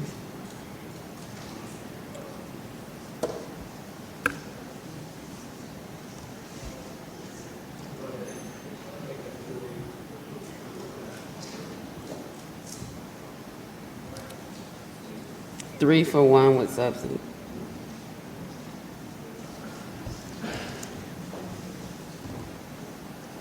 Councilmember Ziegler. And you can make that 4.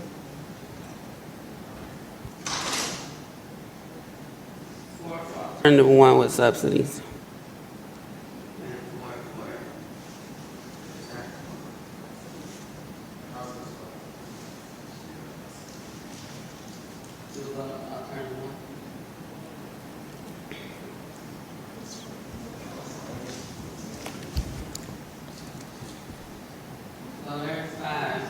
I don't know if y'all want to talk long.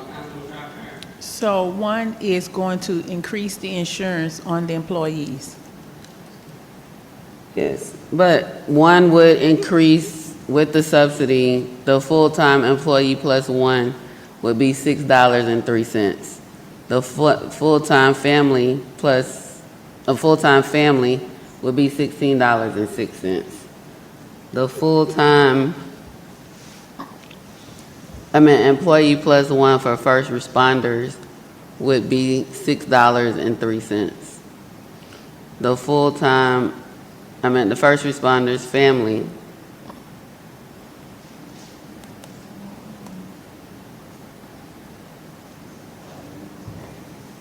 would be $16.06. So they basically would be the same increase. $6 for full-time employees plus 1, and first responders plus 1, $16.06 for a family for full-time and first responders. I'm So it's- using the subsidy numbers we already have, so I'm making a whole bunch of assumptions and relying on you all. And employees would be $15.74 increase Per check, per pay period. per month. It's per month. You said per month, right? That is per month. Not every 2 weeks. No, per No, month. those are monthly numbers here. So it's $3 or $8 or $7. And to add the subsidies in would be 1.4 million. No, it'd be $1,583,900 if I'm using the number that Correct. they've given us. And that's pretty much the same as the other one, just the It's just a- $1,000 difference. Just a slight increase. Yeah, it's about $100,000 difference from the status quo.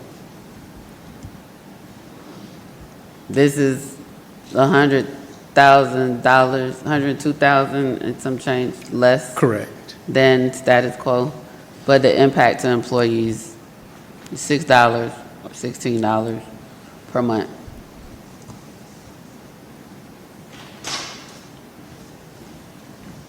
Y'all, I don't want to be here all night. Is somebody gonna make a motion? I'll make the motion. So I think I hear, Just I would a like to motion. make a motion to pass that the city uses Cigna with alternative 1 with full public safety subsidy.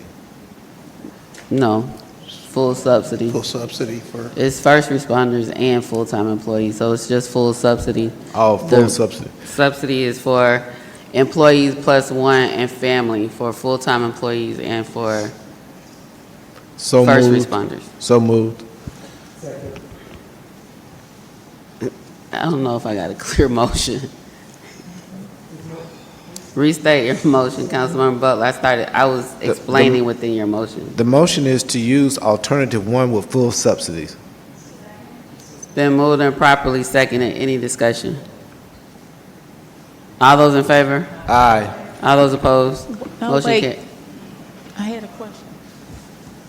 I'll call the question now. What's the question? What happened to discussion? I said discussion. What's the question? So I want to be clear. But, I mean, we can do roll call after your question. So my question is, so you are voting to increase the insurance on the employees? $6 or $16. And I know Councilmember Butler said someone who he spoke with say they don't mind the increase, but what about the employees like the sanitation? Because we had this conversation before, and that's the reason why we paid what we paid, because it was a hardship on the other employees.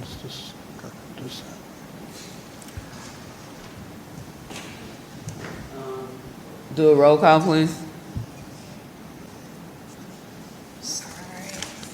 Councilmember Freely? Okay, Councilmember Atkins? Aye. Councilmember Ziegler? Councilmember Cummings? Councilmember Mitchell? Councilmember Butler? Councilmember Martin Rogers? Okay, Councilmember Shropshire? All right, the motion passed. All right, thank y'all so much. When does open enrollment start? When do we get moving? We're going to get moving right away. Open enrollment starts October 27th. October 27th? Okay. All righty. Thank you very much for your time. All right. Thank you for Yes, your thank you. patience. Facade grant update, I mean, if there's no objection, can I get a motion to move this to the work session? Like, So moved. been moved and properly seconded. Any discussion? All those in favor? All those opposed? Motion carries. Next up is motion to open the floor for discussion and possible action on protocol for council events under 25,000. Moved and properly seconded. Any discussion? All those in favor? All those opposed? Motion carries. The floor is open. Mr. Jones.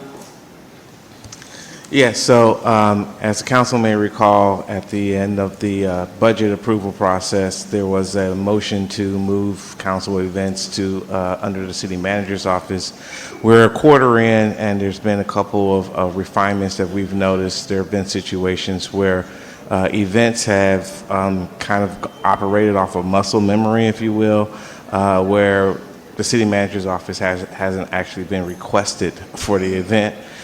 So this protocol is to establish actual protocol to request the event, identify what a budget would be for that event, a time, location, and description. And for events that are under $25,000, ask the council give consent to that. Basically, that's been happening informally with announcements. But we're asking that it be more formalized with a consent event, a consent from council for events that are over 25,000, that would go through the normal approval process, which would be approval for city council. So these would be those council events that were moved to under the city manager's office. Is this same protocol going to be used for events by staff? Because there's about 1,000,001 events that happen by staff. So Yeah, is this no, the same protocol? that would be under program budget, just like any other program budget. So there's a distinction. I'll come back in later. There really isn't. Councilmember Atkins. Yes, Mr. City Manager. Yes, sir. So when the body made that action, took that action during the special call meeting and moved the events over to the city manager side, in my mind, they were then events that would be produced and managed by the city manager's office or whomever the city manager appointed. Having this discussion that we just talked about in terms of insurance and all of those things, in my mind, that's non-essential spending. I don't really have a big appetite for those kinds of things. To the mayor's point, I know that we do a lot of programming, and so I'm not really sure what the big difference is. It would, for me, if it's the will of the body, it would be great to have an annual calendar of all events, all programs, because we're going to have to tighten our belts. I mean, we just sat here and it took us a while to get to a vote for the insurance premium, and the mayor was talking about that, but we obviously just saw it this evening, and to your point, we don't have budget for it. So we don't have budget for those things that would benefit our employees, but we're talking about non-essential spending. In my mind, when we moved it to the city manager's office to make sure that they were planned, leveraged as best they could be for cost savings. We're going to have to do that to be able to cover some of this. You mentioned something about going into our reserves to pay for some things. How are we even tracking on our reserves at the moment? Well, that is almost his own presentation, but I will roughly say that we probably have like a real flexible of around $7 million in reserves. Say that again, please. $7 million in unrestricted reserves. But again, that's a very nuanced question. So I'm just giving you some really basic ballpark type of numbers. But I see it somewhere around $7 million of unrestricted funds in our reserves. And where should we be?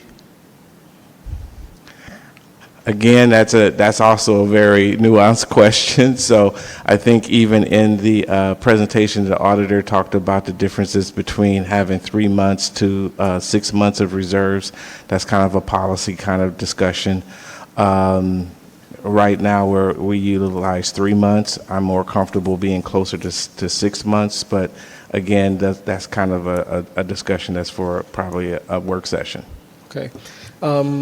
With the tough discussion, long discussion we just had about where we would find the money for insurance premiums, and then to follow that up with events, when we are barely being able to cover benefits for our most valuable resource, our human resources, I think that we cannot do business as usual. We've got to tighten our belts, and it would, for me, benefit to see a year of programming that would include everything and bring it to the body if that is the will of the body, and we can vote on those things, and those things can be planned and produced.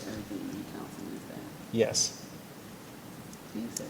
Yes, that would be everything. What's currently happening on the program side that you mentioned, and then also the dollars that were moved over. So that's what when I say everything, that's what I mean. I mean, an annual calendar with all of those things would be very helpful. I yield. Councilmember Martin Rogers.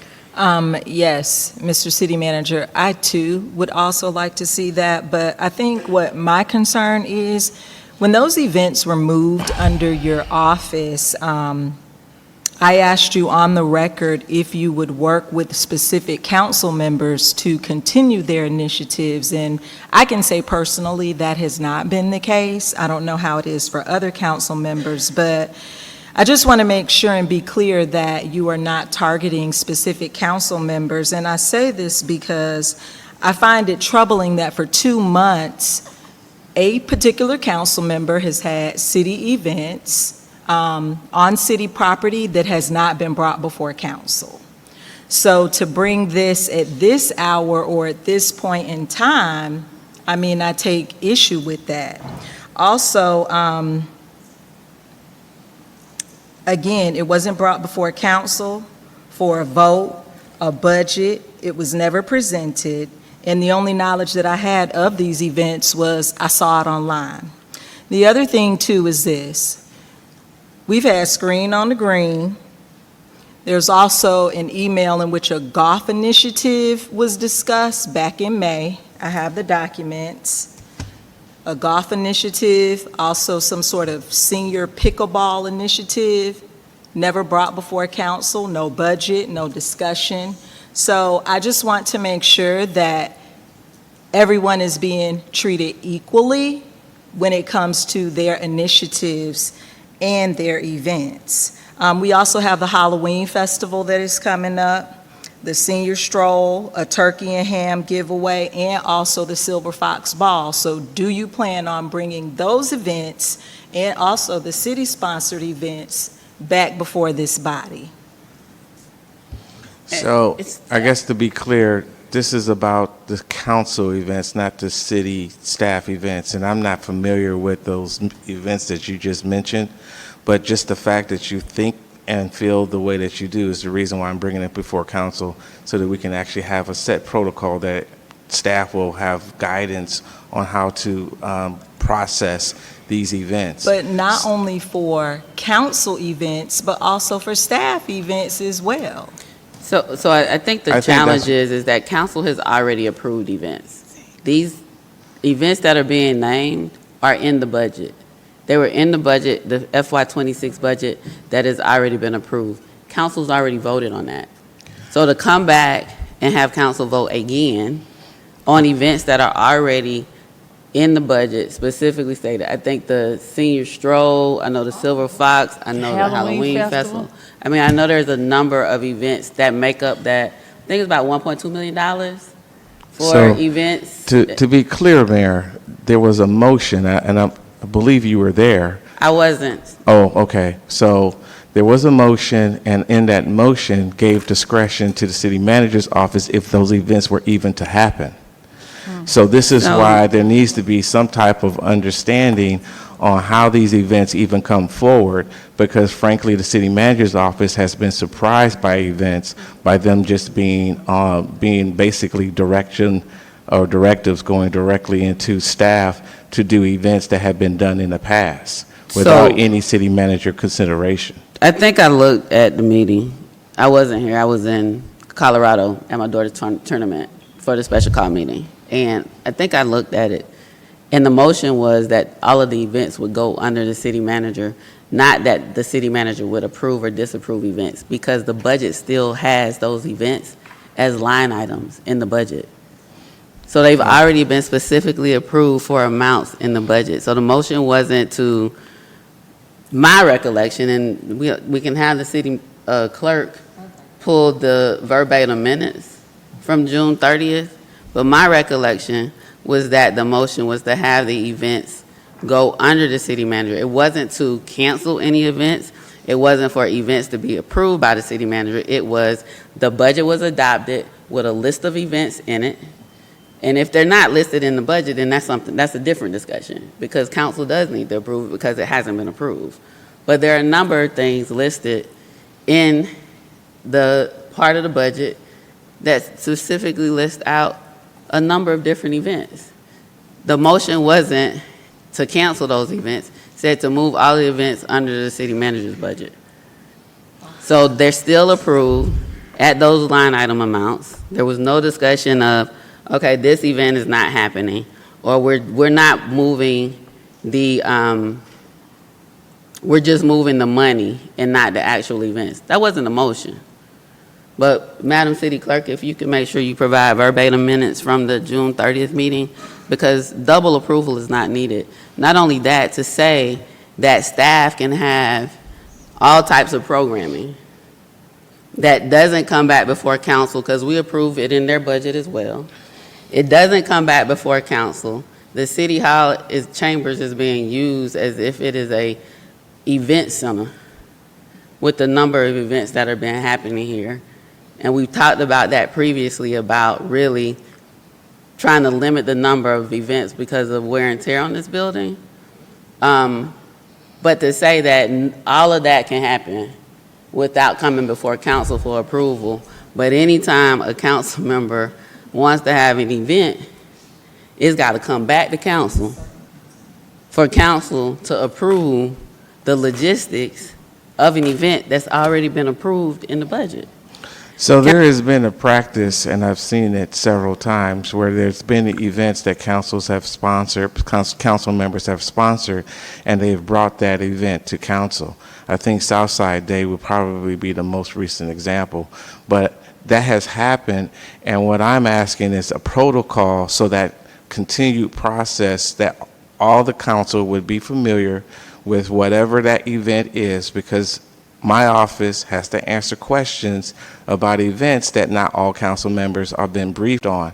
And I think council expects to at least hear about these events. I'm adding on that we should also expect to have a basic understanding of what a budget looks like for that event. I'm also asking that we have a location for that event. We've had situations where things have gone out on social media. They have not been totally reflective of the event. Either the times have been off, or the locations have been off, or even the dates have been off. There's not been a consistent process. So while we're spending a lot of time talking about this, I think it's very basic. I'm just trying to be transparent, bring these items forward when they get requested of my office, and so I don't have to go through folks saying, I don't know about this or I didn't know about that. I can have my communication team give a clear message, and it's not that they're putting things out without getting things approved by the city manager's office. These things are just happening haphazard-wise, and a lot of it is probably because, yeah, we've done it for so many years, and staff just does it without having the appropriate process to reflect our most recent budget. And in that process, and I'll wait to hear, but in that process, the city manager's office was to look for efficiencies, which means some events might have to be combined with other events, which means some may not happen in the time frames that they happened before. That's the reason why I'm asking for having some kind of protocol that council is supportive of, so that we can use that moving forward through the remainder of the quarters of this fiscal year. So Southside Day was brought to council because it's not in the budget. It wasn't approved by council, and so that's why it came to council for approval, because it was an additional event that's not in the budget. I think the verbatim minutes from that meeting will be very helpful, because what I'm hearing you think the motion was is not what I believe the motion was. Now, there may have been other conversation outside of the meeting as to what the intent of the motion was, but I don't think that was what was reflected. But again, I wasn't here. I think I watched some of it online, but I look forward to receiving the verbatim minutes. Quick question, Mayor. So there were several motions on here, so you want me to just start where they started making all the motions, correct? The verbatim minutes from the June 30th meeting. The entire meeting? Yes. Okay. Councilmember Shropshire, Councilmember Martin Rogers, and Councilmember.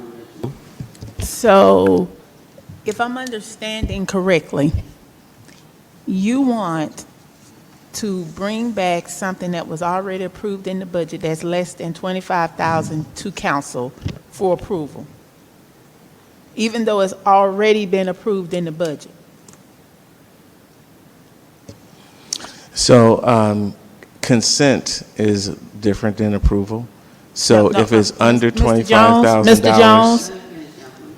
I'm sorry, I thought there was a question.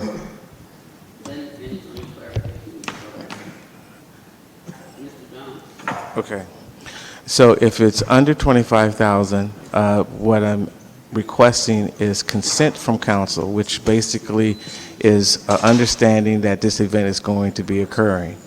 And that I'm asking for a budget for that item, for that event, and a time and a location.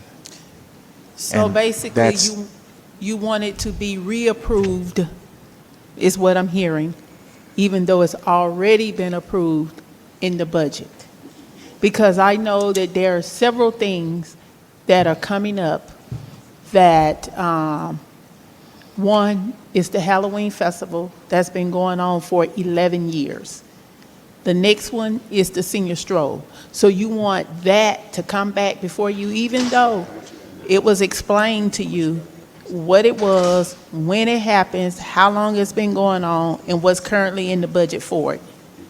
So you want those two things. Well, the Halloween event was never updated to the city manager's office. So if you're talking about that. No. The No, Halloween no, event did because not the get city- approval no, from the no, city no. manager's office. The Halloween If that's what you festival, were asking about. the Halloween festival is in the budget and it has already been approved. It had But not. Ms. Jones, will it you had please, not been Mr. requested. Jones, will you please It let had me not speak? been Mr. Jones, requested will you please of let the me city speak? manager's office. It's just people saying can't it has talk at not the been same requested from the time. city manager's Mr. office. Jones, please Two let me people speak. cannot talk at the same time.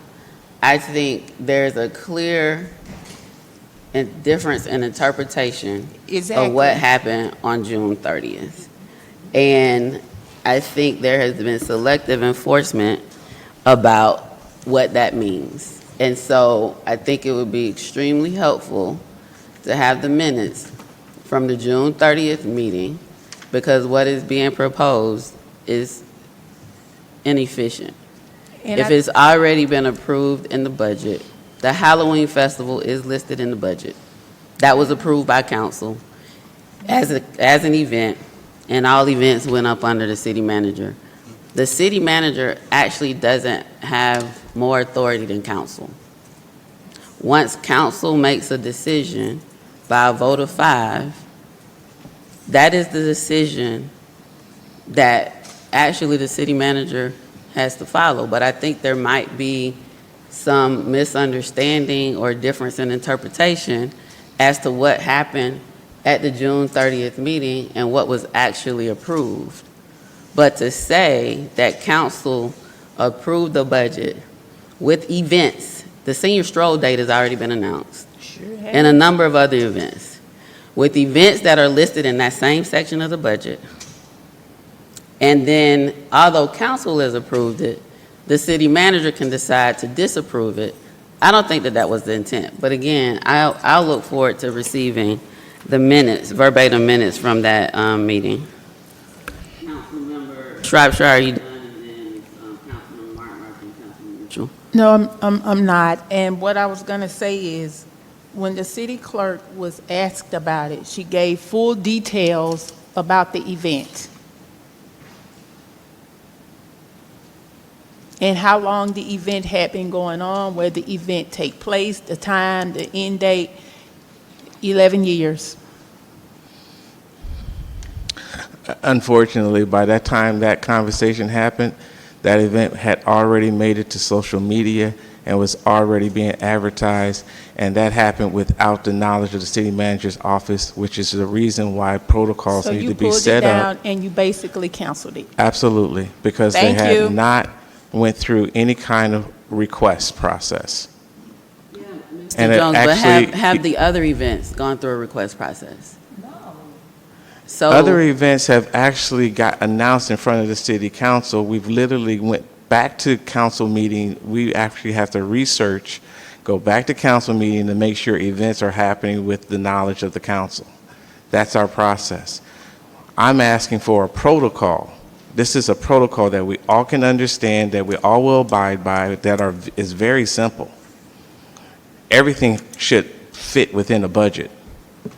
Absolutely. Everything should have a location identified. Absolutely. Everything And should operate at a time frame that is clearly advertised and marked so citizens know what to expect when the event occurs. So when you go back to staff to talk about events, y'all don't look at the budget that was approved, that has specific events in it, that's been approved by council? That's not a part of that Events process? that the staff works on or events that are done by council? The events that are done by council that are in the budget. I mean, if I had time, I would Yeah, pull the page up on the I budget think right that's now. the challenge, because events done by council do not fall on the same budget requirements, the same oversight, the same protocols. It happens outside of that. And this is the reason why this item, which I didn't think was going to be a big, major deal, I thought it would be more of a housekeeping item, to be honest, so I'm kind of surprised that this is, being met with so much pushback. Because all events need to have timeframes, all events need to have budgets, and they need to be as transparent as possible. So if you have one of your colleagues who doesn't know that event's happening, I think it's not being transparent. So I'm asking for council to give a protocol, basically to say, hey, this is the event I want to do. this is how much I know it's going to cost, or at least a rough amount of what it's going to cost, and this is the time frame it's going to happen. And by the way, colleagues, please support it, because this is what it happens, and you just bring it forward. That's all I'm asking. I'm not asking for anything else. I find it interesting that you pin words like transparency and all of these other weighted words on things where we're having a conversation about what was really intended by council. So it's not about a lack of transparency, I'm waiting but I'm to about hear. to pull up the budget. Councilmember Mitchell and Councilmember Martin Rogers. Okay, thank you. So I'm trying to get an understanding of what we're talking about. So we're coming up with protocol, I think he just said it, for events under $25,000. Is that the ask, Mr. Jones?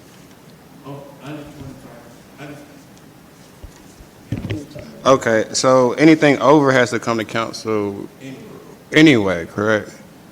And when we speak on signature items, like Screen on the Green or Senior Stroll, I believe we spent $2,000, $2,500, Screen on the Green, maybe $1,300. And I kind of feel a way about holidays. So can I just claim I want 4th of July? You know what I mean? Or Christmas? Is there any protocol on that, or should that actually be council events? I remember at one time, Halloween was under Parks and Recs, if I'm not mistaken. I'm not sure what happened with that.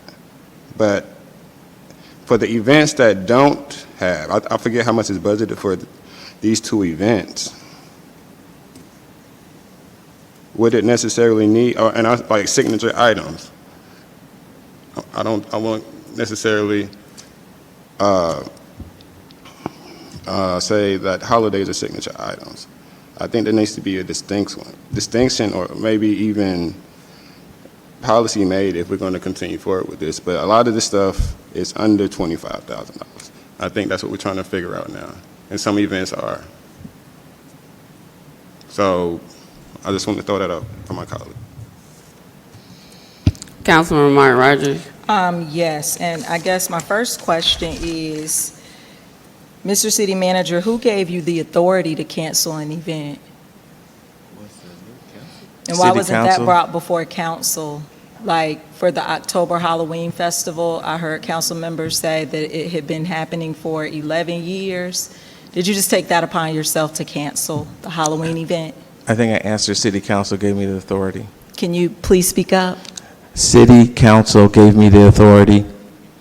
I don't think City Council gave you the authority to cancel events. If that's the case, we have a council member that has had 2 events on city property that you have not brought before council. And speaking of the previous council member who What just events would that spoke, be? Could you clarify? you know what I'm talking about.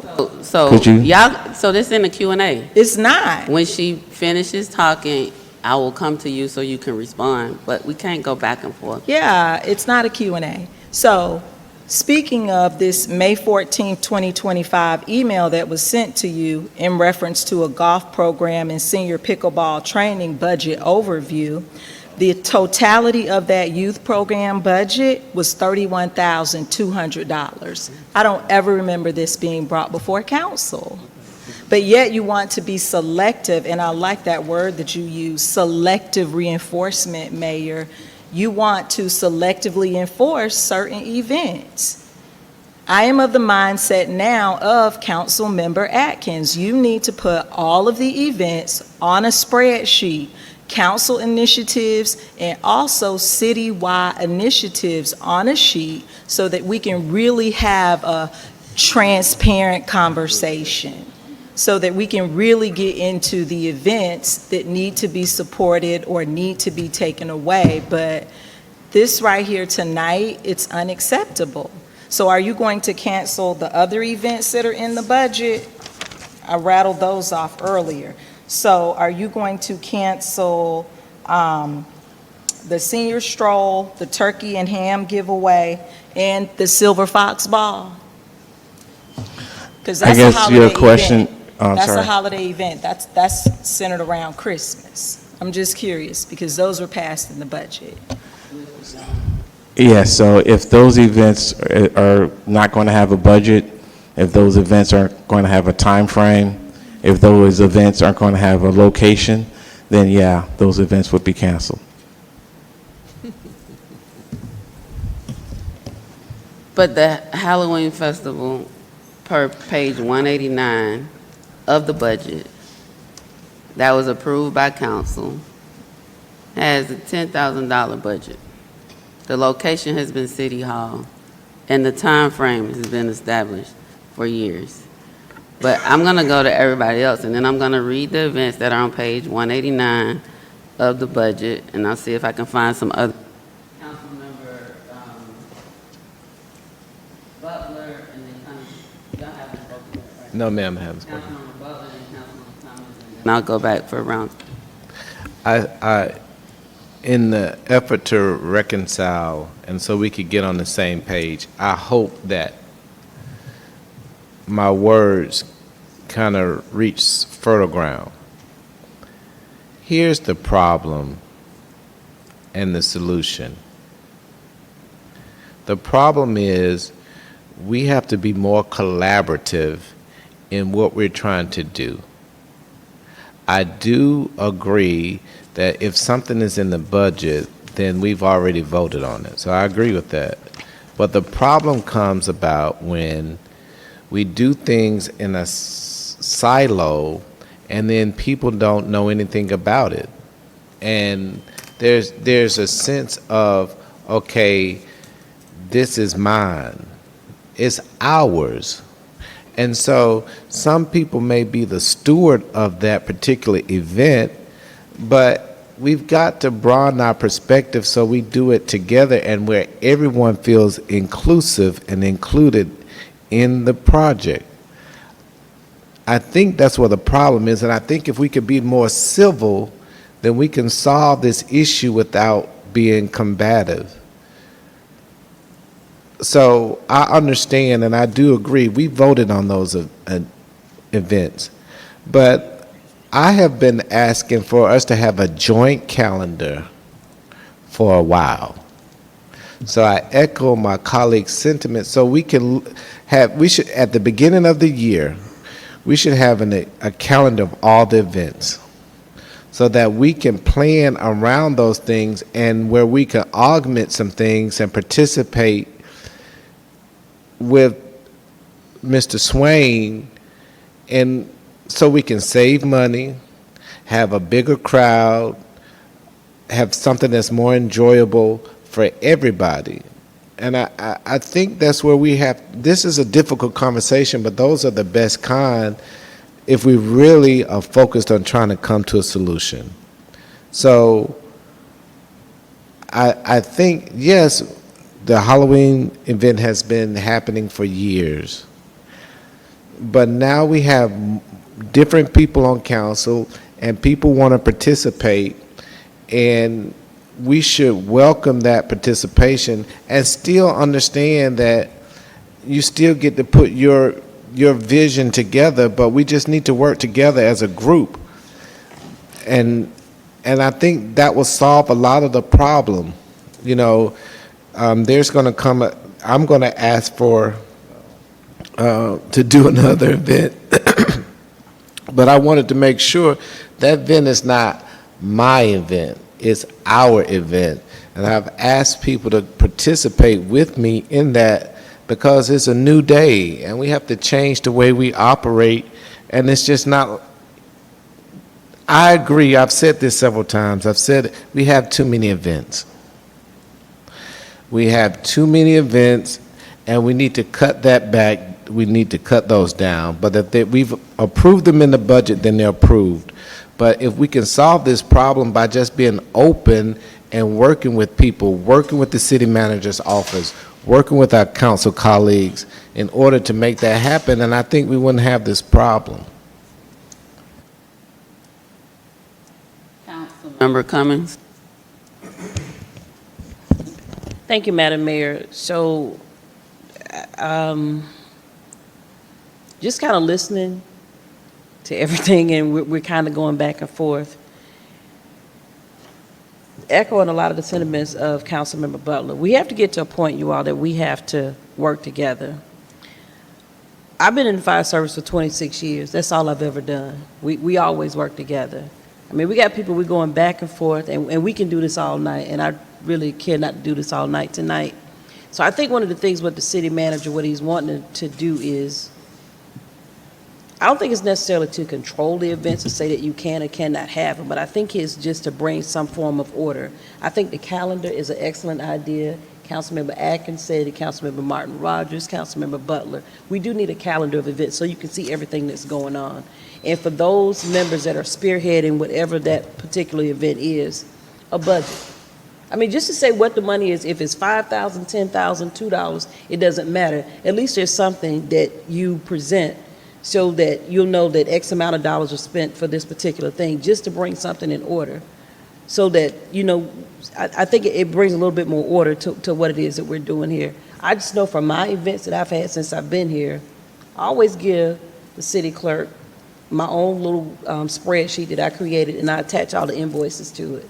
And I think that's something that, you know, everybody should do when we put these events on, be it a collaborative, everyone we're working on, if it's an event that everybody's doing together, or if it's something that individuals are doing, just so there is some sort of order, as opposed to, I want to do this event, it's $10,000, and we just start spending. We got to get to a point, it has to be some, yeah, it's big, accountability and transparency. That's what everybody that comes up here to this podium, they get on us about it every time. And I think we just have to do a better job. If that wasn't the practice before, I think it most definitely is a practice that we should have moving forward. And I don't think it's anything about, you know, taking away or anything from, we just got to get to a point that we have to work together. I mean, that's the only way that we're really going to like move the dial, and I mean, just kind of do things a little bit different in the city. I mean, things have to change. Things have been going a certain way for such a long time. And we just have to do things a little bit different. So I don't have a problem with, I think it'll be a good idea to, number one, come up with a calendar that lists all the events that everybody's doing. If it's council members, staff, or whoever, that calendar is there.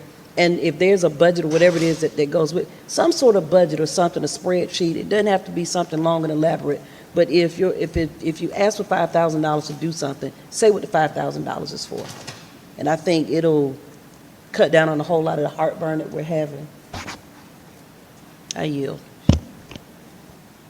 Councilmember Atkins. Yes, I'm just going to, my perspective might be a little different from that of Councilmember Butler's when he talked about we shouldn't think of these as my events, but our events. When we went through the process of approving the budget and moved the dollars over to the city manager's office, one of the reasons why I recommended that we have a program calendar for the entire year is because it would include the events that were a part of the line item. And so we would approve that program calendar, and in every sense of the word, they are our events because they're events that this city would be putting on for the benefit of the residents.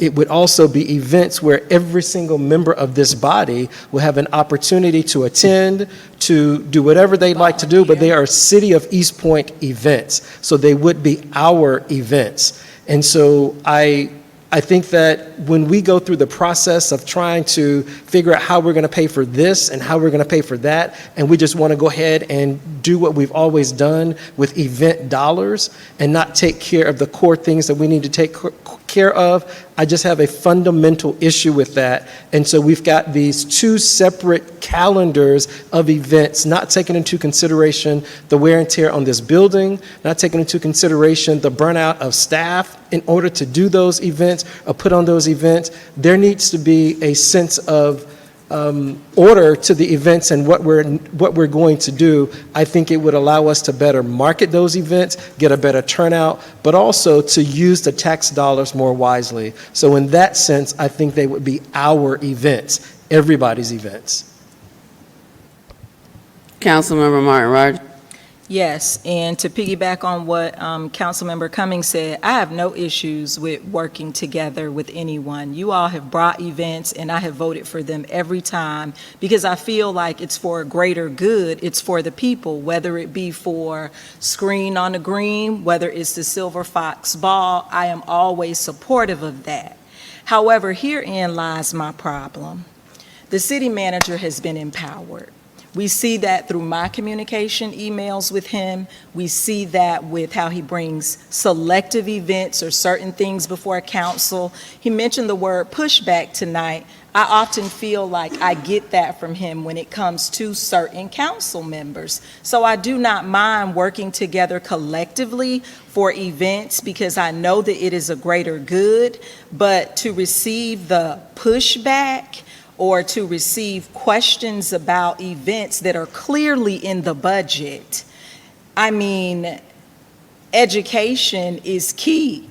All of this was in the budget, and just simply taking the time to read the budget, he would know those things. So I don't have any issue with anyone's event, what you want to do in your ward, what you want to do for this city, but I take issue with someone feeling empowered as if they have to do what the majority of council says and maybe not an individual council member.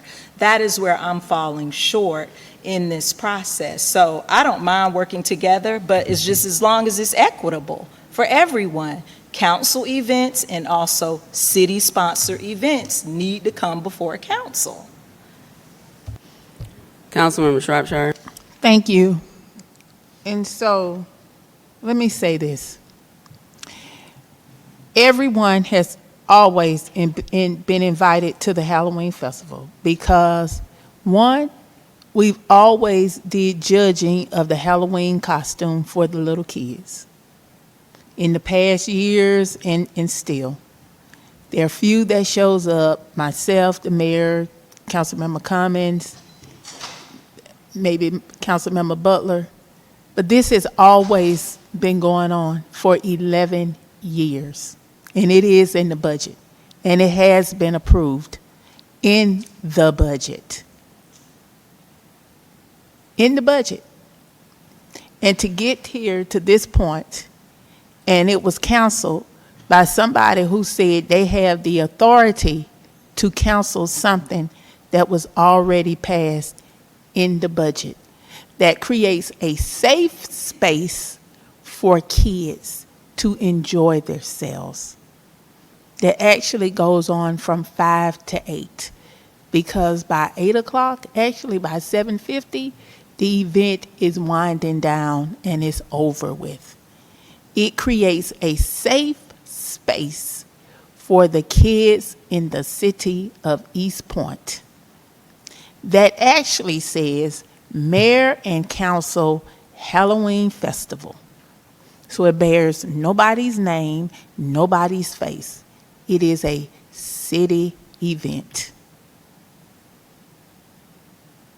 So on page 189 of the approved budget by council that approves these events that can't be canceled unilaterally by the city manager are Holiday Business Expo, Legislative Roundtable, Wednesday Wind Down, Silver Fox Ball, Halloween Festival, South Fulton Municipal Association meeting, Turkey Giveaway, Back to School, Council Retreat, MLK Day of Service, Golden Age Resource Fair, Juneteenth, Blankets and Baskets Jazz Concert, Senior Stroll, Sister City Initiative, Council Stage Budget, Ward D Get Litter Initiative, Ward D Community Meetings Gathering, Senior Summit, Ward A Events, Lectures, Workshops, Autism Awareness Day with Friends, 3-on-3 Basketball Tournament,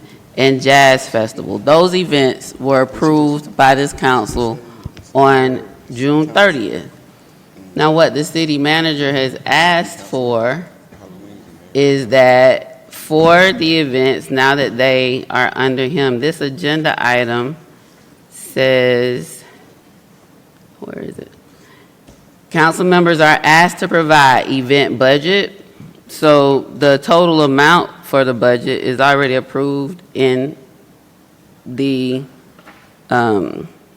budget adopted by council. If there's a desire by a council member to change that amount, yes, that would require a budget amendment or be brought back before council. The time of the event, the location of the event, the description of the event, And so I'm reading this straight from the action item for tonight's event. The Halloween Festival had a $10,000 event budget. The time is 5 to 8 p.m. The location was 5 p.m. to 8 p.m. here at City Hall. And the description of the event is the Halloween Festival Safe Environment for Kids, whatever that's been for 11 years. So that information was provided. The festival and all of the other events that were just announced, or read, I should say, from the budget, were approved in the budget. So I don't understand how we're having a discussion tonight or statements are being made is that that event has been canceled, or any event that I just read that's in the budget, and I'm not sure if there are events in other locations of the budget. I'm just going through the ones that deal with this council event budget. This is under general fund. On page 189 of the proposed budget, we don't have the adopted one yet. I'm assuming it's gonna be the same thing. But, yeah, this says draft copy 6/10/2025. I don't know that there was another one that came up later, but this is the one that's online. So I don't think that anyone on council is saying or suggesting that they are unwilling to give what the protocol is. The city manager asked for event budget. You start with the amount that's in the budget that's approved. So they don't get to select the amount. Council has already approved an amount. Now, how they use that budget, what those expenditures are, that information needs to be provided along with receipts and things of the like. But there's a budget. There's a revenue amount already approved, and the expenses would be the other part of that budget shown by invoices and receipts that would be provided. Time, location, and description, so let's be clear that the discussion is not about not providing those things. That's basic event information. But to say that the Halloween Festival has been canceled unilaterally by the city manager, I don't know how we get there, because it's already been approved by council. And I don't think it's efficient for us to come back on a approval from council for events and things that have already been approved. And so we'll get the verbatim minutes from June 30th to see what was actually approved, but those things were approved. The motion was that all of the events would go under the city manager or something of the sorts, but it didn't cancel any of these events that have a specific line item in the budget. Mayor, while I appreciate your passion, until we actually hear the readback of the minutes, I think that's what we should be waiting to hear, because that's not. Correct, but tonight we need to make a decision because you just indicated that you canceled the Halloween Festival. And I don't think that is within. I did not, unless you're telling me, and you just read off there's a time and location, but that had never been requested of my office. I think that was going to be my So literally, Councilwoman Shropshire reached out to communications and directed staff to do things on that, regarding that event without coordinating at all with the city manager's office. Wait a minute. I don't think. Hold on, I don't think one at that's a the way time, the Councilmember process is Shropshire. supposed to We're not work. going to do it. That's not how it's supposed to work. I think we can all agree. I understand that, but Mr. Jones, you didn't say tonight that you canceled the Halloween Festival? No, ma'am. I said unless it doesn't have a time and it doesn't have a budget, then it would be canceled. Can you But give you me just got verbatim finished minutes saying from that this it had a discussion? time and a budget. So I don't know if you want to play on the words. Okay. So I want to be very clear. Up. I want to be very clear that I'm not misstating your words, and I know what we heard. But I'm going to request verbatim But don't minutes ask me from this discussion as well. But as long as we're clear, the Halloween Festival, I'm not wasting time. As long as we're clear that the Halloween Festival is not canceled, you have the information needed, the time, location, and description, and the event budget is $10,000 approved in the budget that was approved by council on June 30th. So you're saying you didn't say it was canceled, which means it's moving forward, right? Can we get a reading, please? So I don't know that she has a reading right now. I mean, we're video recording. She doesn't have a tape recorder that we can rewind back. And I don't know if we could go on the laptop right now, pull it up on the screen and go back. but we'll get it when I get the verbatim minutes. But if you're saying it's not canceled, then that means the Halloween festival is moving forward. The information that you've requested here, I don't think any council member has any objection to what you're requesting, right? The event budget, the time, the location, the description of the event. But I do think that maybe I heard consensus around, and maybe we need to talk about whether or not after council approves these events in the budget, they have to come back to the city council for approval again before the events happen.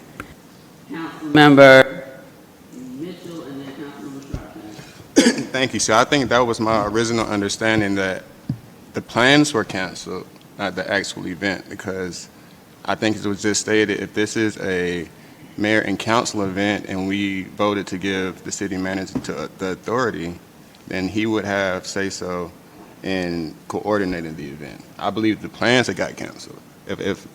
I mean, I haven't spoken directly about it, but that was my understanding. So I think we've actually gotten somewhere right now, so,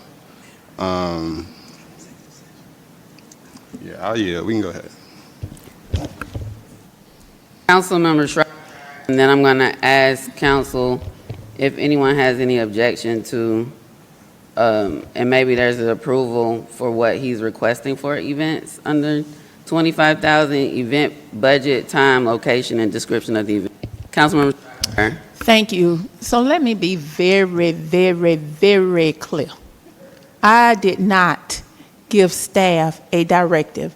You are not going to tell that lie on me. I did not reach out to staff, in no way giving them a directive on the Halloween festival. My communication was with the city clerk, who put the information in. So you're not going to tell that lie and say that I reached out to them. I don't know what your problem is with me, Mr. Jones, but we can see it's very personal. Very personal. You have a personal, your issue now is personal, and it's unbecoming, and it's harassment, and it's bullying. All right, do we count you out? The agenda item says council members are asked to provide event budget, time, location, and description of event. Does anyone have, but that's not to come back before council. That is, if we approve this as the protocol, that's the information that's shared. But, okay, but maybe he's requesting a motion that confirms that everybody agrees to provide an event budget, time, location, and description of the event. Do you all want to make a motion on that, or, just leave it operationally up to him? He shared with us what he's asking for, and I'm Councilmember Mark. Yeah, my question is, I I was have. in first. Then Councilmember Mark. No problem. I'd like to hear, there's been a lot of, since we started this item, I'd appreciate hearing exactly what Mr. Jones' request is of us, if he has one for us this evening. If you could restate that.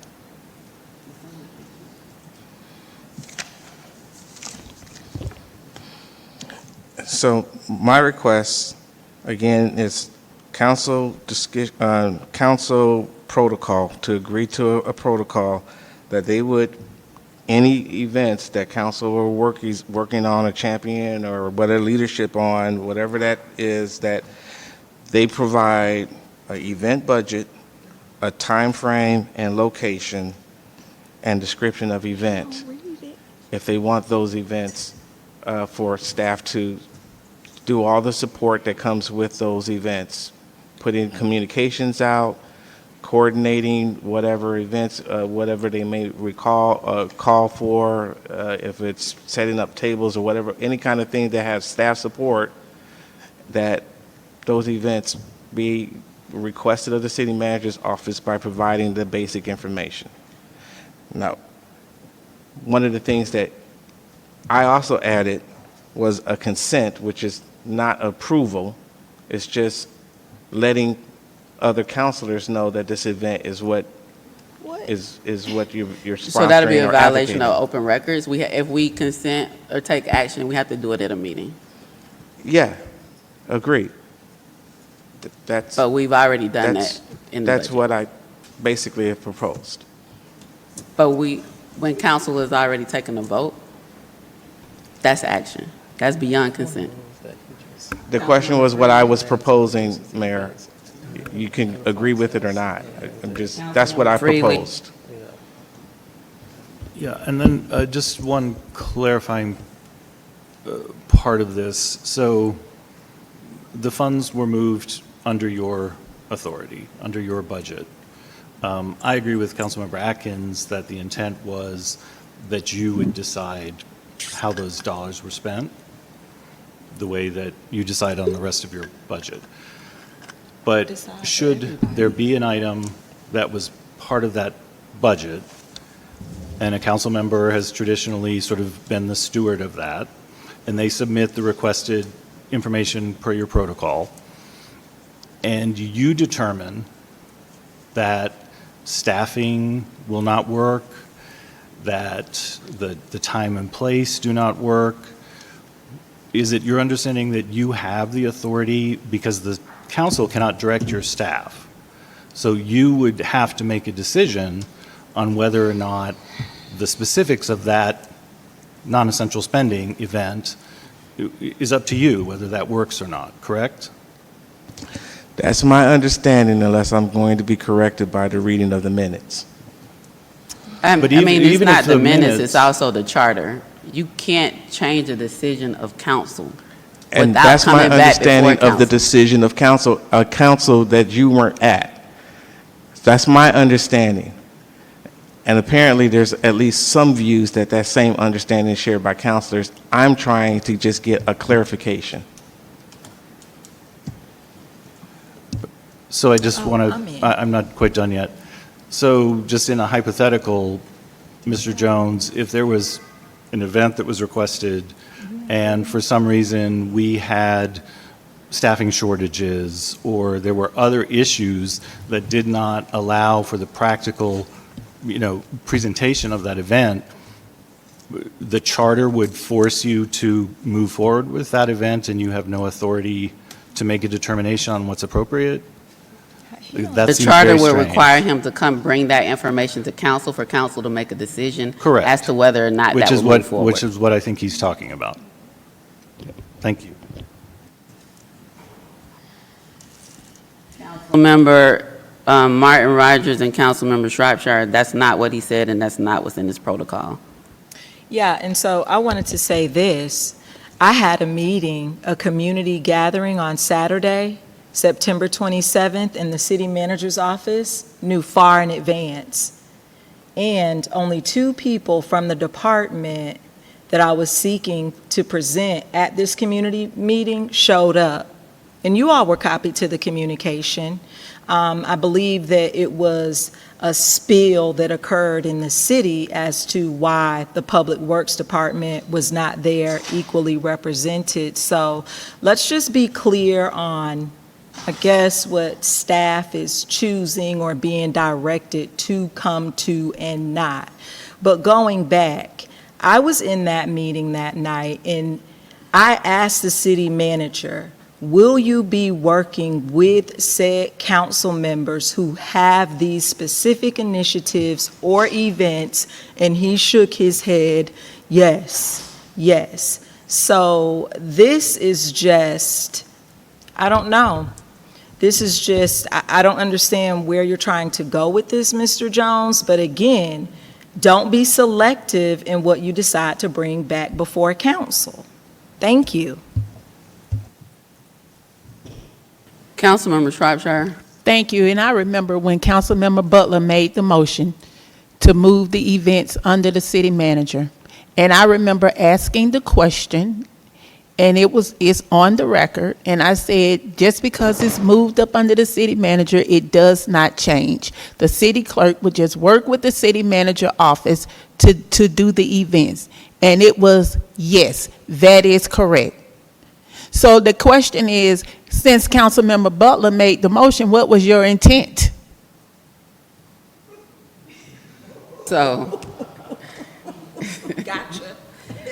I think that's a question for you, Councilmember Butler. I don't know if you want to wait for the minutes from the meeting, and I think whatever the intent was, if you recall, but at the end of the day, the next question after that is, if you choose to answer that question, is council going to take action on a protocol for council events that includes council providing the city manager, for council members to provide the city manager event budget, time, location, and description of the event?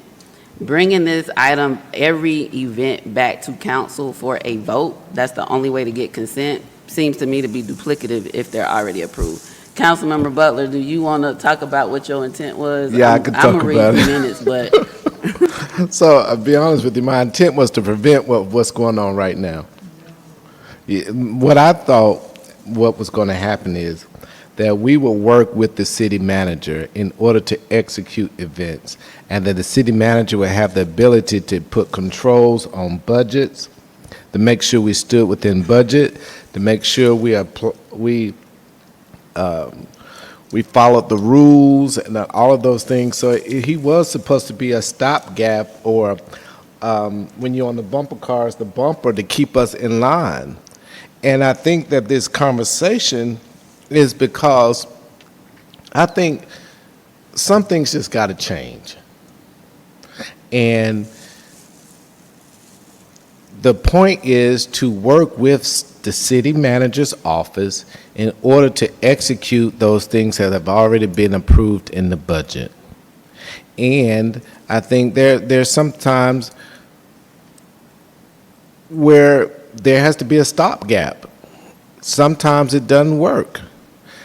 But I think that it will work 100% of the time if we work with the city manager's office, or we work with we work with our colleagues in order to make these things happen. So that was my intent. So, I got a follow-up. So Councilmember your Shropshire. intent was not to council events? Because if your intent was, because you gave a two-sided answer. So if your intent was, in fact, to work with the city manager, so let's start with your event, your senior summit. Are you going to cancel that? Because like I say, the Halloween Festival has been going on for 11 years. City manager said he canceled it. He said, and that's right, he did. He said that.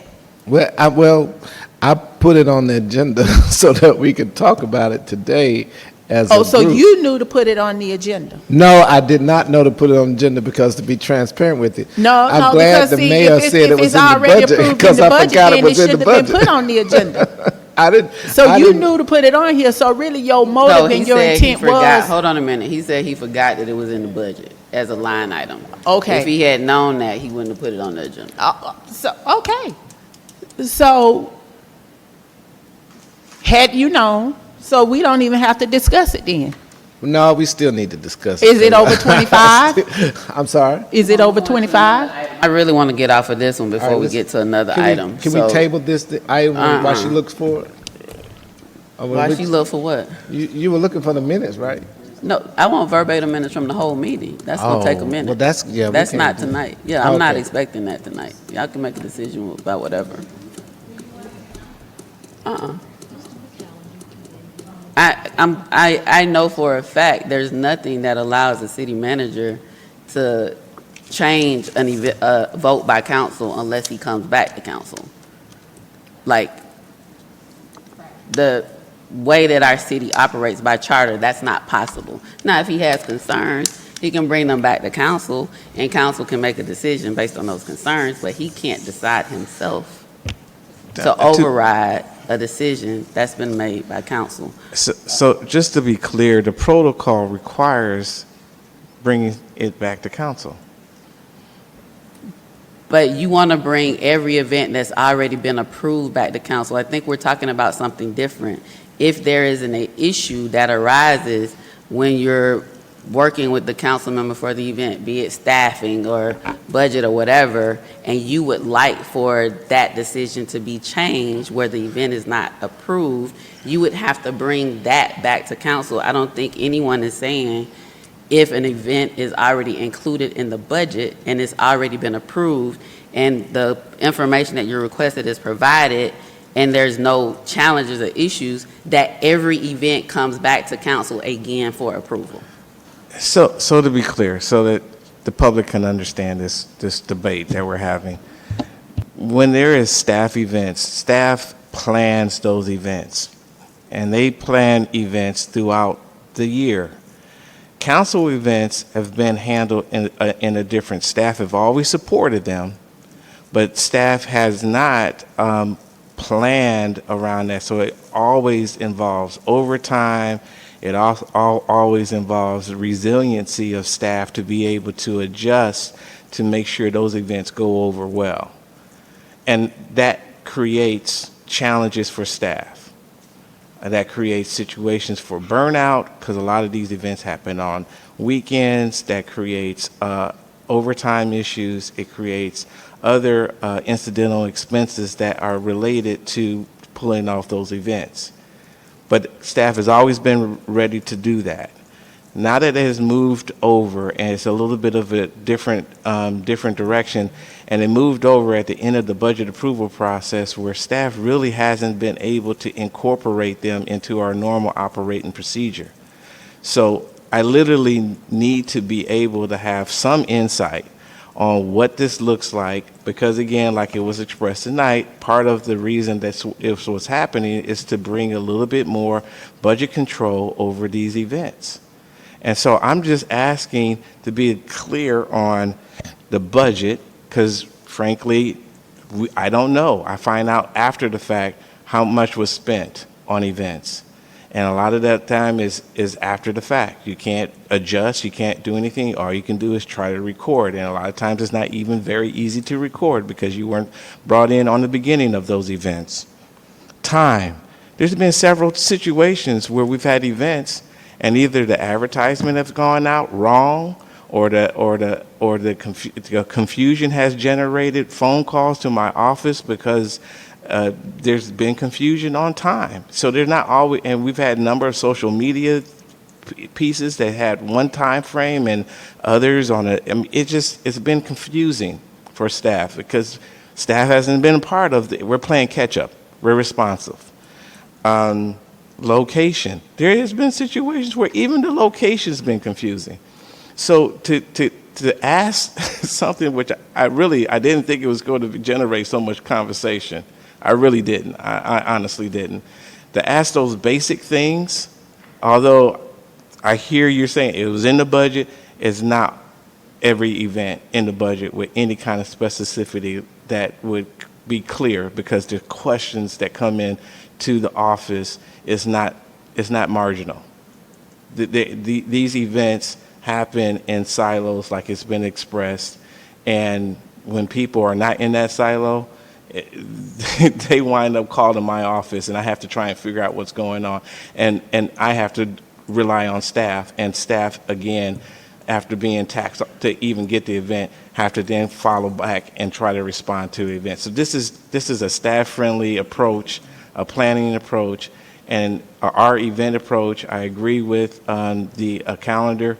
We've made some strides in the calendar. We can certainly be even better and make sure that all events are reflected. And if you want to have all event up and down vote on the calendar, that is fine. But all I'm asking for is the basics and some continuity with council, so when something is handled, you can clearly say this is what the city manager does for all events. That is the And I purpose think of I've the said request. 5 times that there's no objections to the basic information that you're asking for. There is a concern about council double approving events and getting consent twice after council is voted. Can I respond to that just real quickly? I appreciate that, but it is having an effect on operations, and that's why I'm bringing this forward. So And the while it may be budget, once redundant, it may approved- allow us to be on the same page, and then maybe sometime in the future, we can get rid of that redundancy. The budget, once approved, is what you operate under. It's what every department operates under, once it's approved. And so once these decisions are made, they're made. So if there are concerns that come up during event planning, once you get this information, yes, but I don't think anyone wants to double approve an event. That means the Silver Fox Ball is about to come back, Senior Stroll, all of these other events that are happening for the rest of this year are going to have to come back to council for approval when they've already been approved. If there is an issue that comes up during planning and there's some concerns that you need to bring to council about the event, yes, do that. And if you want to recommend that the event be canceled to council at that point, you can do that, and then council will have to vote to make that decision. Well, can I ask, if it's, I look at it as a housekeeping matter. This could be the consent agenda. You don't even have to spend time on it. I don't understand it. Is it It's not controversial? going to be a consent agenda. Is it, if there's you some disagree- concern that the council, there's some If you have an concern? event that has been approved by council and you're disagreeing with the council member moving forward with the event, that council member cannot agree to it being on consent, so it's going to be on the agenda. Mayor, It's going to be an item that's going to I'm be just discussed. asking, if it's so widely accepted as you're indicating, it should be a housekeeping matter. Even if it's one council member, it's still consent, it should be a It consent cannot item. go on consent if everybody does not agree. That's can how be we've pulled done off the of whole consent. time. That's Okay. how we've been doing the whole time that you've been here. If I just one don't person see has an that. issue, Okay. it's not on consent. And why would we double approve unless you have an issue you need to bring before us and you need to talk Because about the way it's canceling the event? operating is why. I tried to articulate that, maybe I'm not doing a good job of that. I will only vote if there's a tie. If you can get 5 people up here to agree to a process that requires double approval as they're planning their events, I'm not sure. One event is coming up in November. You all gonna have to make sure they get placed on the right agendas so that you can have time to plan and market, because it's gonna have to come back to council again. I don't think that's the intent. But if you have issues, or issues come up while you're trying to coordinate and work with the council member on the event that you need to bring to council, by all means. But we don't need consent on something that's already been approved. If it's not one of those events that's listed, it has to come back to council because it hasn't been approved. Councilmember Butler, Councilmember Thomas, Councilmember Mitchell. Can we table this to the next work session?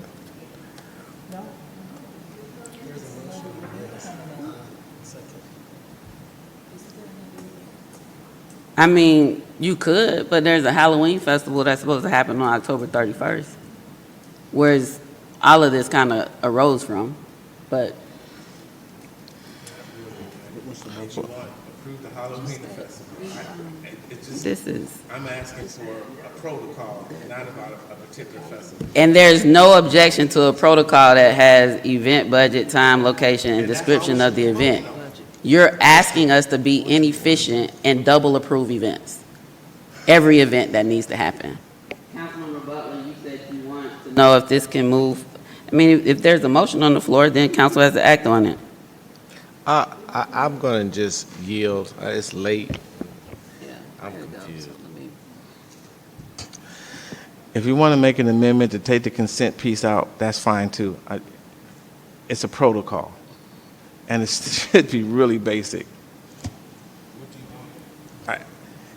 If The there's basic, concern about the basic consent- protocol would be event, budget, time, location, and description of event. It's clear that events have to be approved by council. If they're not approved by council and a council member comes to the city, goes to the city manager to have an event, those events and that request should be brought to council. I think the issue was events under $25,000. Obviously, events over $25,000 would have to come to council. So you would have the same issue that but- you say is so inefficient, but that's actually the charter. But we're So- talking about events that are under $25,000, and if you can amend it, if there's an issue of bringing it before the council just to get consent, which is not an approval And the vote. reason why that's inefficient is because there are many more events that are under $25,000 than are over. And you're asking for council to approve again. If they're not in the budget, it has to be approved by council. If they're in the budget, it's already been approved by council. But If we're there's an talking about the issue that- events that were connected to the council events that moved over to the city council. You keep on conflating that with the I'm not events. conflating. We're talking about the same. I don't have to restate the obvious. That's what this item is about, council events. We've been clear about that. Council events. Correct. Right, and we don't have a reading of the minutes, so basically, I don't even, if council has concern with the consent piece of it, you can take that part out. Still should require getting a location, a budget, And no one time and objects to frame. that. Well, then take a vote, so that'd be the I part of the asked that protocol. 30 minutes ago, like 3 or 4 different times. But, Second. Make it, I mean. The motion is that every event must have a budget, time, location, and what was the third one? Description. A description of the event. Second. properly seconded. Discussion. Councilmember Mitch? No.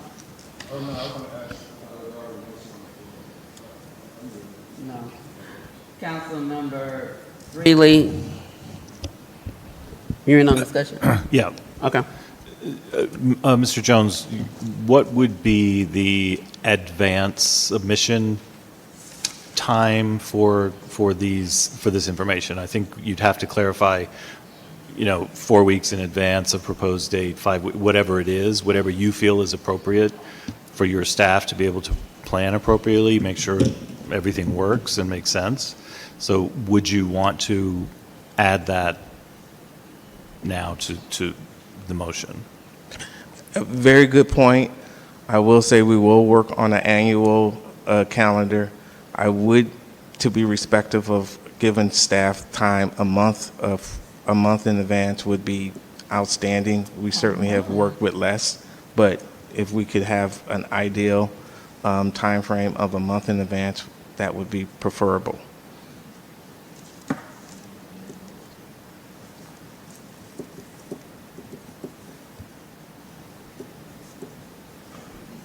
Anything else, Councilman Freeman? Hold on a minute, let me get the order. Is Councilmember?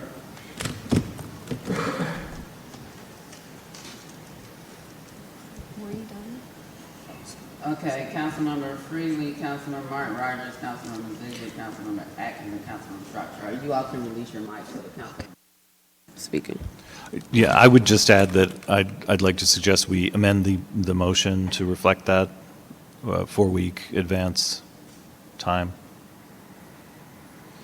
There's a amendment, Councilmember Butler, to Yes. include that the event budget, time, location, description of the event will be provided to the city manager at least a month in advance. Yes, You ma'am. accept the friendly amendment? Yes, please. Thank you. Councilmember Mitchell, I think you made the second. Does your second still stand? Oh, Councilmember Cummins, does your second still? Okay, Councilmember Freely, anything else?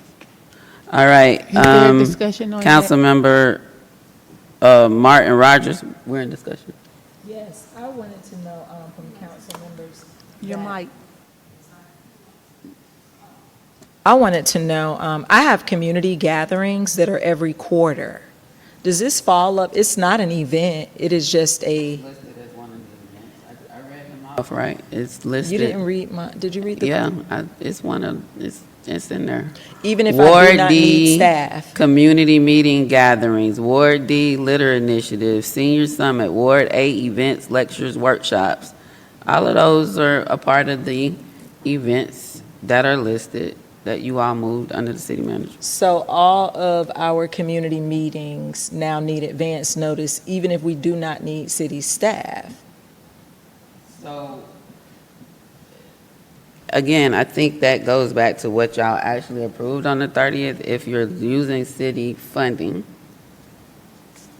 And the motion was that all events, and I'm assuming you all were talking about this page in the agenda, which is where the events are listed. Then, I mean, that would be there. Community meetings with no cost is different than community meetings with the cost. Oh, But- that's only because I have to rent the space.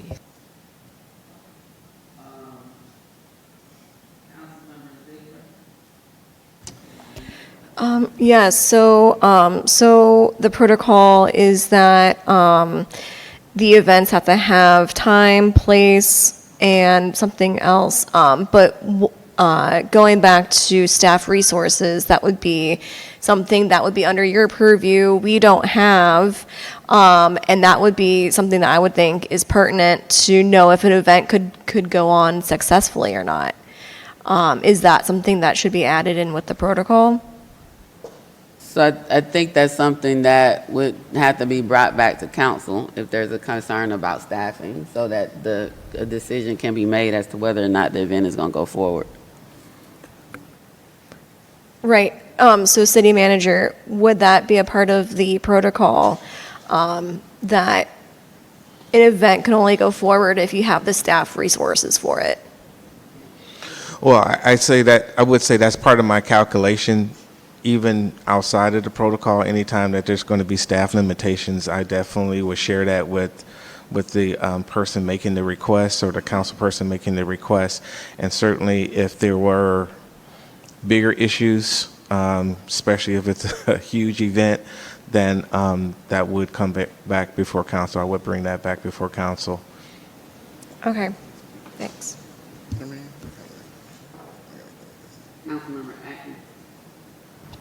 Yes. I'm really a little confused by this. I don't know why some of the items are even a part of the request. There's already a dollar amount associated with those items, so why would there need to be a budget? When Councilmember Butler made the motion, I seconded the motion, and we went into discussion about the motion, and I specifically talked about being able to leverage the events to get the best cost. So what are we accomplishing if we are to submit to the city manager's office a budget?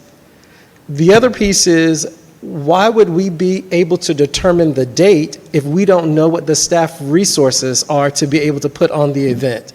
So I'm really confused by those things. When we made the motion, it was my understanding that the city manager's office would produce these events, would leverage the events that we would do for the entire year, would get best costs for those events so that we could realize cost savings to put back into quality service delivery. If we're going to do this, then what do we accomplish? We don't know what the staffing is going to be like if we're giving or providing the date, and so then we don't know if it's going to be able to happen, and then why would we give the budget? The idea was that we would look at everything that we're doing and try to marry as much as possible to get the best possible pricing on some of the things that previously had been fixed costs. So with regards to the budget piece of it, there's been experiences where events have gone over budget. And so this would be another ability to garner that before the event. There's been basically just reactionary. We won't find out that we go over on events until after the fact. Having a little bit more controls over how much we're spending on the event in advance will give us a little bit more control in those areas. The personnel piece of it, there has been times when we couldn't have personnel available, I think, for a ward meeting. Just the board meeting followed on a time frame that we really couldn't get people there. So those kind of things we will be able to coordinate, especially if there's a month in advance. So we have a little bit more ability to work within our human resource to provide for that event. A lot of times they have gone, like these events have been happening, but people have had to make personal sacrifices, family commitments, and things of that nature. And they've responded because I say we have a very resilient bunch. Our staff is very flexible, but it comes at a cost. And we talked about burnout and things of that nature. This gives us an ability to soften that a bit and coordinate it a bit. And I think people are more than willing to devote their time if they have time to plan for it. So that gives us a little bit more flexibility in that area. Which is why Resources, I think that's still a big question. That's the reason why I thought bringing it back to council so all voices could be heard on things like that. That's more of a policy decision. But again, I think the council as a whole supports the basic items, and the conferred piece doesn't sound like the support there. So I'm willing to leave that piece off and deal with the basics. That gives me at least some background, and then also ties in my office so that staff is not acting and reacting to things that are getting from council without my office being involved in it. Okay. In addition, you talked about there have been a few things that you didn't know what the cost was until after the fact. That is troubling. The dollars are in your budget. You should know before those dollars are expended what those items are costing. That's where I'm hoping to get a little more control to get that kind of Well, I thought that the control was going to be that these are the events, and this is what staff has come up with to put on the event and the associated budget. I've gotten mixed messages on that. I certainly would love to hear what the minutes record on that to give me clarification, but I'll yield to exactly what that is once we get the minutes from that meeting. Because I thought that the idea was that there was greater controls over the budget. We were trying to rein in non-essential spending and to be able to still provide quality programming to the residents of the city, but not for us every single event. This is the budget, this is the budget, this is the budget. We're not reaching that goal. I yield. Councilmember Shropshire. My question is, so if it has to be in a month in advance, where does that put the Halloween festival? Because it's October the 31st, and it is not a month in advance. Because it was advertised last month, at the end of last month. So she did. She had already given him the information. So it's already in. Okay. I got one more, and I'm gonna leave it. Council, see what date that information was provided, Councilmember Mitchell? Okay, so I'm finally getting an understanding of this. So, were you coming back before council to get permission to use staff because there may be some unrealized costs like overtime and things of that nature? Is that what you're asking for? Or did you have that? I'm not really okay. I know if it's over 25,000, you have to come before us. But I was trying to think. I'm not really understanding what coming back before. In part, that's part of a concern. I think the bigger issue is that these events have sometime gone without coordination with the city manager's office. And maybe the city clerk's office has been involved, maybe specific departments have been involved, but it's not always been coordinated well. And just because you might have one group of staff ready to go, another group of staff hadn't been communicated and may not have that same availability. And so without that kind of overall coordination, without having an actual vetted request, it's hard to double back and see how we're spending our dollars. So on is it some of more these so events. trying to get asking for permission to use staff, or I'm not? Okay, I mean, the only thing I can kind of see asking permission for is, say, if staff had to work overtime, you know what I mean, and that wasn't budgeted for. That happens frequently. Okay, yeah, okay. Yeah, it does okay. happen. I mean, I more so see that. I was, And some of our staff are salaried, so, overtime doesn't always come in, but there's just like resources like police officers. setting up and stuff. tables and, yeah. Right. Oh, yeah. Okay, I could see that probably needing permission, but, okay, all right, thanks.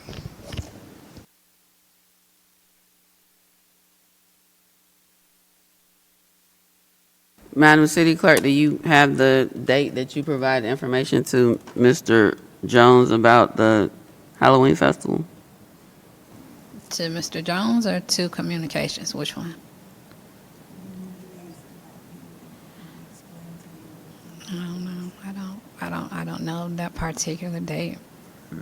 Maybe a week ago? A week ago, what's today? Today is Today's October the 6th. A week ago would have been September the 29th. It was last Was week? my Okay. math right? Yeah, it was sometime last week. So that's 30 days.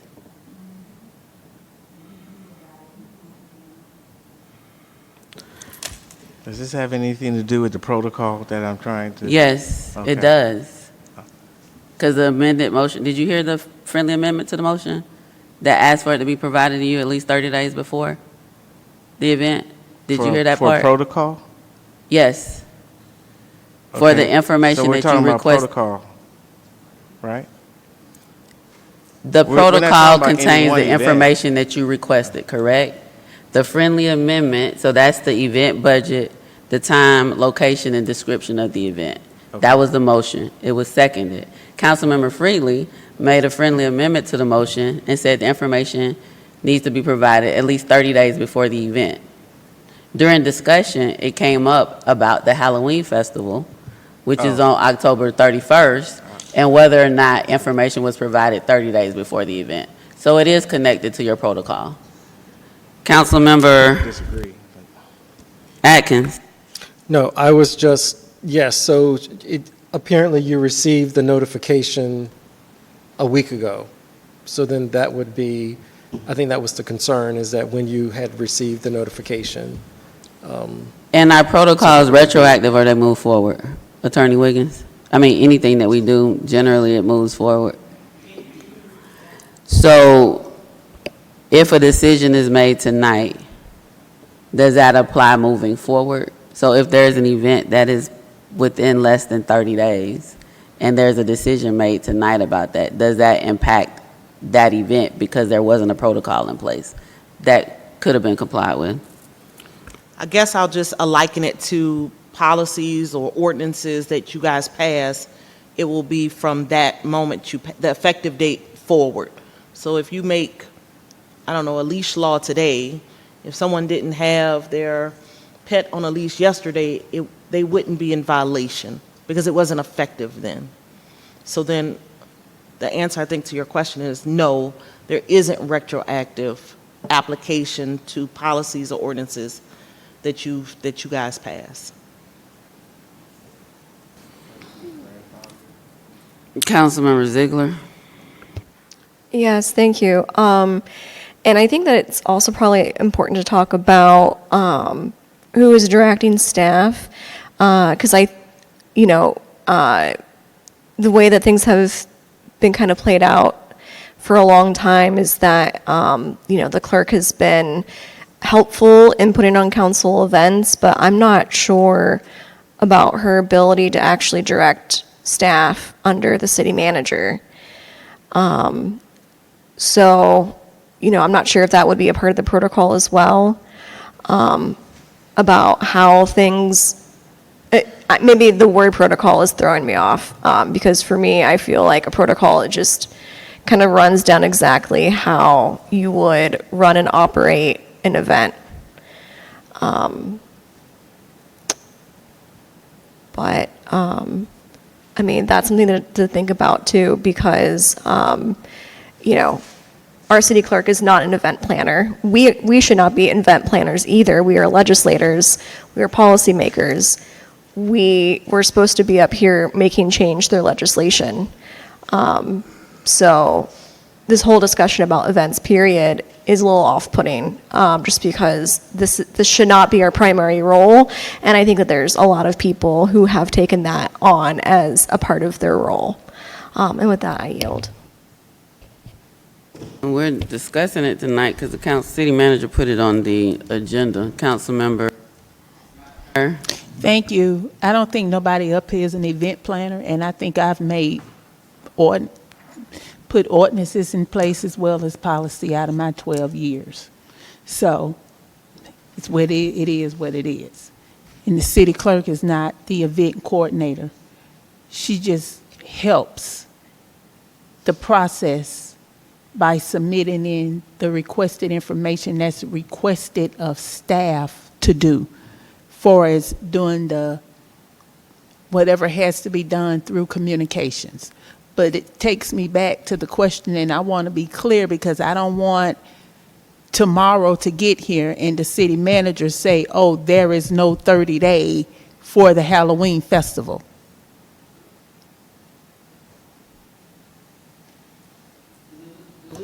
I'm going to ask the city attorney on this. Do we need to have a separate, we've already approved the Halloween festival. We need to have a separate motion to approve the Halloween festival again that's already in the budget.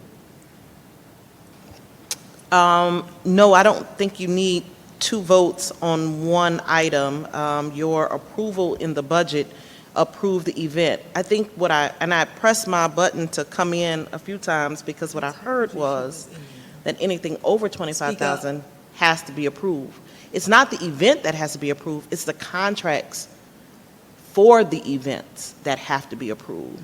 So when you approve the budget, you approve the events, but if there are contracts where you're spending city funds, then it defaults to the procurement policy to say, okay, you're buying something or procuring a service over 25,000, yes. Even though the budget was approved with the event, it did not then erode the requirement that you have to go through procurement for the spending of any contract over 25,000.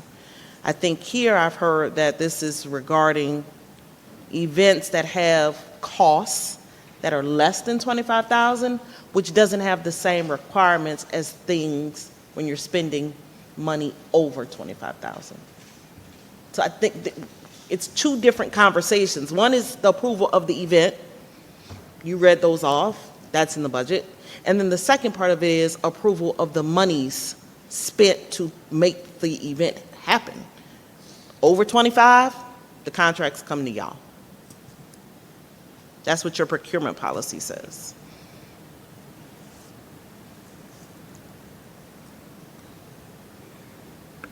So, as stated, would this protocol apply to or prevent the Halloween festival from happening? It's less than 30 days from today. You said it's not retroactive, you apply it moving forward. But because this discussion is happening less than 30 days before the event, although information has been provided and there's been discussion about the event, I think that's the real issue. That's really kind of why we're here. So I am happy to answer legal questions, but I'm not going to engage in the political policy-making stuff that's occurring with regard to any event. So if there's a particular legal question that you have about what an ordinance says or how a policy is applied, or I think somebody brought up the charter, those questions I can answer, but not should Councilwoman Shropshire have an event. That's not my call. Right, so the question is, there is an event, we won't have to say that, that's less than 30 days from now, and we're adopting a policy tonight that will require 30 days notice, although arguably there's already been notice provided earlier. Any event that comes up between now and then. I think the senior stroll is, I think, in November, right? So depending on the date, I don't know if, it's not November 4th. I can't remember what Councilmember Cummings said at HR, but that's coming up. It's in November. I don't know if there are any other of these events that would happen that could be impacted by a 30-day requirement, which again, I think goes to the desire to prevent the Halloween festival from happening. So I introduced the concept just recently with the city attorney of grandfathering. I think that the event, which my item has nothing to do with events, all to do with protocols, but I think the event would be grandfathered. So it would still happen. That's what I would assume. Okay. It's not ever been about event. I'm trying to get some protocol moving forward. That's all. Attorney Wiggins, are you still in? I'm sorry. I just wanted to answer your question with some legal support that retroactive application of laws in Georgia is disfavored unless there's some clear legislative intent or constitutional allowance for such applications. So whether we're talking about a 30-day lead time or some other provision that is needing to be enforced, it happens from the effective date forward, not effective date back. I think Mr. Jones just agreed to that when he said grandfathered, so no, any provision that's approved tonight would not occur to something that's been already approved without those requirements. Councilmember Martin Rogers, Councilmember Mitchell, Councilmember Atkins. Okay, and what I wanted to say that, you know, these are initiatives that council, everyone on council brings something unique and different. We had the Healthy Point for several years, couple of years. Me being in the field of education, special needs teachers.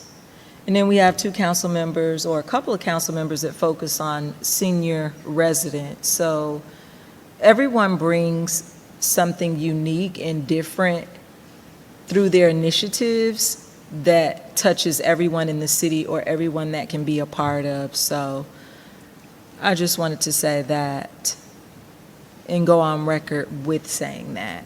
Thank you.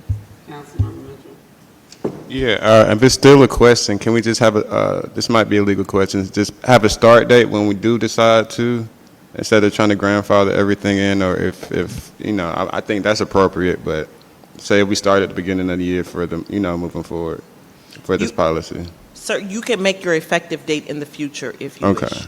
If that kind of calms people's worries, but okay, I just want to throw that out there. Councilmember Atkins.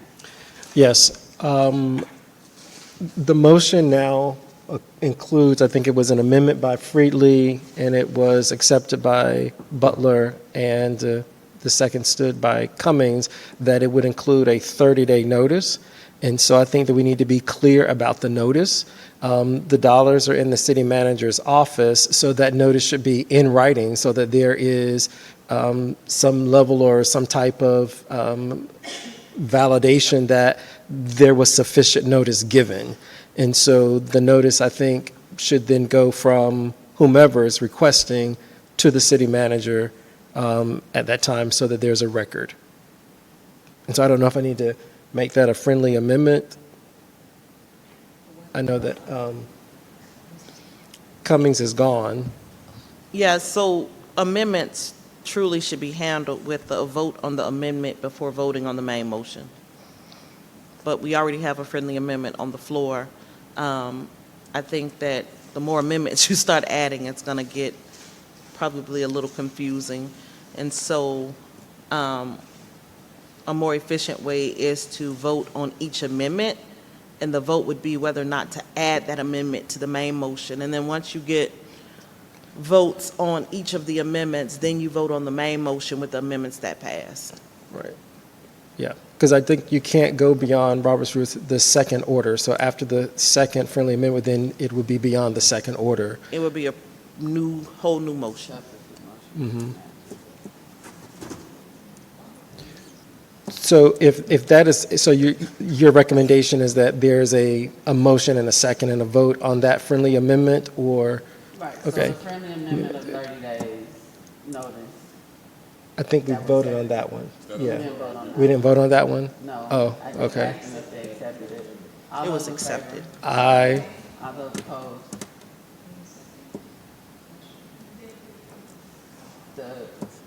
So the friendly amendment was just that it required 30 days notice. Yeah. Anything that we do from what Attorney Wiggins said is effective from the date of approval forward and not going back. And the city manager said that events prior to today would be grandfathered in if there's not enough time for the notice requirement. So that friendly amendment passed. You have another one, that written notice? Yes, the notice must be in writing to the city manager. Is that a friendly amendment or a substitute motion? No, it's a friendly amendment to the main. Yeah, it's an amendment. So do you accept the friendly amendment, Councilmember Butler? The seconder is gone now, though. I'm sorry? The seconder, this person who made the second on the main motion is no longer here to, Yeah, it could be anybody because now does it's a anyone motion. else- Second. Oh, I made the motion. Councilmember Ziegler Councilmember Butler accepted the friendly amendment of the written notice to the city manager. Councilmember Ziegler seconded. We're in discussion. Councilmember Shropshire. Discussion, can it be to the city manager or his assistant? I think the city manager, yes, I think you can copy the assistant, but the request should go. It could, both of them can be copied on the email. The motion is, as stated, requires that it at least go to the city manager. It doesn't prevent it from going to other people. Anybody else? It So- doesn't prevent others being included on it. Okay, thank you. Say what? All right. So the friendly amendment has been accepted that the notice to the city manager be in writing by email. Is email considered a Yes. writing? Yes. Okay. So, just to be clear, what are we sending the city manager? The event? The protocol information, the budget, the time, location, and description of the event.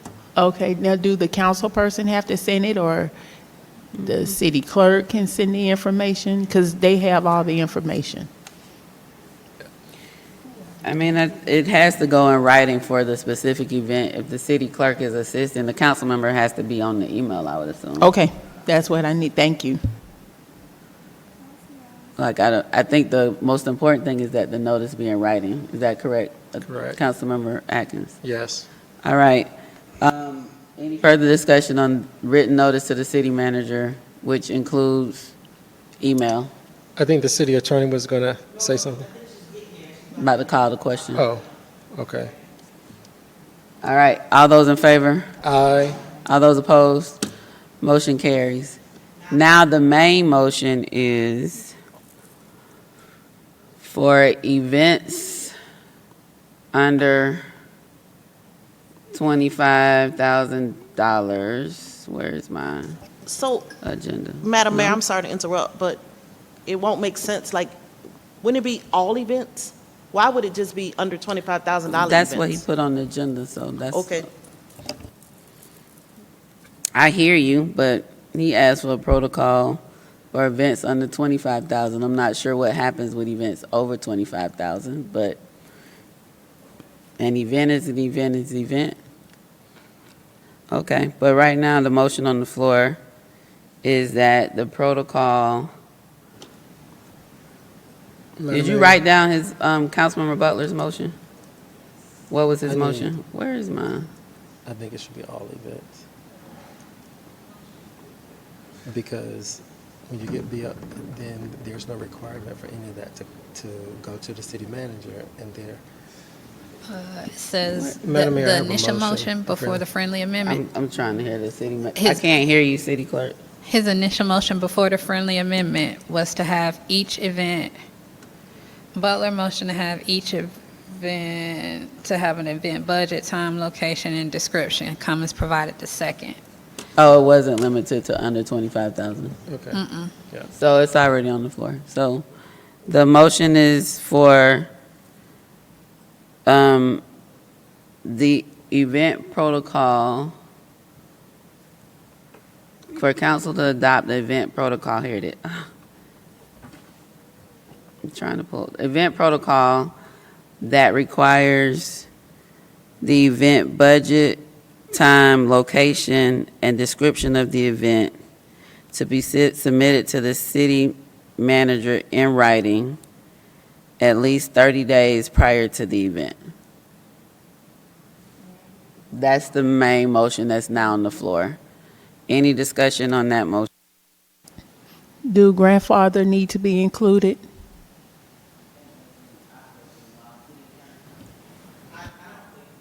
Okay. Okay, all right.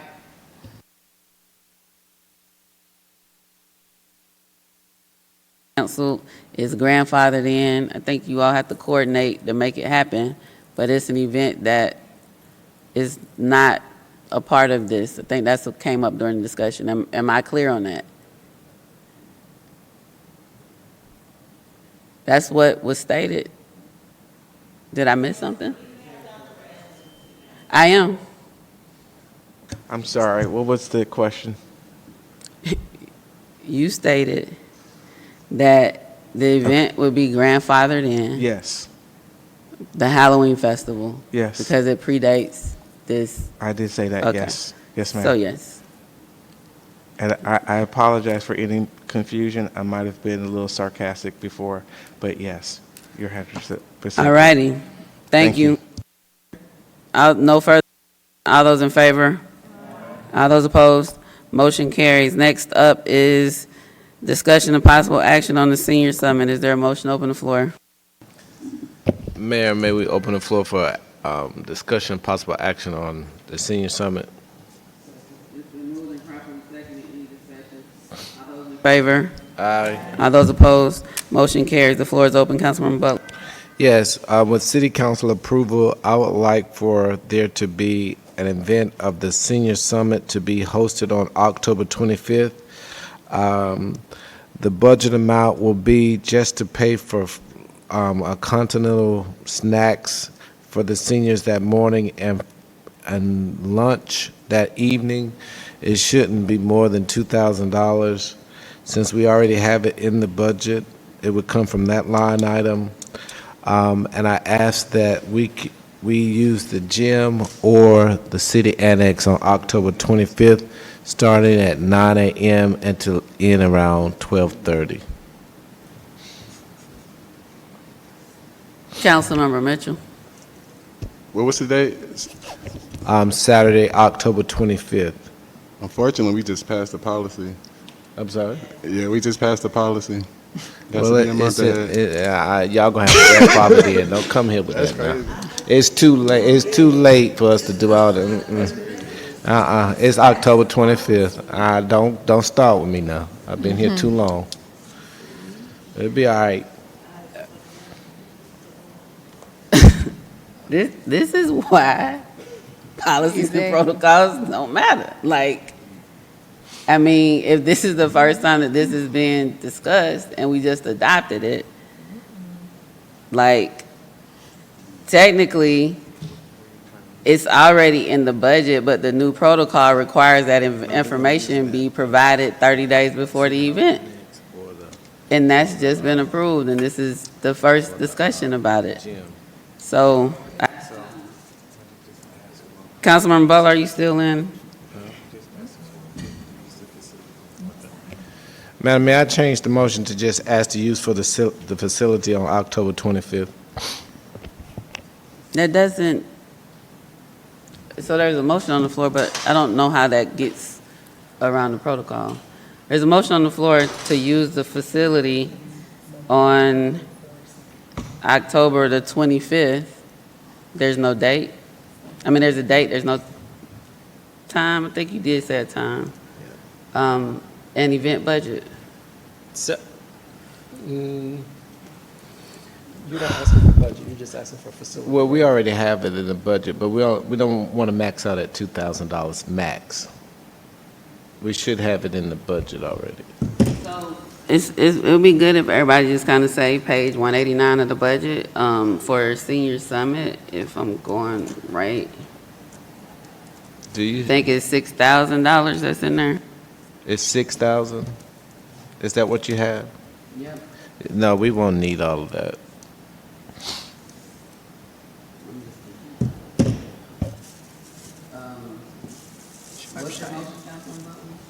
To use the facility on October 25th, we would like to use the gym or the City Hall Annex.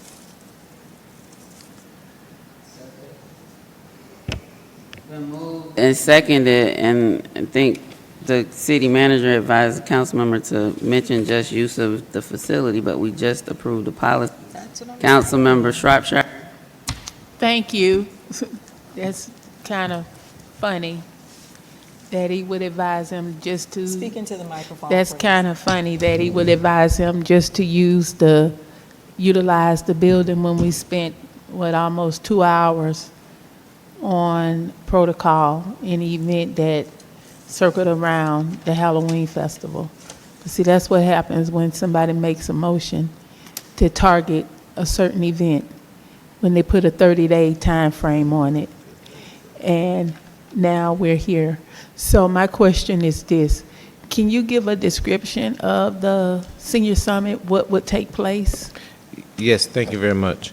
So the Senior Summit is something that we've had previous years. We'll have a representative from the DA's office, Fonnie Willis, to come talk about cybersecurity safety for seniors. There will be the seniors like to dance during those events. We also have where they have people like from GenCare and other healthcare providers to come. In the past, we've had insurance companies to talk about that. And it's a situation where seniors will divide up into groups, excuse me guys, I'm late, where they would have these committees and they would do plan for the Silver Fox Ball and other senior activities during that. So they would divide out in working groups to do that.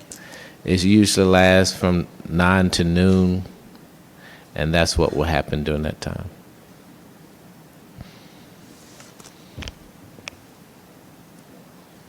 Councilmember Martin Rogers. Thank you, and I know that my constituents are going to ask me about this, so let me go ahead and speak up now and go on record. I do find it very concerning that you would tell him, Mr. City Manager, to just utilize the building when we just passed protocol.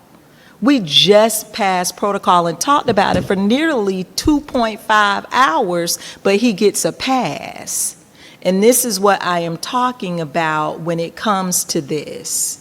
This is exactly what I'm talking about. Selective enforcement. Councilmember Butler, I am going to probably support this because I do like the seniors, but just be equitable across the board, Mr. City Manager. Be equitable across the board. And that's for members of council too. We just talked about policies and protocols and knowing the times and dates of certain events. And this is the next item of discussion. So I'm going on record. Thank you. Councilmember Freely. Councilmember Butler, so about how many attendees do you anticipate? How do you invite people, or how are people selected to attend? It almost sounds like a meeting, sort of, a planning meeting, but how are people identified? What's your target number for attendees and so on? Great question. Usually, the last one we had maybe the city annex was full. And so we had maybe 30 seniors or more, say 50 at the max. They're just usually invited through the usual circle. There's a group of seniors and they invite, and there's a coalition, but we would like to make it available for all of the seniors, but it's nothing that's very grand. So we're not looking at 500 people or 100 people, it's 100 to 50 people. Okay, but potentially sort of open to the public, although unlikely that. Well, all of East Point's events are supposed to be Right. open to the public. Right. So anybody that's an East Point resident can come, even if they're not a senior, but it is a senior summit. And do you have an idea of how much city staff would be required to? put it on? Well, I tell you, the hero city clerk usually coordinates everything, and we keep it. We don't really have a lot of staff involvement in those events, but she does a Herculean job in making sure it takes place. So last time, and I'll defer to her with that question specifically, but it's just usually she and her staff.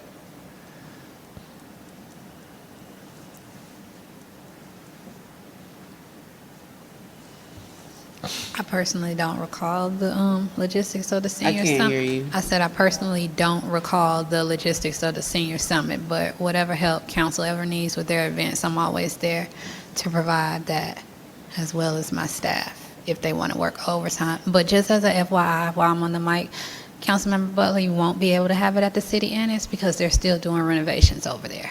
Okay. I didn't know they were doing renovation. That was, So Is that- I'm glad I asked for the jail. Councilmember Atkins. Yes, I just want to be clear, my second to Councilmember Butler's motion was for the use of space. At that time, it was the gym, Jefferson Park Recreation Center, or the city annex, and now we know the city annex will not be able to be used. My motion was not to use dollars, because we did just pass a policy that speaks to that. And so I think that the use of space and not the dollars, and I think that the event can still happen and go on, so that we would be in compliance. My motion still stands with your second. Yeah, but I don't think that the protocol was dictated upon just dollars. And so if what you're saying is Councilmember Butler is using $0 of city funds for this event, which is why it would be an exception to the policy, that's probably not likely because staff is going to be used. There's a cost for that. There's the facility. And so if this is council's desire to reconsider the policy just passed, there could be a motion to do that and change the 30-day requirement so that there's not a blatant sidestepping of a policy that was just passed with,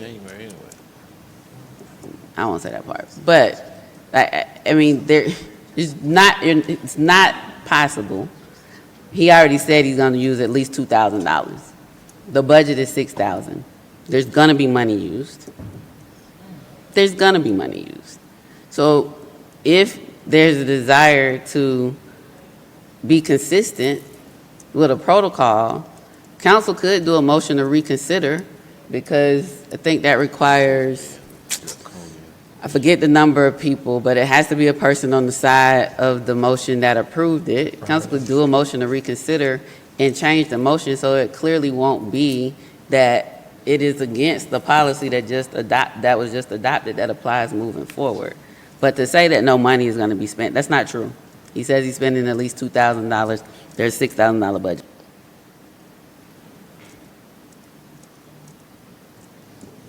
Are you still in, Councilmember Atkins and I am. Councilmember Butler? I am. I just wanted to clarify.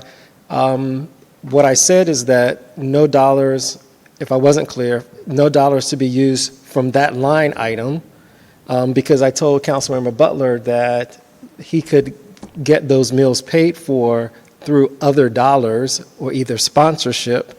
And so it doesn't have to come from that. So I never said that no dollars would be spent, but those dollars that are in that particular section of the city manager's budget that we moved over are the dollars of which I am speaking.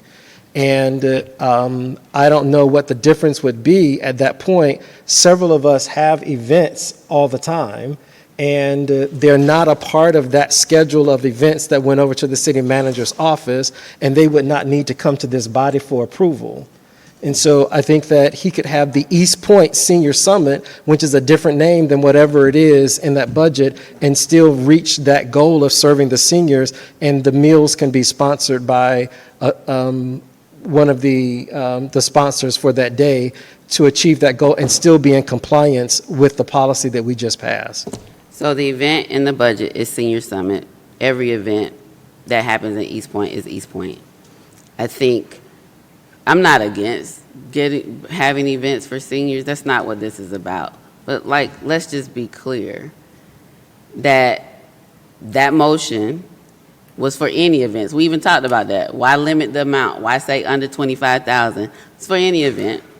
So this is an event.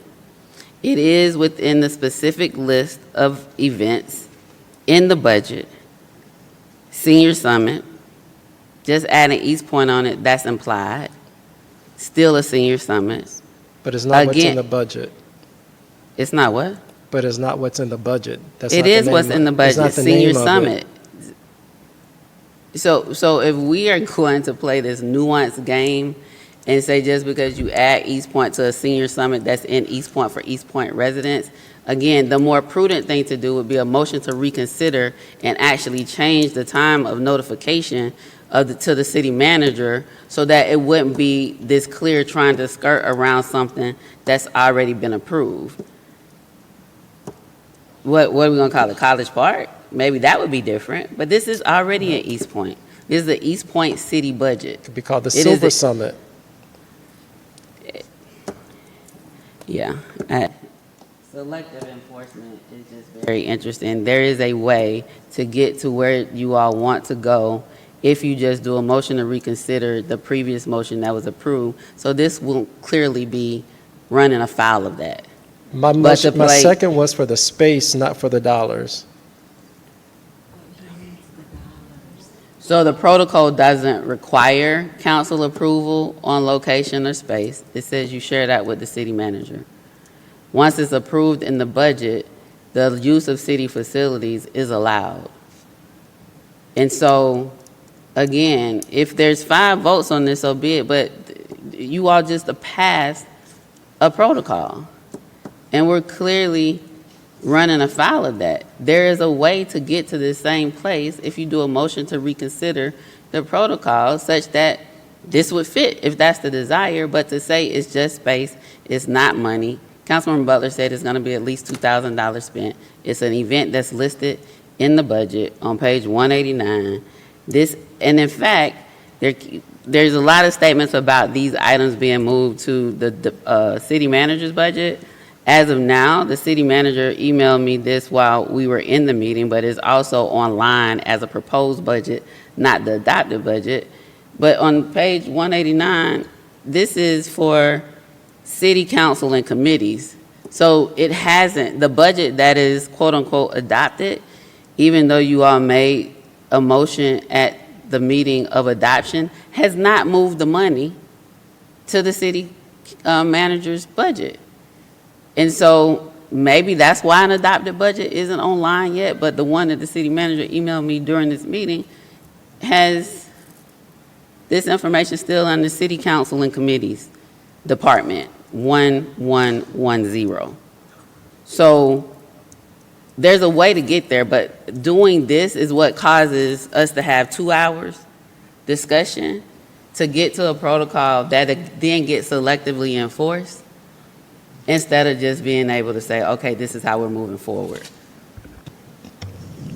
Councilmember Shropshire and Councilmember Mitchell. So a motion needs, so we can make a motion to reconsider to change the effective date to the beginning of the year or to change the effective date. Well, there's currently a motion on the floor for this item. And so, Madam City Clerk, City Attorney, I'm trying to pull up our council rules and the rule for a motion for reconsideration to see if there is a specific time that it has to be made. Just during the same meeting?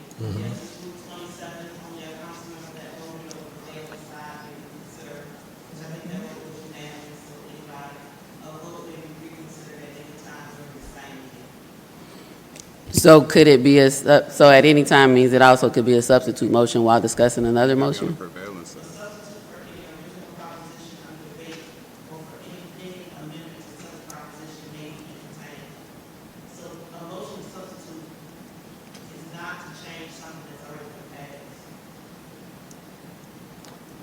So that's a motion for reconsideration. So we're already in on this motion.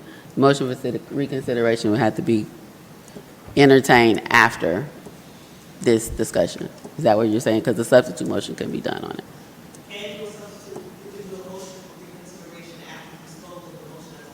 Right, okay. Councilmember Shropshire, are you still in? So basically, this motion has to be taken off the floor to go back to reconsider the other motion. I mean, it doesn't necessarily have to be taken off the floor. It just has to be dealt with Okay. before any other motion to reconsider or anything could be made, unless it's withdrawn. I'm in as well. I understand that Councilmember Ziegler and Councilmember Shropshire was in, then Councilmember Mitchell, and then it is you and Councilmember Atkins. Oh. Councilmember Shropshire, are you done? I'm done, thank you. Councilmember Mitchell. I missed it. What's the motion on the floor right now? Or what's that? To approve use of, the motion was for the city annex, but it's not available. To approve the use of the city annex for October 25th Senior Summit. And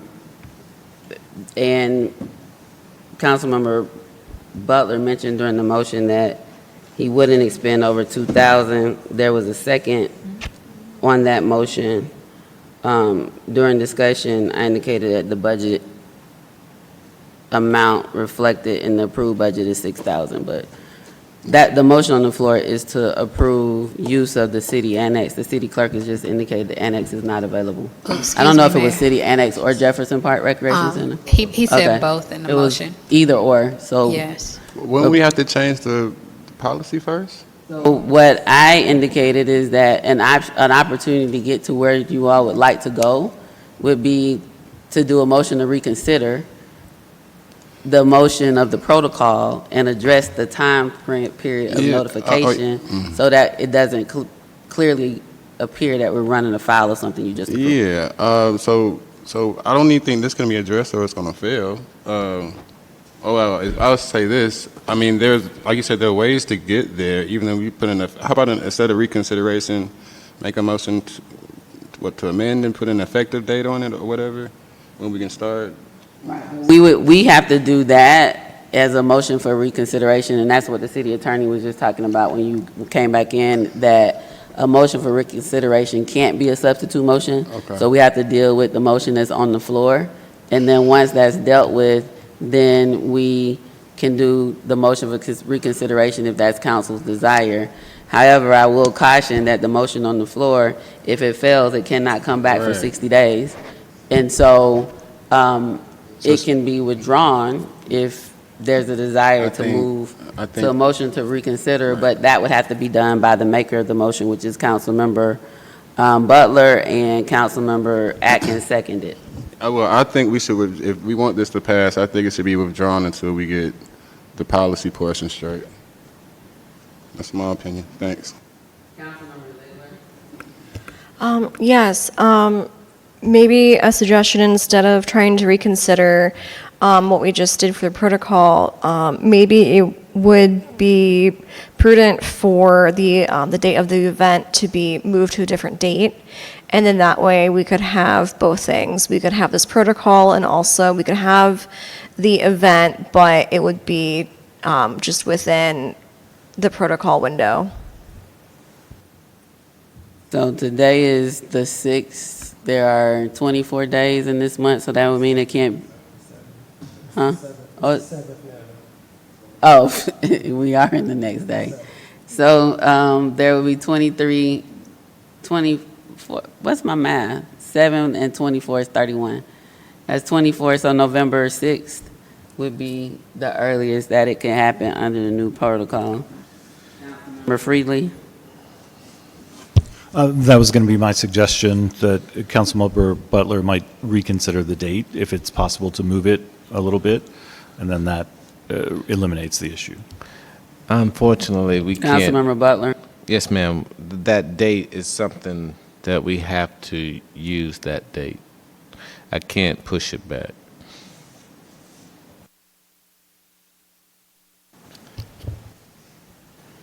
So, I'm gonna go to Councilmember Shropshire and then Councilmember Atkins. If this motion fails, there won't be an event. Councilmember Shropshire and then Councilmember Atkins. Have you checked to see if the gym is available on the 25th?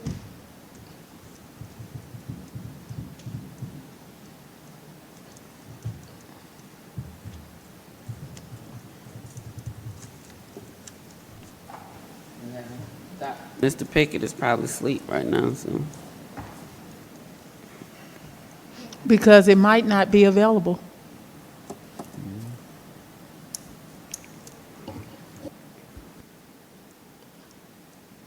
Councilmember Atkins. Yes, and to the point that if we don't get enough votes for this, then we won't be able to do this for another 60 days.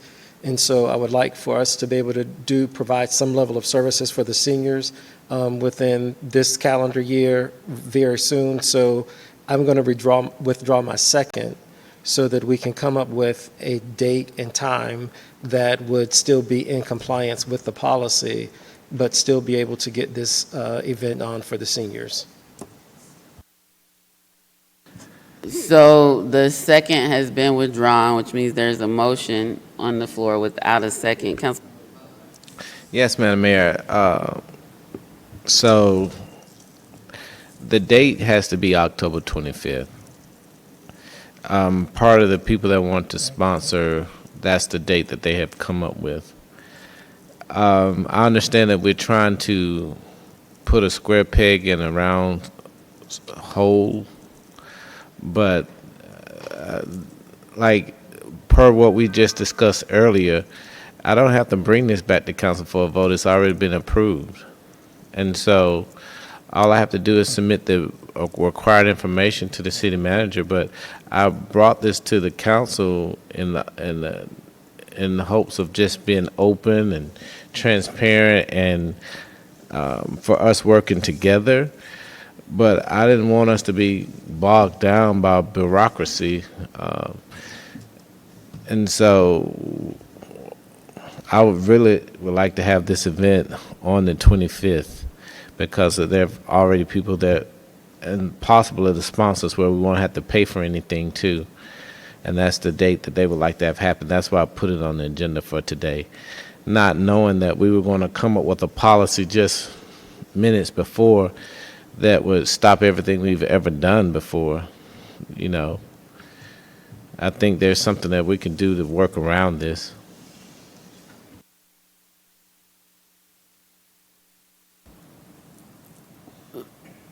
So you're correct in that it's in the budget, but council just adopted a protocol that requires 30 days notice. So there's a motion, 30 days written notice to the city manager. There's a motion on the floor without a second. And if there is a second, then the motion would die for lack of a second. The motion on the floor, is there a second? There's no second, so the motion dies for lack of a second. Is there any further action on this item? If not, we will go to item number 9 regarding the stormwater ordinance. All right. We need a motion for discussion on the stormwater ordinance. Councilmember Shropshire. Madam Mayor, I'd like to open the floor for discussion on the stormwater ordinance.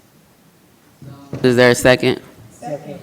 It's been moved and properly seconded. Any discussion? All those in favor? Aye.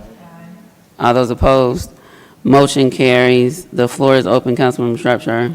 Thank you. And I know this conversation has come up several times about the stormwater, the ordinance, and the things that's in it, and it is late. So if we could put this on the work session and put the ordinance on the work session. And I know there have been conversations about appeal process. So if we can put the ordinance on there to see exactly what's in the stormwater ordinance. Want to do a motion to move it to the October 13th work session? Yes. Motion to move it to the October 13th work session, but I think the city, So moved. Is there a second? Second discussion, City Attorney Wiggins. I guess I'm just curious. I didn't know if there's an ask of legal to do anything with this. it would be because we're gonna, the stormwater ordinance basically was in it, so, there's been a conversation in reference to an appeal process. Is that part of the stormwater ordinance? What exactly is in the stormwater? I know that there were things like leaf vacuum trucks was in there to cover certain things. So basically, I guess once we put it on the agenda, then we can have a better conversation as to what's in it.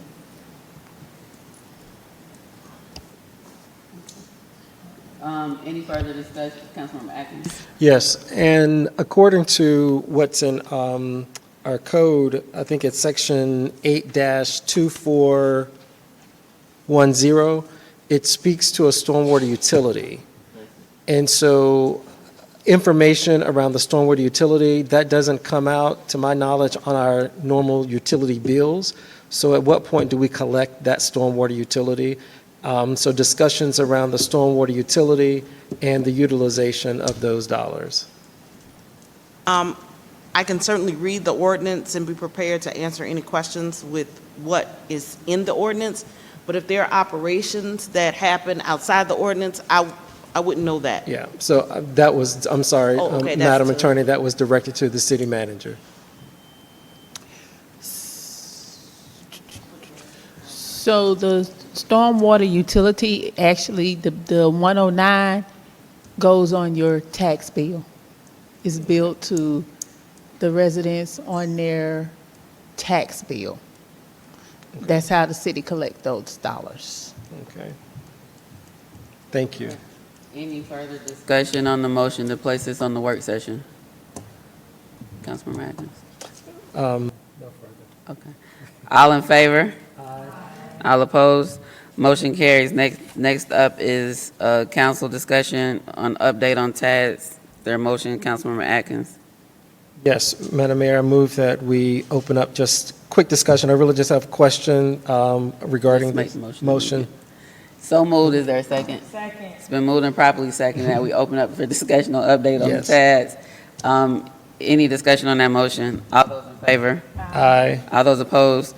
Motion carries. Councilmember Atkins. Yes, Mr. City Attorney, I think it was at our September, I can't remember the meeting, but we had somewhat of a robust discussion around tax allocation districts and using that economic development tool. It may have been the 8th, the work session, and I know that we're almost a month out, and so I can't remember exactly what our final was on that. If we were asking you to come back, I know that we had talked about bringing on a GIS person and looking at a map of the city to figure out where would be the best place for the TAD. And then I also know we need to close out the Camp Creek TAD, so I don't know where we are on that. So if we could have a discussion on any action that has taken place since that work session on September 8th would be great. The innovation TAD will be on, I think we said that one and the closeout of Camp Creek would travel together. So on the October work session, and I think they were trying to work on numbers. So the next week. And they were trying to work on numbers council's already approved terminating the TAD, but Camp Creek TAD, but we need they were trying to look to see whether we need to adopt the resolution and all that. So they should have updates hopefully by the 13th, but we plan to have it on the work session. And the legal has engaged the consultant for the redevelopment plan. They're working on that too. Okay. Yes, we have a meeting with them on October 30th, so it will be after the October 2nd and 3rd Monday meetings, so I won't have an update for you until November. I think for October 13th, it would be helpful to know if they have done the boundaries on, for the TAD, because they're trying to make sure they didn't overlap with the Corridors TAD, and then an update on payoff of the Camp Creek TAD, as Councilmember Atkins just mentioned. Council has already approved it, but I think they were trying to decide the resolution and the actual numbers. They were talking to finance about the actual numbers that needed to be in a previous, a resolution that was previously provided to council probably a year or more ago, but the numbers weren't in it. And regarding the boundaries, I heard you, Attorney Wiggins, state that the consultant is working on boundaries, because I thought that in our meeting, we had talked about looking at the city overall and trying to figure out where we would want to see some economic development tools. So is that different now? They're just going to give us boundaries, or how are we doing that? Remember, we had a presentation and they put up a map that showed, it was like a yellow area and a geographic area. It was a GIS map of the potential boundaries, right? So from down Sylvan, Hateville area, all the way down to 166, and the industrial within that, excluding the residential. And the question was, what is the overlap with the Corridors TAD?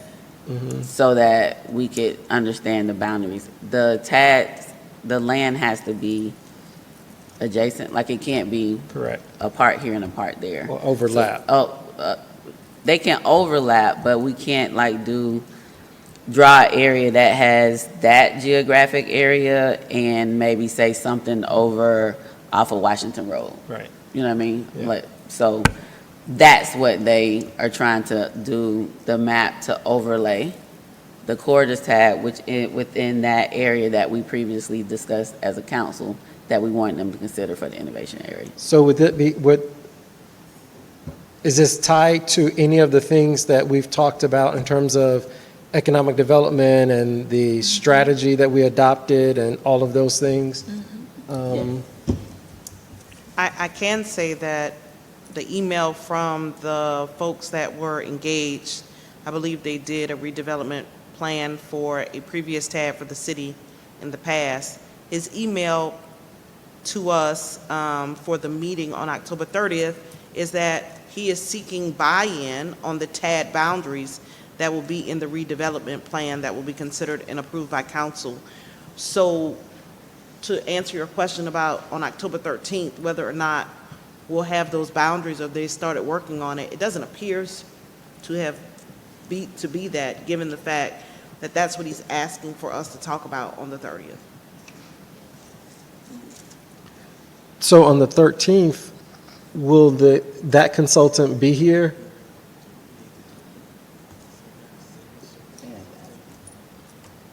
On the 13th, would that consultant be here? Would that consultant present? I haven't invited him. I can if you guys want to hear from them. I just don't know how much work they would have done if they're waiting for this meeting. Right, because it sounded like they were looking also for buy-in from us to be able to do that. So would that be an opportunity for us to give them buy-in on that? So that when they have a meeting or whatever they're doing on the 30th, then they would know where the consensus of the council is? Okay, I can invite them to the meeting. Is that the ask? Yes, if that's the will of the body, yes. That would be my ask. Okay, certainly. Okay. I'm on it. All right. Thank you. You're welcome. Councilmember Martin Rogers.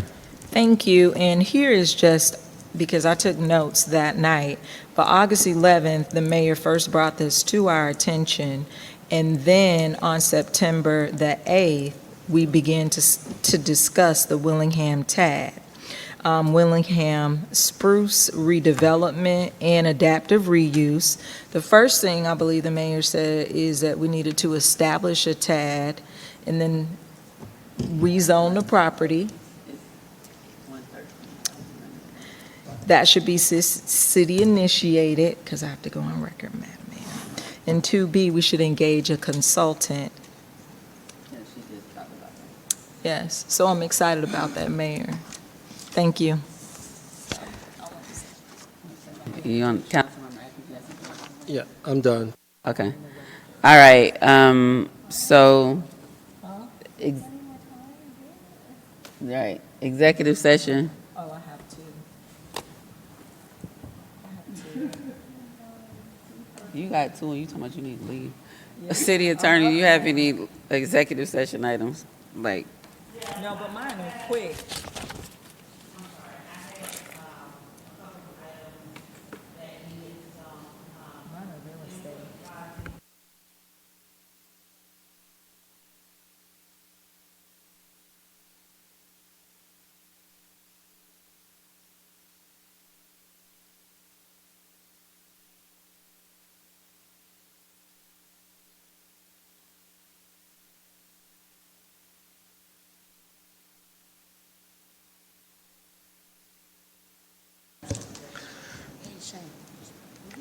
No.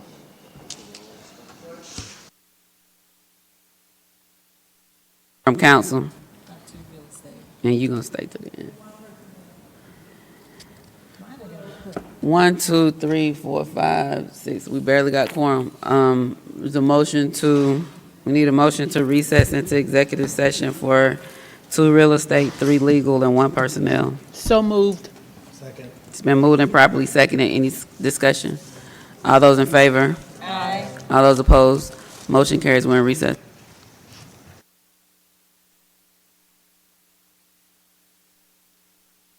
To reconvene. It's been moved and properly seconded. Any discussion? All those in favor? All those opposed? Motion carries. Motion to proceed as discussed in executive session. We need a motion to proceed as discussed in executive session on Agatha Lakes versus City of East Point. So moved. It's been moved and properly seconded. Any discussion? All those in favor? Aye. All those opposed? Motion carries. We need a motion to proceed as discussed in executive session on Michael Williams versus City of East Point. So moved. It's been moved and properly seconded. Any discussion? All those in favor? Aye. All those opposed? Motion carries. We need a motion to approve executive session meeting minutes. So moved. It's been moved and properly seconded. Any discussion? All those in favor? Aye. All those opposed? Motion carries. Motion to adjourn. So moved. It's been moved and properly seconded. All those in favor? Aye. All those opposed? Motion carries. Good morning, East Pointers.